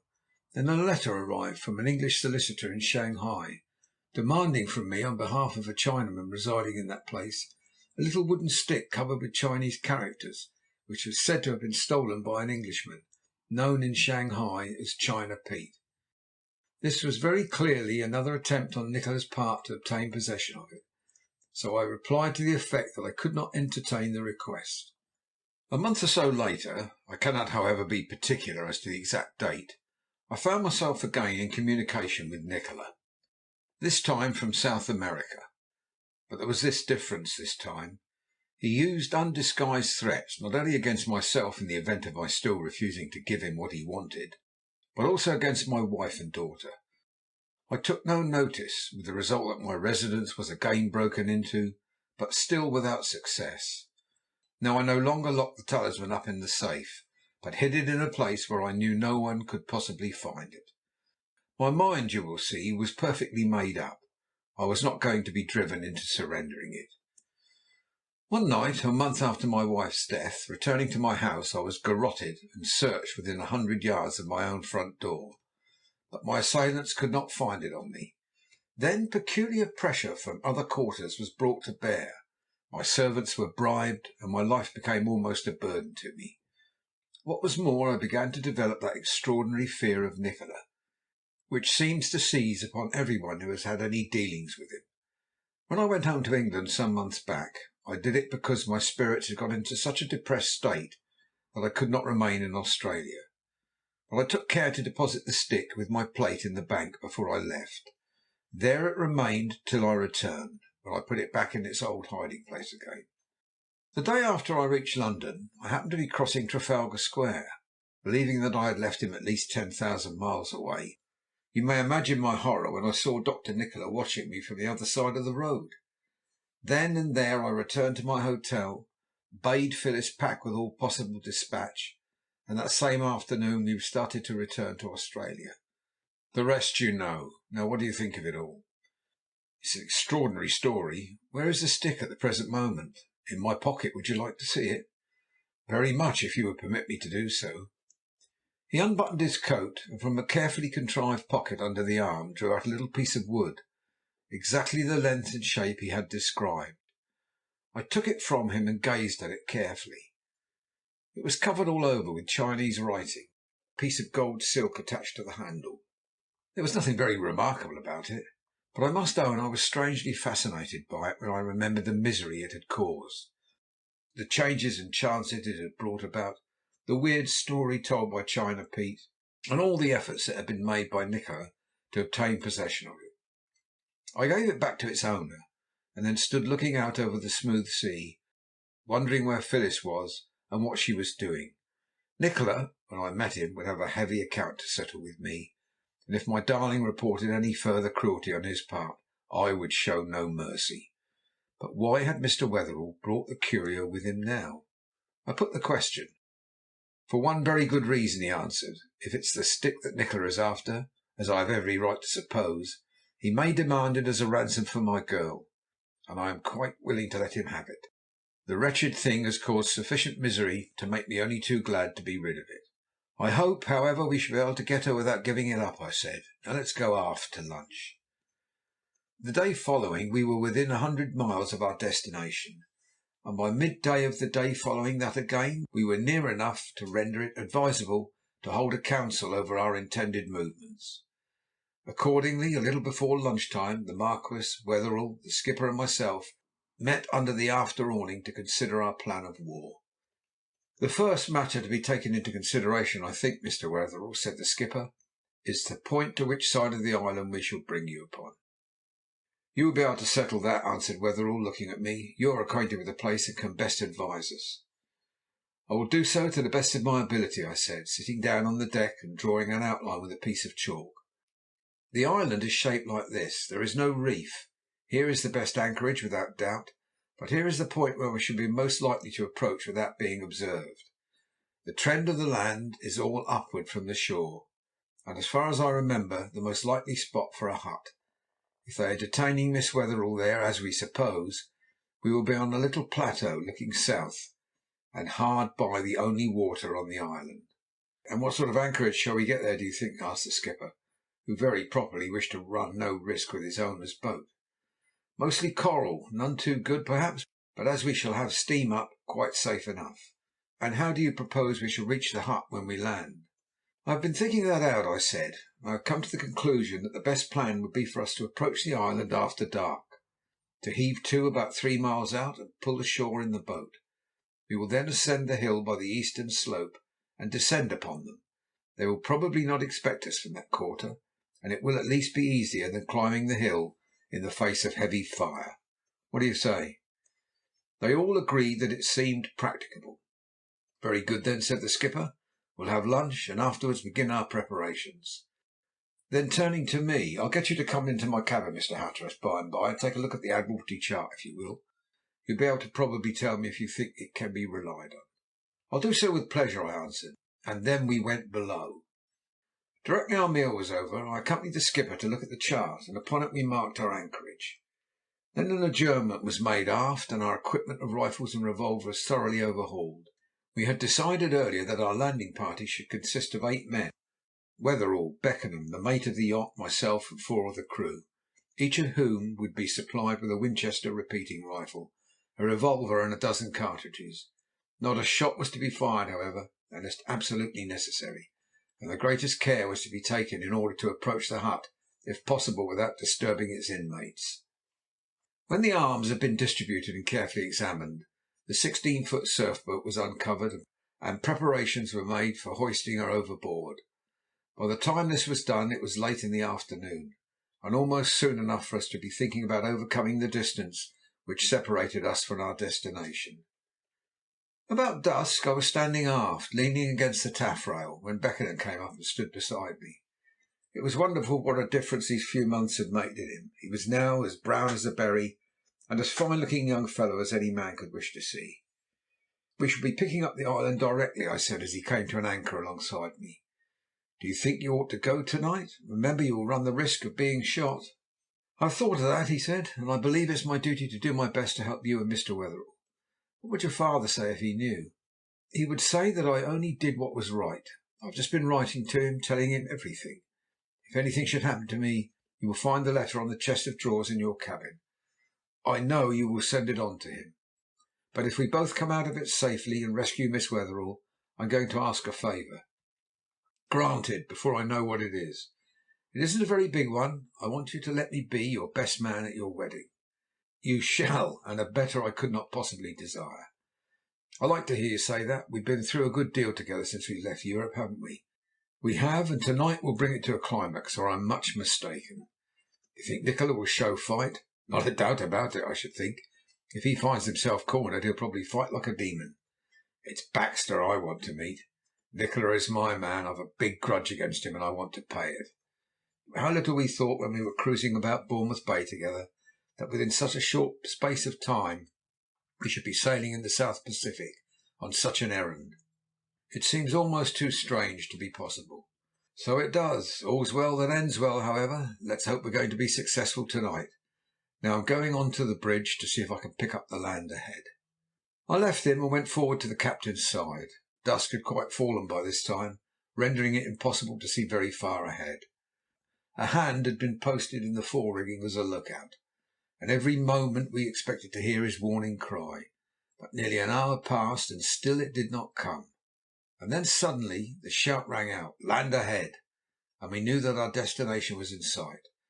Long before this all our lights had been obscured, and so in the darkness, for a thick pall of cloud covered the sky, we crept towards the coast. Within a couple of minutes of hearing the hail, every man on board was on deck, gazing in the direction in which we were proceeding. By tea time we had brought the land considerably nearer, and by 8 o'clock were within 3 miles of it. Not a sign, however, of any craft we could discover, and the greatest vigilance had to be exercised on our part to allow no sign to escape us to show our whereabouts to those on shore. Exactly at 9 o'clock the shore party, fully armed, assembled on deck, and the surf boat was swung overboard. Then in the darkness we crept down the gangway and took our places. The mate was in possession of the tiller, and when all was ready we set off for the shore. End of Part 2, Chapter 5. Chapter 6. Conclusion. Once we had left her side and turned our boat's nose towards the land, the yacht lay behind us, a black mass, nearly absorbed in the general shadow. Not a light showed itself, and everything was as still as the grave. The only noise to be heard was the steady dip-dip of the oars in the smooth water, and now and then the chirp of the rowlocks. For nearly half an hour we pulled on, pausing at intervals to listen, but nothing of an alarming nature met our ears. The island was every moment growing larger, the beach more plain to the eye, and the hill more clearly defined. As soon as the boat grounded, we sprang out, and leaving one hand to look after her, made our way ashore. It was a strange experience, that landing on a strange beach on such an errand and at such an hour, but we were all too much taken up with the work which lay before us to think of that. Having left the water's edge, we came to a standstill beneath a group of palms and discussed the situation. As the command of the expedition had fallen upon me, I decided upon the following course of action. To begin with, I would leave the party behind me and set out by myself to ascertain the whereabouts of the hut. Having discovered this, I would return, and we would thereupon make our way inland and endeavour to capture it. I explained the idea in as few words as possible to my followers, and then, bidding them wait for me where they were, at the same time warning them against letting their presence be discovered, I set off up the hill in the direction I knew the plateau to lie. The undergrowth was very thick and the ground rocky. For this reason it was nearly 20 minutes before I readied the top of the hill. Then down the other side I crept, picking my way carefully, and taking infinite precautions that no noise should serve to warn our foes of my coming. At last I reached the plateau and looked about me. A small perpendicular cliff, some 60 feet in height, was before me, so throwing myself down upon my stomach, I wriggled my way to its edge. When I got there, I looked over and discovered 3 well-built huts on a little plateau at the cliff's base. At the same moment a roar of laughter greeted my ears from the building on the left. It was followed by the voice of a man singing to the accompaniment of a banjo. Under cover of his music I rose to my feet and crept back through the bushes, by the track along which I had come. I knew enough to distribute my forces now. Having reached my friends again, I informed them of what I had seen, and we then arranged the mode of attack as follows. The mate of the yacht, with 2 of the hands, would pass round the hill to the left of the plateau. Wetherell and another couple of men would take the right side, while Beckenham and myself crept down from the back. Not a sound was to be made or a shot fired until I blew my whistle. Then, with one last word of caution, we started our climb. By this time the clouds had cleared off the sky, and the stars shone brightly. Once more I arrived at the small precipice behind the huts, and having done so, sat down for a few moments to give the other parties time to take up their positions. Then, signing to Beckenham to accompany me, I followed the trend of the precipice along till I discovered a place where we might descend in safety. In less than a minute we were on the plateau below, creeping towards the centre hut. Still our approach was undetected. Bidding Beckenham in a whisper to wait for me, I crept cautiously round to the front, keeping as much as possible in the shadow. As soon as I had found the door, I tiptoed towards it and prepared to force my way inside.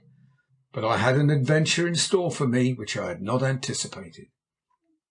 Seated in the doorway, almost hidden in the shadow, was the figure of a man. He must have been asleep, for he did not become aware of my presence until I was within a foot of him. Then he sprang to his feet and was about to give the alarm. Before he could do so, however, I was upon him. A desperate hand-to-hand struggle followed, in which I fought solely for his throat. This once obtained, I tightened my fingers upon it and squeezed until he fell back unconscious. It was like a horrible nightmare, that combat without noise in the dark entry of the hut, and I was more than thankful that it ended so satisfactorily for me. As soon as I had disentangled myself, I rose to my feet and proceeded across his body into the hut itself. A swing door led from the porch, and this I pushed open. "Who is it, and what do you want?" said a voice which I should have recognised anywhere. In answer, I took Phyllis in my arms, and whispering my name, I kissed her over and over again. She uttered a little cry of astonishment and delight. Then, bidding her step quietly, I passed out into the starlight, leading her after me. As we were about to make for the path by which I had descended, Beckenham stepped forward. At the same instant, the man with whom I had been wrestling came to his senses and gave a shout of alarm. In an instant there was a noise of scurrying feet and a great shouting of orders. "Make for the boats!" I cried at the top of my voice, and taking Phyllis by the hand, set off as quickly as I could go up the path, Beckenham assisting her on the other side. If I live to be 100, I shall never forget that rush up the hill, in and out of the trees and bushes, scratching ourselves and tearing our clothes. We dashed, conscious only of the necessity for speed. Before we were halfway down the other side, Phyllis's strength was quite exhausted, so I took her in my arms and carried her the remainder of the distance. At last we reached the boat and jumped on board. The rest of the party were already there, and the word having been given, we prepared to row out to the yacht. But before we could push off, a painful surprise was in store for us. The Marquis, who had been counting the party, cried, "Where's Mr. Wetherell?" We looked round upon each other, and surely enough the old gentleman was missing. Discovering this, Phyllis nearly gave way, and implored us to go back at once to find him. But having rescued her with so much difficulty, I did not wish to run any risk of letting her fall into her enemy's hands again. So, selecting 4 volunteers from the party, I bade the rest pull the boat out to the yacht and give Miss Wetherell to the captain's charge, while the others accompanied me ashore again in search of her father. Having done this, the boat was to return and wait for us. Quickly we splashed our way back to the beach, and then plunging into the undergrowth began our search for the missing man. As we did not know where to search, it was like looking for a needle in a bundle of hay. But presently one of the hands remembered having seen him descending the hill, so we devoted our attentions to that side. For nearly 2 hours we toiled up and down, but without success. Not a sign of the old gentleman was to be seen. Could he have mistaken his way and be even now searching for us on another beach? To make sure of this we set off and thoroughly searched the 2 bays in the direction he would most likely have taken, but still without success. Perhaps he had been captured and carried back to the huts. In that case we had better proceed thither and try to rescue him. This, however, was a much more serious undertaking, and you may imagine it was with considerable care that we approached the plateau again.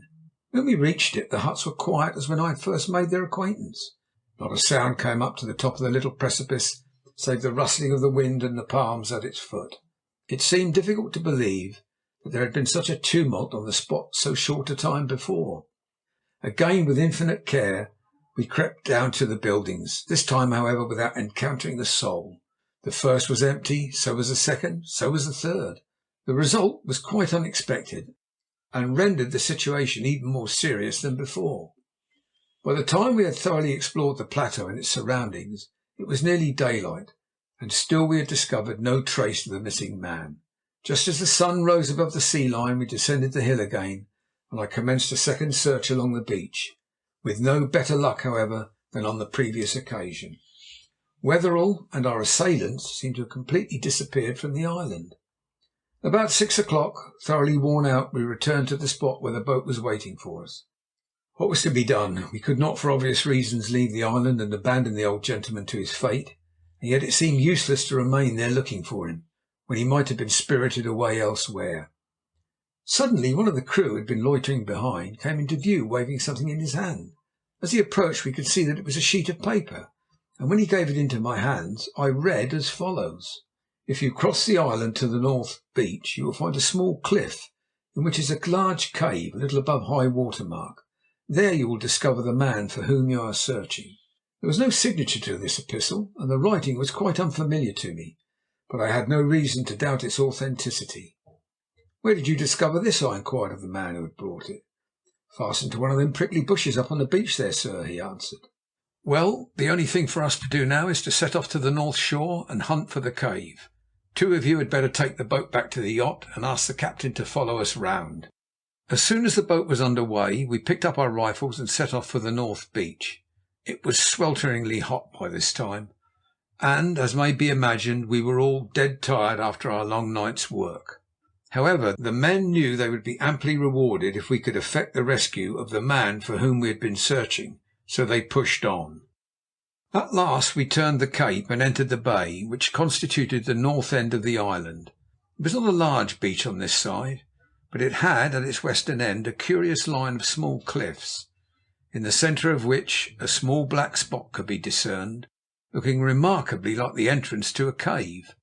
Towards this we pressed, forgetting our weariness in the excitement of the search. It was a cave, and a large one. So far the letter was correct. Preparing ourselves in case of surprise, we approached the entrance, calling Mr. Wetherell's name. As our shouts died away, a voice came out in answer, and thereupon we rushed in. A remarkable sight met our eyes. In the centre of the cave was a stout upright post, some 6 or 8 feet in height, and securely tied to this was the Colonial Secretary of New South Wales. In less time almost than it takes to tell, we had cast loose the ropes which bound him, and led him, for he was too weak to stand alone, out into the open air. While he was resting he inquired after his daughter, and having learned that she was safe, gave us the following explanation. Addressing himself to me, he said: "When you cried 'make for the boats,' I ran up the hill with the others as fast as I could go, but I'm an old man and could not get along as quickly as I wanted to, and for this reason was soon left far behind. I must have been halfway down the hill when a tall man dressed in white stepped out from behind a bush, and raising a rifle bade me come to a standstill. Having no time to lift my own weapon, I was obliged to do as he ordered me, and he thereupon told me to lay down my weapon and right about face. In this fashion I was marched back to the huts we had just left, and then another man, having joined my captor, was conducted across the island to this beach where a boat was waiting. In it I was pulled out to a small schooner lying at anchor in the bay and ordered to board her. 5 minutes later I was conducted to the saloon. "Good evening, Mr. Wetherell." "This is indeed a pleasure," said a man sitting at the farther end of the table. He was playing with a big black cat, and directly I heard his voice I knew that I was in the presence of Dr. Nikola. "And how do you think I am going to punish you, my friend, for giving me all this trouble?" he said, when I made no reply to his first remark. "You dare not do anything to me," I answered. "I demand that you let me go this instant. I have a big score to settle with you." "If you will be warned by me, you will cease to demand," he answered, his eyes the while burning like coals. "You are an obstinate man, but though you have put me to so much trouble and expense, I will forgive you and come to terms with you. Now listen to me. If you will give me—" At that moment the little vessel gave a heavy roll, and in trying to keep my footing on the sloping deck I fell over upon the table.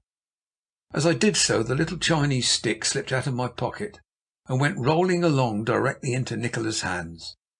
He sprang forward and seized it, and you may imagine his delight. With a cry of triumph that made the cat leap from his shoulder, he turned to a tall man by his side and said: "I've got it at last. Now let a boat's crew take this man ashore and tie him to the stake in the cave.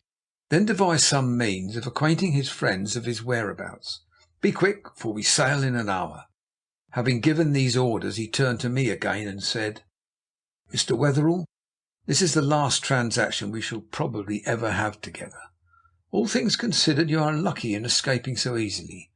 It would have saved you a good deal if you had complied with my request at first. However, All's well that ends well, and I congratulate you upon your charming daughter.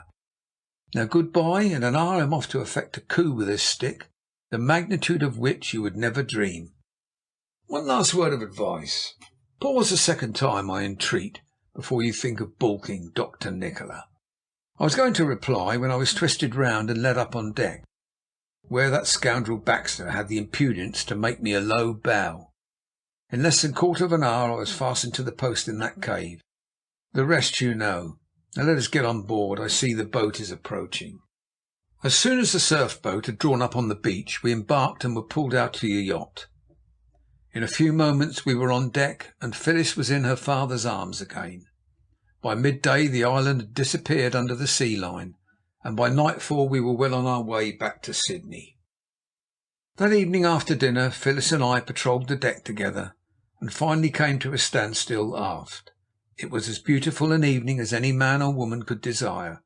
All round us was the glassy sea, rising and falling as if asleep, while overhead the tropic stars shone down with their wonderful brilliance.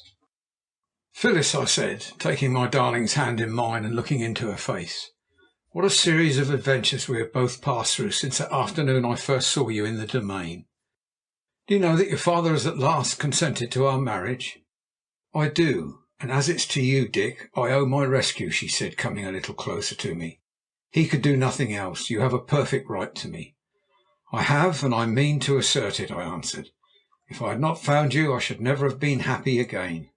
But, Dick, there is one thing I don't at all understand. At dinner this evening the captain addressed you as Sir Richard. What does that mean?"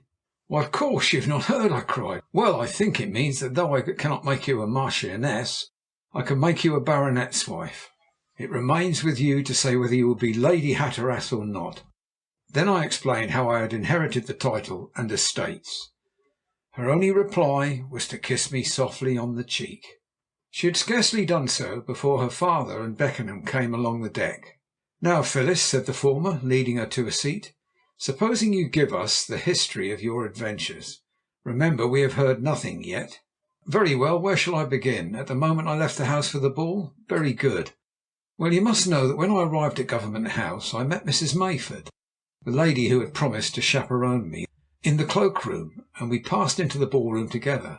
I danced the first dance with Captain Hackworth, one of the aides, and engaged myself for the fourth to the Marquis of Beckenham." "The sham Marquis, unfortunately," put in the real one. "It proved to be unfortunate for me also," continued Phyllis. "As it was a square, we set it out in the ante-room leading off the drawing-room, and while we were there the young gentleman did me the honour of proposing to me. It was terribly embarrassing for me, but I allowed him to see, as unmistakably as possible, that I could give him no encouragement, and, as the introduction to the next waltz started, we parted the best of friends. About half an hour later, just as I was going to dance the Lancers, Mrs. Mayford came towards me and drew me into the drawing-room. Mr. Baxter, his lordship's tutor, was with her, and I noticed that they both looked supernaturally grave. "What is the matter?" I asked, becoming alarmed by her face. "My dear," said she, "you must be brave. I have come to tell you that your father has been taken ill and has sent for you." "Papa ill!" I cried. "Oh, I must go home to him at once." "I have taken the liberty of facilitating that," said Mr. Baxter, "by ordering the servants to call up your carriage, which is now waiting for you at the door. If you will allow me, I will conduct you to it." I apologized to my partner for being compelled to leave him, and then went to the cloak-room.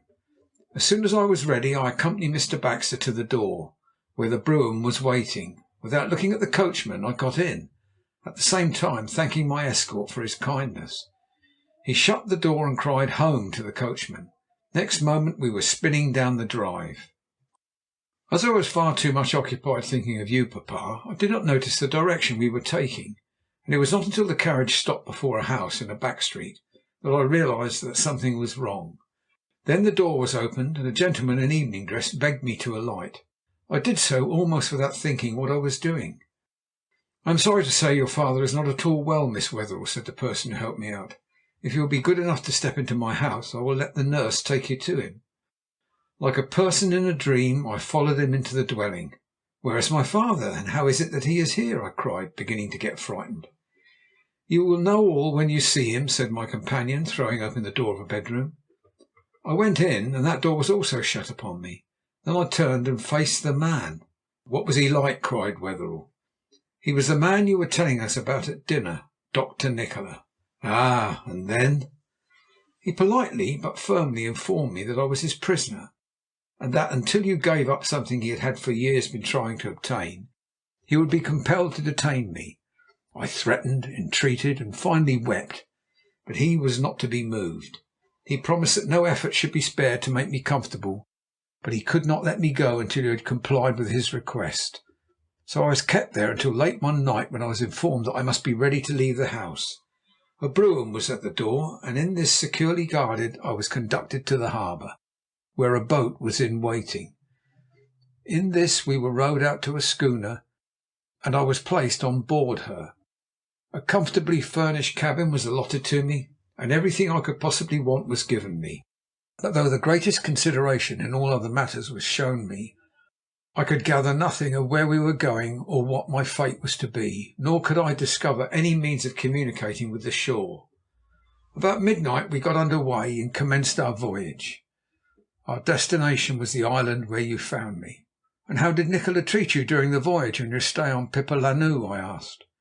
"With invariable courtesy," she replied. "A more admirable host no one could desire. I had but to express a wish, and it was instantly gratified. When we were clear of the land I was allowed on deck. My meals were served to me in a cabin adjoining my own, and a stewardess had been specially engaged to wait upon me. As far as my own treatment went, I have nothing to complain of. But oh, you can't tell how thankful I was to get away. I imagined all sorts of horrors." "Well, God be thanked, it's all done with now," I said earnestly. "And what is more," said Wetherell, "you have won one of the best husbands in the world. Mr. Hatteras, your hand, sir. Phyllis, my darling, yours. God bless you both." A week later the eventful voyage was over, and we were back in Sydney again. Then came our marriage, but with your kind permission I will only give you a very bare description of that. It took place at the cathedral, the Primate officiating. The Marquis of Beckenham was kind enough to act as my best man, while the Colonial Secretary, of course, gave his daughter away. But now I come to think of it, there is one point I must touch upon in connection with that happy occasion. That was the arrival of an important present on the evening prior to the event. We were sitting in the drawing-room when the butler brought in a square parcel on the salver and handed it to Phyllis. "Another present, I expect," she said, and began to untie the string that bound it. When the first cover was removed, a layer of tissue paper revealed itself, and after that a large Russia leather case came into view. On pressing the spring, the cover lifted and revealed a superb collet, as I believe it is called, of diamonds, and resting against the lid a small card bearing this inscription: "With heartiest congratulations and best wishes to Lady Hatteras, in memory of an unfortunate detention and a voyage to the southern seas. From her sincere admirer, Dr. Nikola." What do you think of that? Well, to bring my long story to a close, the great event passed off with much éclat. We spent our honeymoon in the Blue Mountains, and a fortnight later sailed once more for England in the Oris Harbour. Both Mr. Wetherell, who has now resigned office, and the Marquis of Beckenham, who is as manly a fellow as you would meet anywhere in England, accompanied us home, and it was to the latter seaside residence that we went immediately on our arrival in the mother country. My own New Forest residence is being thoroughly renovated, and will be ready for occupation in the spring. And now as to the other persons who have figured most prominently in my narrative. Of Nikola, Baxter, Eastover, or Prendergast I have never heard since. What gigantic coup the first named intends to accomplish with a little Chinese stick, the possession of which proved so fatal to Wetherell, is beyond my power to tell. I am only too thankful, however, that I am able to say that I am not in the least concerned in it. I am afraid of Nikola, and I confess it. And with this honest expression of my feelings, and my thanks for your attention and forbearance, I will beg your permission to ring the curtain down upon the narrative of my bid for fortune. End of Part 2, Chapter 6. Recording by Peter John Keeble of Nottingham, United Kingdom. End of Bid for Fortune, or Dr. Nikola's Vendetta, by Guy Boothby.